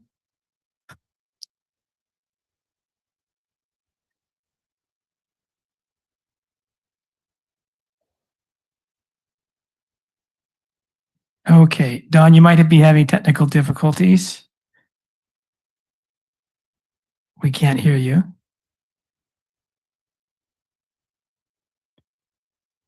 All right. Sorry about that. We'll go ahead and close public comment. Didn't have any questions I wrote down. Anyone else note questions I may have missed? Yeah, Eileen asked, Rob, how did the survey pick account holders for interviewing? Yeah, so we requested of each of the member agency staff to identify several multifamilies and several businesses within their jurisdiction, and we pulled from that list. Again, we called a lot more folks and tried to make contact, and many folks said, I don't have time for the survey. So there was a lot larger group called than actually participated. Were there solicitations online or other ways for everyone who wanted to join in? No, the pollster survey was done on a random stratified basis in order to preserve the integrity of that and make sure that it was statistically valid. The direct outreach to businesses and multifamilies was done to specific property managers and specific business owners. By the process you outlined? Yeah. So there was no third process where it was announced on websites that people could fill out a survey? No, though one of the things that we've talked about is there are some other points during this process where public engagement is going to be really valuable. And so having some more kind of open format, Survey Monkey style, if you like, things on city websites that we could direct people to gather certain information that way. But for what we needed statistical validity for, we wanted to be careful not to pollute the pool. Right. But I think I remember in your presentation tonight that you had at least 3 public meetings in Marina where everyone was welcome to come and give their input. Correct? Yeah, we had public meetings. They were all virtual. We held one of them at noon, the other 2 at like 5:30 to 6:30 so that we could get different populations with different working schedules. Okay. We offered them in English and Spanish. Again, only 17 people participated, but right. We did publicize those. So you publicly publicized 3 opportunities for input to the general public. Yep. All right. Thank you. Okay, so now let's go to Councilmember McCarthy and then McAdams. Thank you, Mayor. I think the next item is dealing more with pricing, right? And so maybe I'll save some of the questions there, but I will say that you know, it really strikes me that we've gotten a lot of letters from folks that are struggling to pay their trash bill. And yet I buy the biggest can and I put a little thing about this big in there, right? And that's my prerogative. That's my choice to do. And I have no problem. It just really speaks to the disparity that exists in our community. I'm just really kind of struck by that. I wanted to share that first right off the bat. I guess a question for either the presenter or the TAC. When we think about putting this RFP out, are we looking at changing or more progressive ways of trash collection? So I'm thinking of things like weight-based pricing. I'm assuming none of the potential applicants have trucks that are capable of that. Thinking about using AI, right, to help determine contamination and or even weight itself. Thinking of things like reduced service incentives. So if somebody only puts their trash can out once every other week, is there ability to build that into the RFP? Can you speak to any of those kind of ideas or any other ideas that maybe the TAC considered? Yeah, so specifically, that is the next phase in the process, is thinking through how we're going to scope going forward and what changes we'd like to see. So there was not a huge amount of discussion along those lines.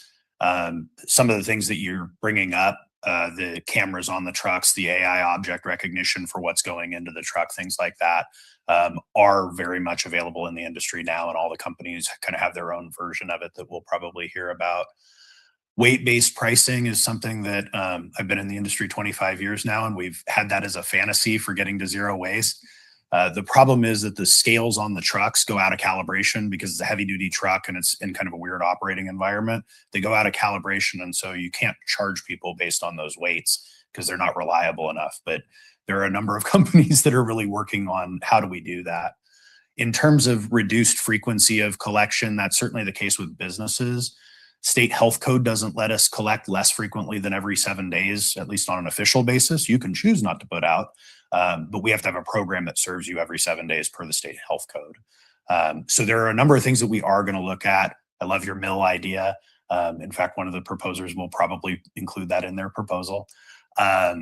So there are a lot of really cool solutions out there that we'll be working through with the technical advisory committee over the next 3 to 4 months to talk about, you know, what services do we want? What do we want this to look like?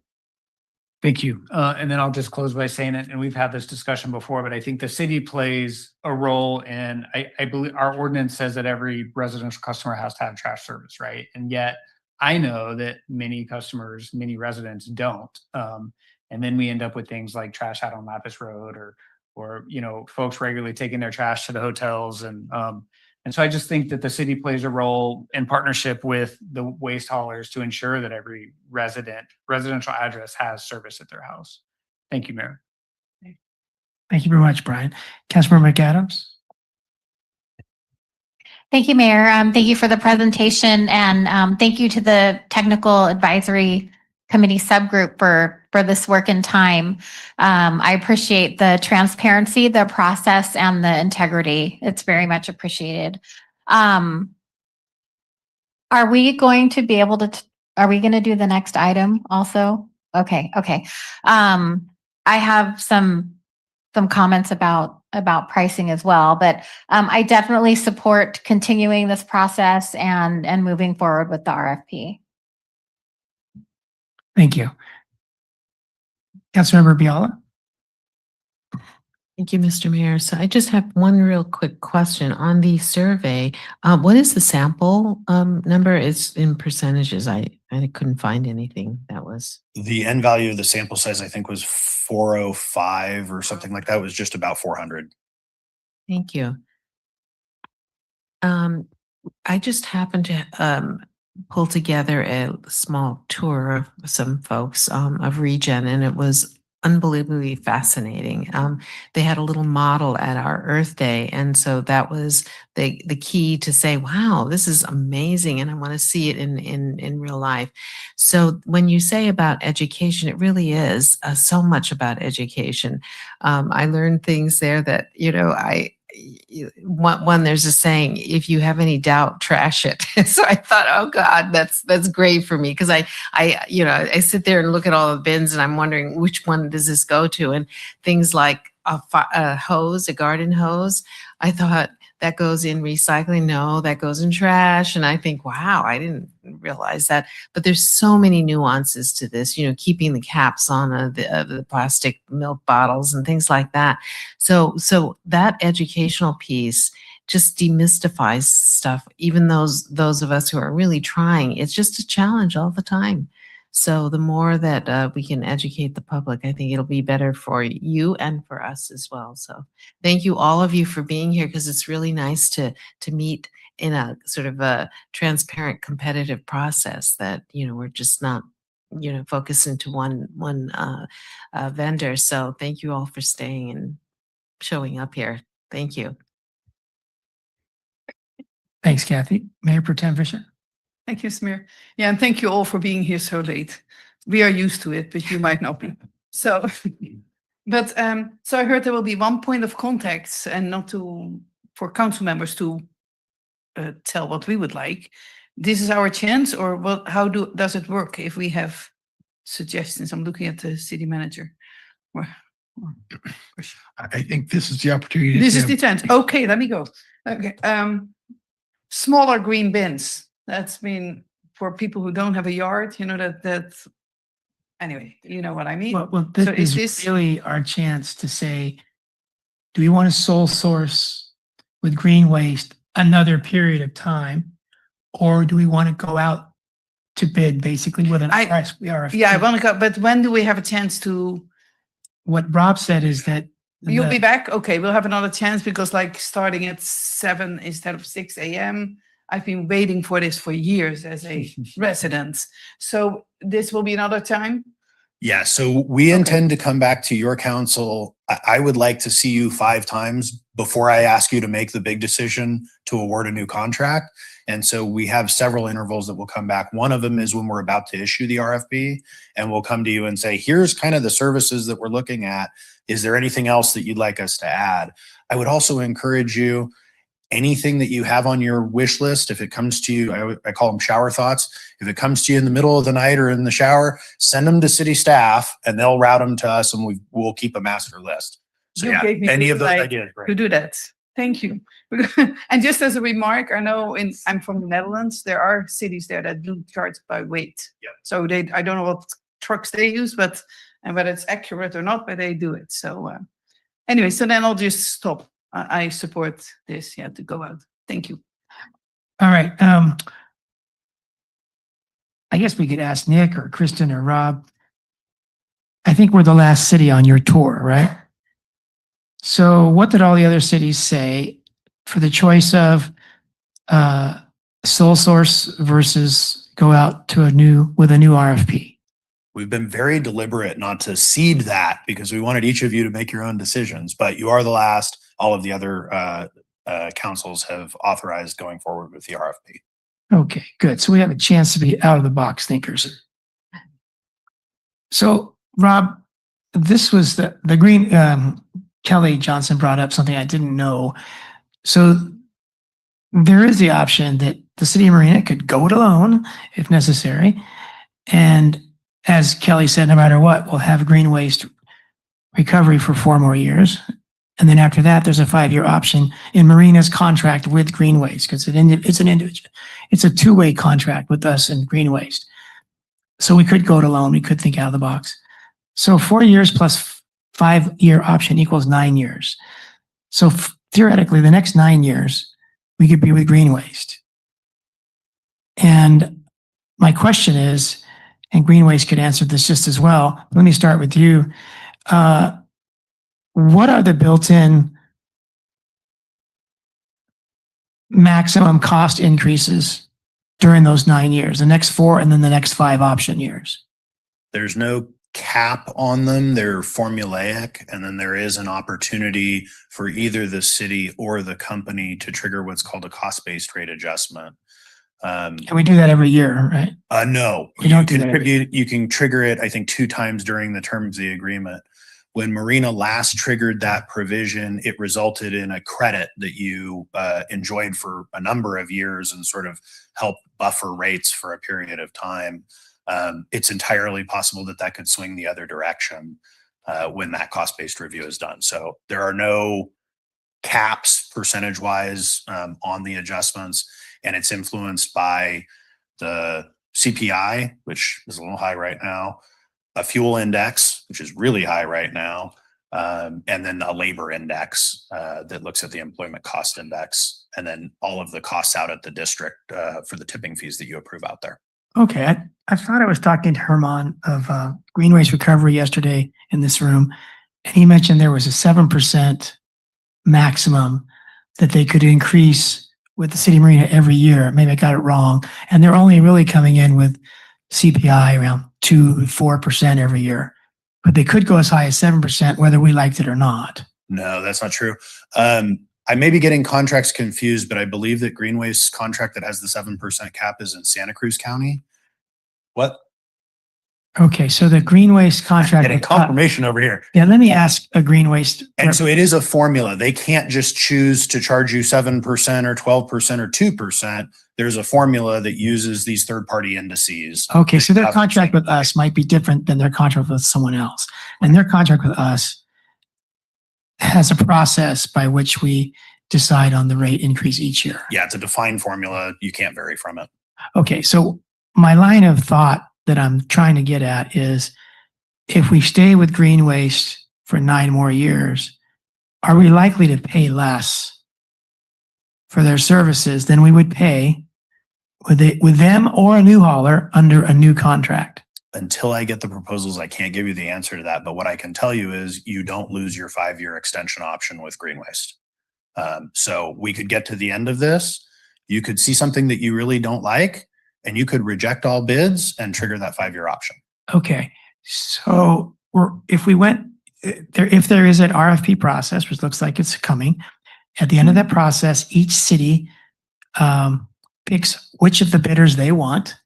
And if they pick the same bidder that the other cities are, they probably get a bulk discount.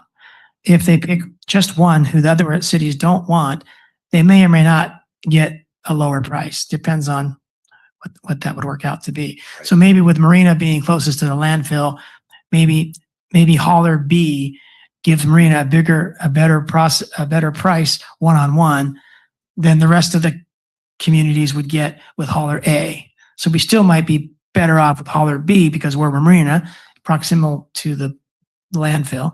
So we'll look at that. So we'll have a chance after the RFP is done. Do we want to stick with Green Waste, even though the rest of the cities are going to go with a new hauler? Yep. And that will be your decision, independent of what any of the other agencies do. All right. Yeah, I'm really interested because I didn't know before, Kelly, that there was a 5-year option. Great. Okay. Well, given that, I don't see any downside to going with an RFP, except that all of the communities have to pay your agency, I don't know, 500 grand, $1 million, something like that, $500,000 to go through an RFP. That would be much less if we weren't going to go through an RFP.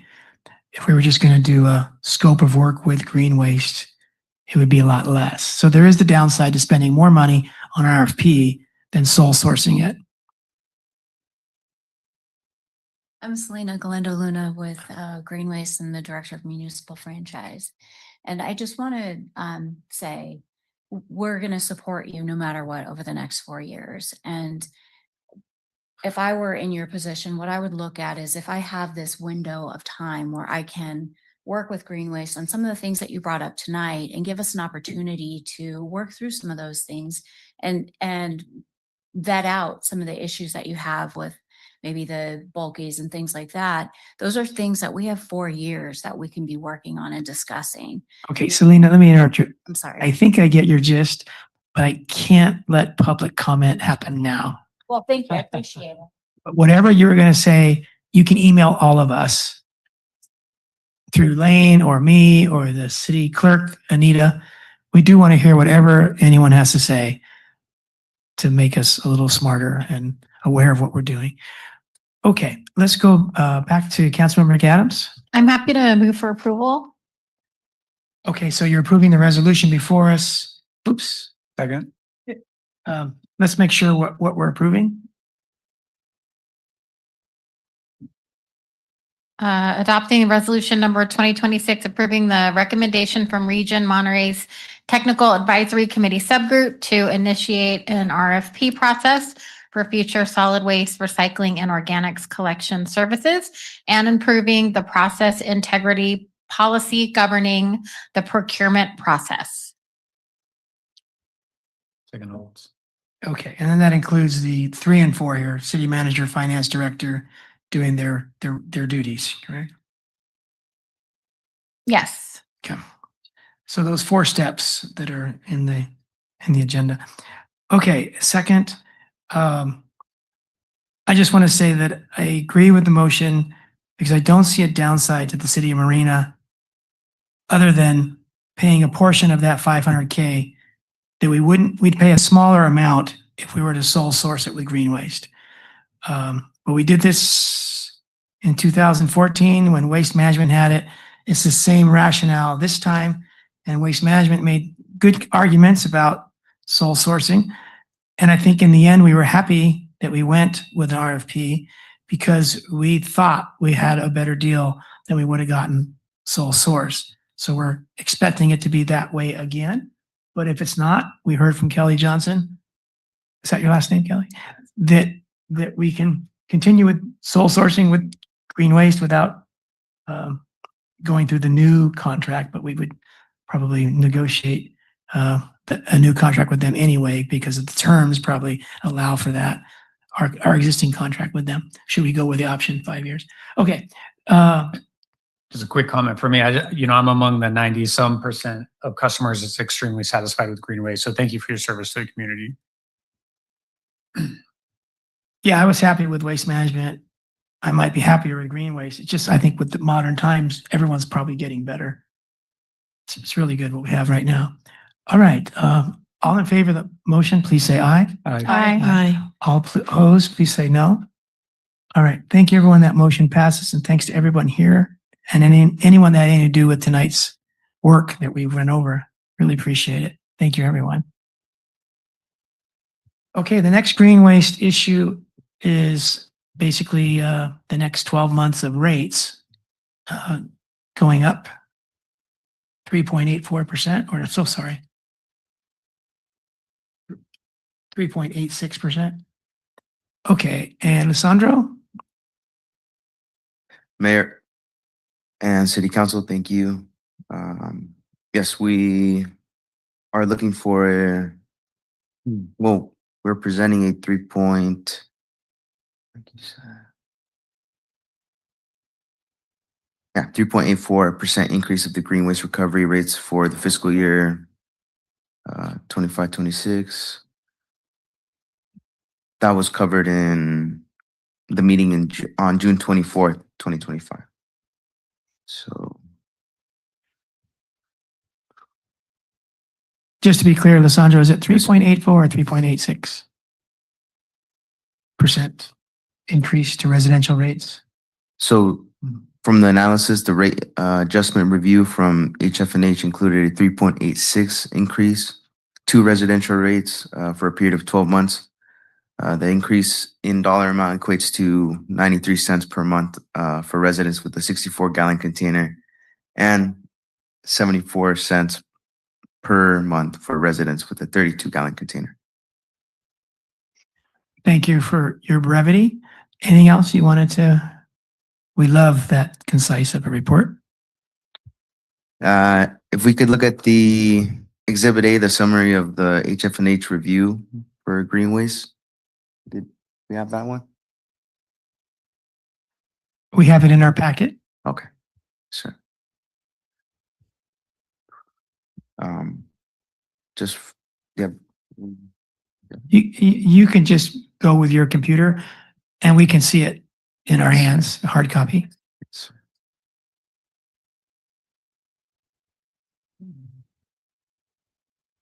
From the final review for the green recovery, from the review from the green waste recovery 2026-27 rate request, just for the final report, HF&H has determined a 3.86 increase, 3.5 inflammatory increase for labor rates, 2.3 inflammatory increase of vehicle related costs, including or excluding fuel, sorry. Fuel rates held high or held flat, as said by Regen, a 2.3% inflammatory increase on other costs. Depreciation held flat per the agreement, 6.89% overall increase in the net proceeding cost due to increase in per ton rates, which is slightly offset by decrease in recyclables and organic tonnages. Lastly, a 7.9% increase in disposable costs due to an increase in per ton disposal rates and tonnage. And that's about it on my end. There's a few more tables that HF&H included in that report.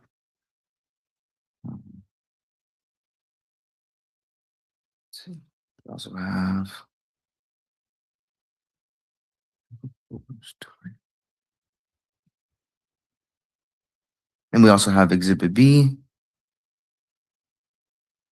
which covers Some of the same figures. Yeah, some of the same figures. All right. Great, Sandro. Thank you very much. Ishmael, do you have anything you want to? He was stalking you, Alessandro. I felt the presence. He was doing the Donald Trump Hillary debate. Donald Trump is the last person on earth I'd ever try to emulate. No, I was actually just going to come up here and say this is the standard annual increase that Green Waste is proposing. HF&H has reviewed their increase proposal and deemed it to be accurate and valid. So that's the item before you. All right. Thank you, Ishmael. Thank you very much, Alessandro. Good job. Let's go to public comment. Anyone here in the room? Come on up if you'd like to comment.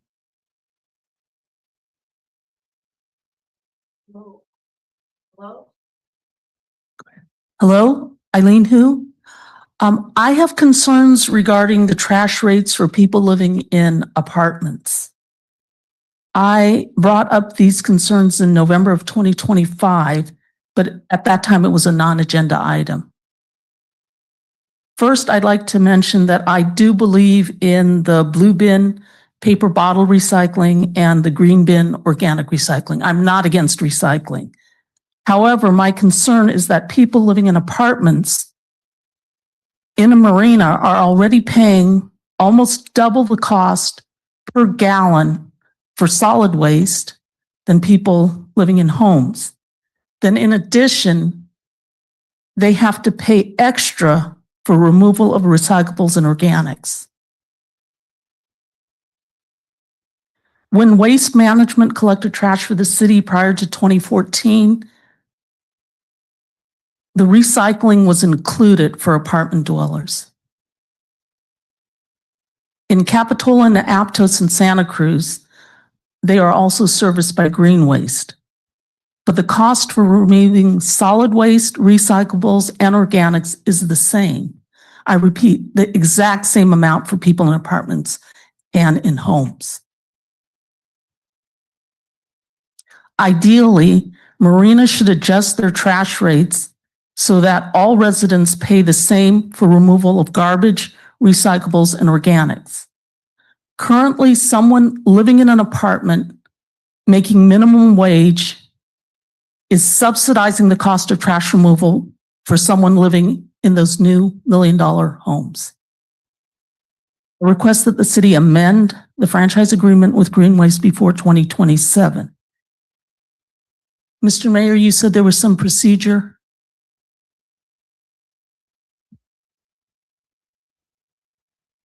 Well, this is your time to get up to 3 minutes. I request that the city amend the franchise agreement with Green Waste before 2027 in order to make rates more equal for people living in apartments and homes.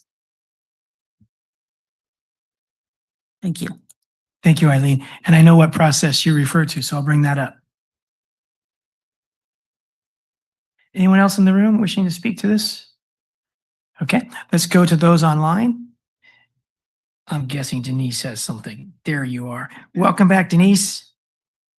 Hey, hey, easy. Just a couple of more things. Anyway, I would mention to that nice lady that took the time to come back and say that, their garbage is picked up more often, multiple times a week as opposed to one time a week. But I was not aware that they were paying separately for the recycle cans and things like that, and that does not seem fair. We fought so hard to get waste management to even do recycles. Anyway, that's a little that's a little disturbing. And Mr. Johnson, thank you for your comments tonight, and I will be calling you. Thanks for comment time.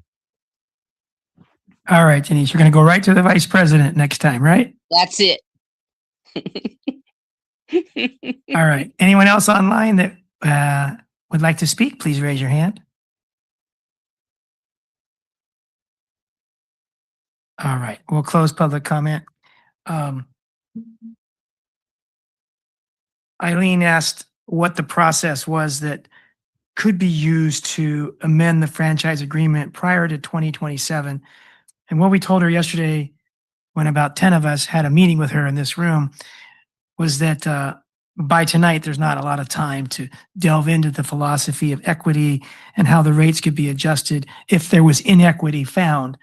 But we thought that it might be a good use of time, should this council wish for this council to direct a process of community meetings to have a discussion about equity and see if there were adjustments needed to make our collections of organics, recyclables and garbage more equitable between commercial, multifamily, and single-family residential.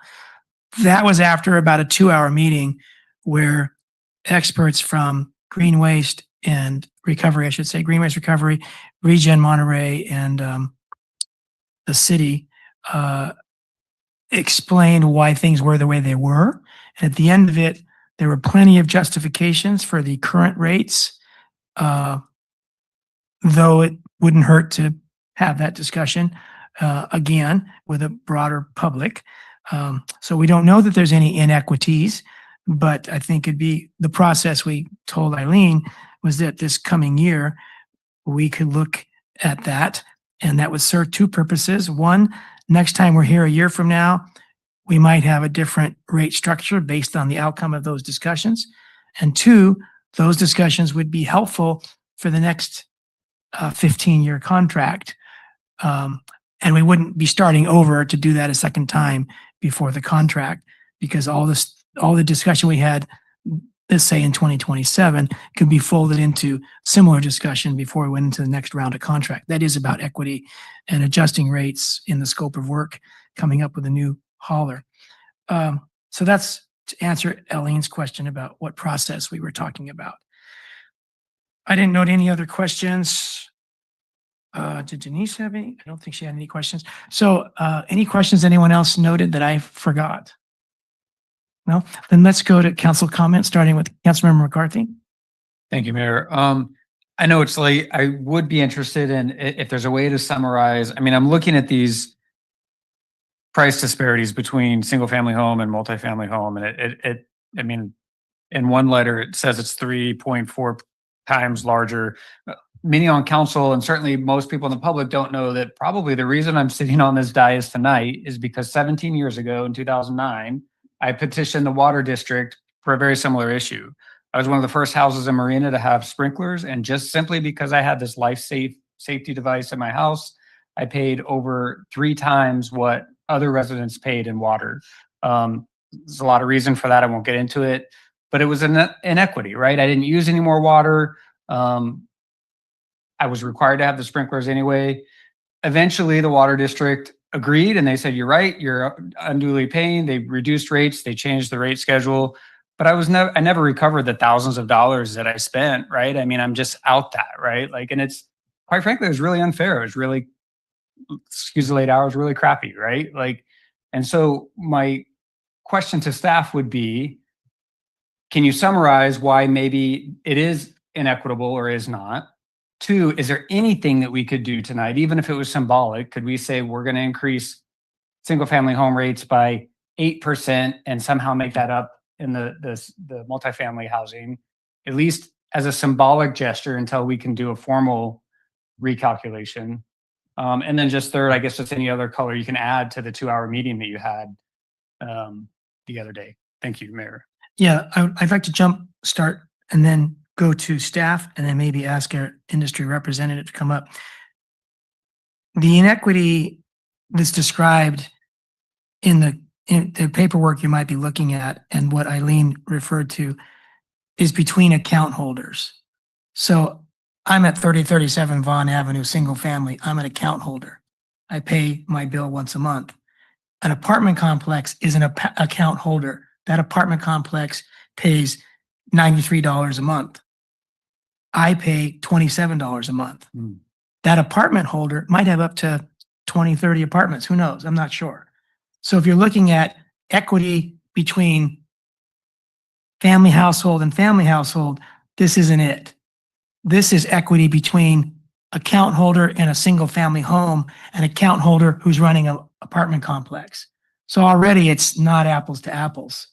So you could say that the apartment household family is paying a lot less than a single family household because they're paying a piece of $93 and their piece of $93 is much less than $27 that I'm paying as a single account holder. So there's equity between account holders, there's equity between households, there's equity between weight. If I'm putting out 5 pounds of garbage every day, someone else putting out 50 pounds, we're paying the same. You might say, hey, that's inequitable per pound. And so all of those discussion points would require a process of discussion with public meetings to get at any inequities that really might stand out that we want to fix. So tonight, we don't know of any inequities that we want to fix because the other issues are that the multifamily residential locations create less dense routes, less stops per hour, therefore more labor costs per stop. Residential, it's boom, boom, boom, boom, boom, boom. You get a lot more stops per hour, so the cost of labor to serve me is less than to serve an apartment complex. Apartment complex tend to be higher service costs. They got to move their truck in and out. They got to get out, open the gate, they don't do that with my house. They just whoop, dump and go on to the next. So due to service cost, less dense routes, and then SB 1383 came around 2014, it required apartment complexes to have a new bin called organic waste. That new bin costs more to serve than not having that bin. Where I live, I was already throwing my lawn clippings in a bin. Now I put my chicken bones in it. It didn't increase my service cost to the hauler. So we would have to discuss all of those topics and any rebuttals to those topics to find out what's really going on. Is anyone being charged unfairly? And if so, let's adjust those rates, for June 20 or July 1st, 2027. But we're not ready to do that tonight because we're not even sure tonight if there's any inequity at all. There may not be. So that's what I got out of yesterday. I knew nothing about that so I'm just telling you what I learned in a 2-hour period. But let's ask our staff if they want to add anything or rebut anything I said that might have been inaccurate. Well, if I can, just because the question was for staff, and I super appreciate all of that, but could you tell me, based on what I just heard from the mayor, would you agree that in general, we're generalizing here, that apartment dwellers actually pay less? Because that's kind of what I think I heard. Second, Yeah. So that's a hard question to answer, and HF&H is probably the best person to give us a detailed answer on that. But the main thing that Mayor Delgado was trying to, or that he expresses, that in a single family home, the account holder is a single family. Apartment dwellers are not paying for organics recycling or for a green waste can. The owner of the apartment complex is paying for it. So I have a friend, to make this easy. I've got a friend who he just works his tail off. He's a public works director, just like I am. But he's also a licensed general contractor, and he does house flips left and right. And as soon as he gets enough money, he buys a triplex or apartment complex, and his plan is to retire, and he and his kids and grandkids will never have to work again. So he's quickly in his mid-40s becoming, I would say he's probably already an asset millionaire. He's probably soon going to be a cash millionaire. So a single family home is being charged $30 a month. This man, who is making tons of money, well deserved, he's a very hard worker, he's being charged a different rate because it's a different situation. Like Mayor Delgado said, the trash truck that comes down my street is $30, $30, $30, $30, and in an hour he's collected 30 times 172. Whereas the truck that's going in and out of apartment complexes is picking up a can, driving 3 blocks, picking up another can, going around the corner to a shopping center, picking up 2 or 3 cans. So they're not, it's not at all, single family is paying less than multifamily dwellers. Single family, it's just not apples to apples at all. The person being charged in multifamily units is the business owner, who is an entrepreneur, deserves every bit of profit they can get, but it's just not, it's not the same at all. So a more detailed explanation can be, if needed. I'd appreciate it if that's all right, Mr. Mayor. I saw him shaking his head, but I'd like to. The biggest thing is time and motion. And so the simplest explanation is that to serve a single family home, it takes 20 to 30 seconds. To serve a multifamily complex is 2 to 5 minutes. And so that time and motion issue is the biggest factor that drives the differences in rates. But what I would say is you have a couple of mechanisms in your contract. One of the things that you're allowed to do is to adjust the sectors differentially. So just as you were explaining, we'd have to do the math, but just as you were explaining today, if you have this community discussion and decide that there is some inequity that you want to work out, you could adjust single family rates independent of multifamily rates, independent of commercial rates any given year, and sort of play with that relationship. So one of the things that you could do over the next year, to maybe inform some of the community discussion, is to do some time and motion analysis in Marina to understand, under your circumstances, what are those differentials between serving single and multi, and maybe even throw commercial in there too, because the same thing plays out. If you look at that commercial rate sheet compared to the single family one, it looks much more expensive. So maybe you do that and sort of inform the discussion based on sort of some objective measure. But that is the primary issue. The other thing that I would say is you inherited this rate structure from your waste management agreement. When we started this new contract, all of the rates went up by the same percentage. So single family rates went up by 12%, multifamily rates went up by 12%, and it just washed across everybody. So nobody's done the sort of analysis you all are talking about of your rate structure in at least 15 years. And it would be really timely in advance of this new agreement to whatever restructuring you're going to do, work it out under this contract so that when you have a new contract and new services and all of that, that party, whether it's Green Waste or somebody else, isn't painted with, oh, we got this new contract and these things changed. So. Thank you, Rob. I couldn't have said it better. Anything more, Brian? No. Okay. Councilmember McAdams? Thank you, Mayor. I'm just curious if multifamily customers can qualify and participate in the low income pricing for green waste. My understanding is that the eligibility criteria are that you either need to qualify for CARE or Lifeline for that. And because as was just described, a multifamily property owner isn't going to qualify for those. It's a property owner criteria or account holder criteria. We're working in a number of places, including Oakland and San Jose, to try and answer that question of how you push savings for those low income programs down, particularly for affordable housing projects. So we're working on that. Maybe we'll have an answer by the time we have the new contract for you. Yeah, I mean, I really have a problem with that, right? Because if you're paying rent, if you're in a single family home, you're paying, 32 to 4,000 a month for rent. So of course you're not going to apply or you're not going to qualify for the care program through PG&E. And if you're living in high density housing, typically, you are lower income. I especially think about seniors, right? Or people on fixed income, single income households. And so I think that that's really unfortunate and ironic in a way. So I would like to see that changed, because I would think the whole purpose of having the low income offerings is to support and lift up the residents who are the most vulnerable and need that support. So I don't know if, I hope you're hearing this, and hopefully there's something you can do. Thank you. Yeah, Councilmember McAdams, so if there's a University Village Apartments has 108 units, they're all very low or low.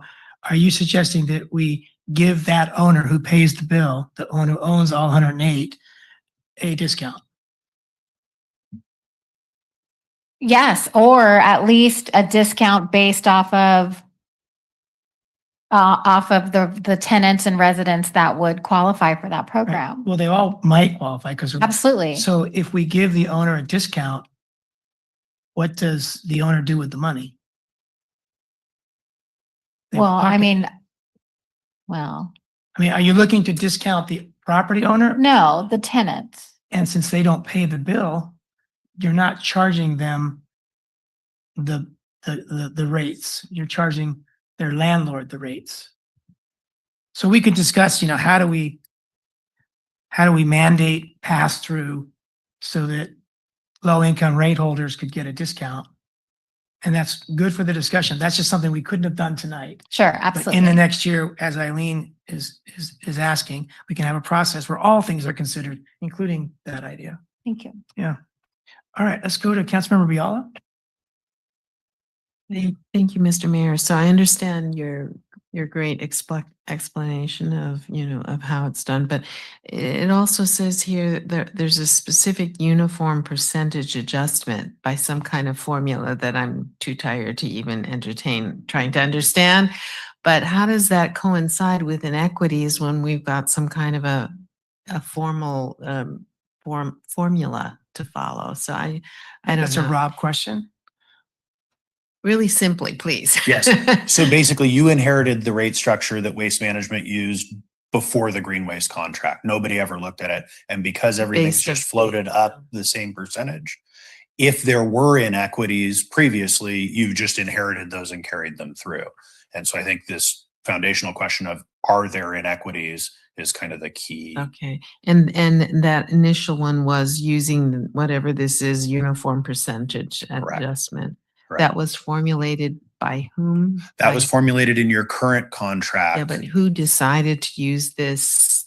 Is it is it used by other? Yeah, it's a entities? very common adjustment mechanism in the industry. Okay. So if you trusted that, does that kind of impact the inequity? Does it consider all the things that we've been talking about tonight? No. It can, What that considers is covering the inflation in the cost of providing the service for the service provider. It does not speak to the appropriateness of the rate structure vis-a-vis a given customer class. okay, got it. Thank you very much. All right, and our city manager Lane Long has some input.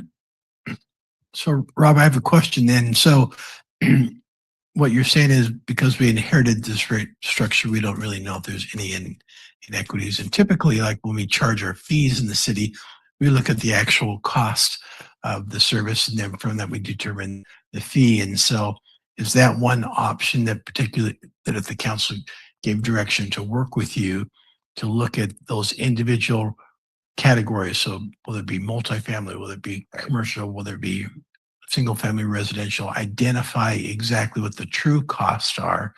And then from that, that's a starting point that then we can look at the inequities and start to address that. Is that Exactly. So you would do a cost of service study just like you do for your fees that you set in your budget every year, right? Same concept. Better to get started during an election year and then get the conclusion after the election, you know? Because if you were to increase all the residential rates, you'd have a lot more unhappy people than if you were to increase the commercial rates. So get it started this year and then finish it next year. All right. So would someone like to make a motion? I'm sorry, Elizabeth, I didn't see your light. Sorry, it's been right there all the time. You don't need to worry about election year. That was advice to the rest of you. And I know it's late, but I do want to, I don't know if there's still members of the public who listen, because I always think it's good to let people know what we pay for. You know, in our city, we can put household bedways on top of our recycling bin in a clear plastic bag. And we have up to 3 times a year, we can have bulky items picked up for free. And by the way, that's different for multifamily. I learned yesterday at that meeting. So we definitely need to look into the inequities and what we can do to change that after the election, probably. But no, we need to look into that. And I would like to thank Eileen for being so consistent and showing up and talking about it. And a request for green waste. Councilmember McAdams already spoke about low income and senior rates that are available. Can you please put a link for that form on the website? I know people now have to call.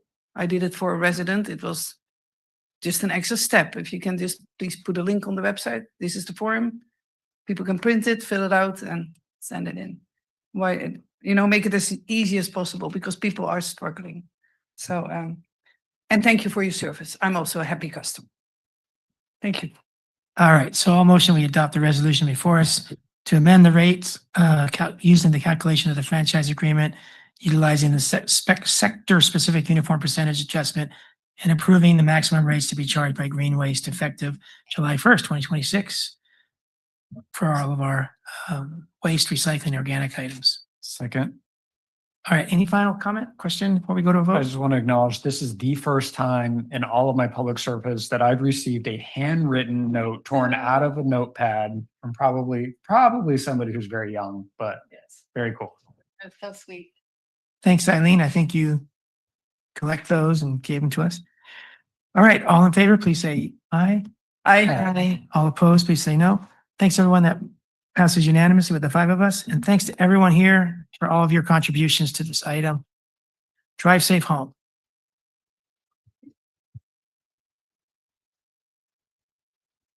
We are adjourned.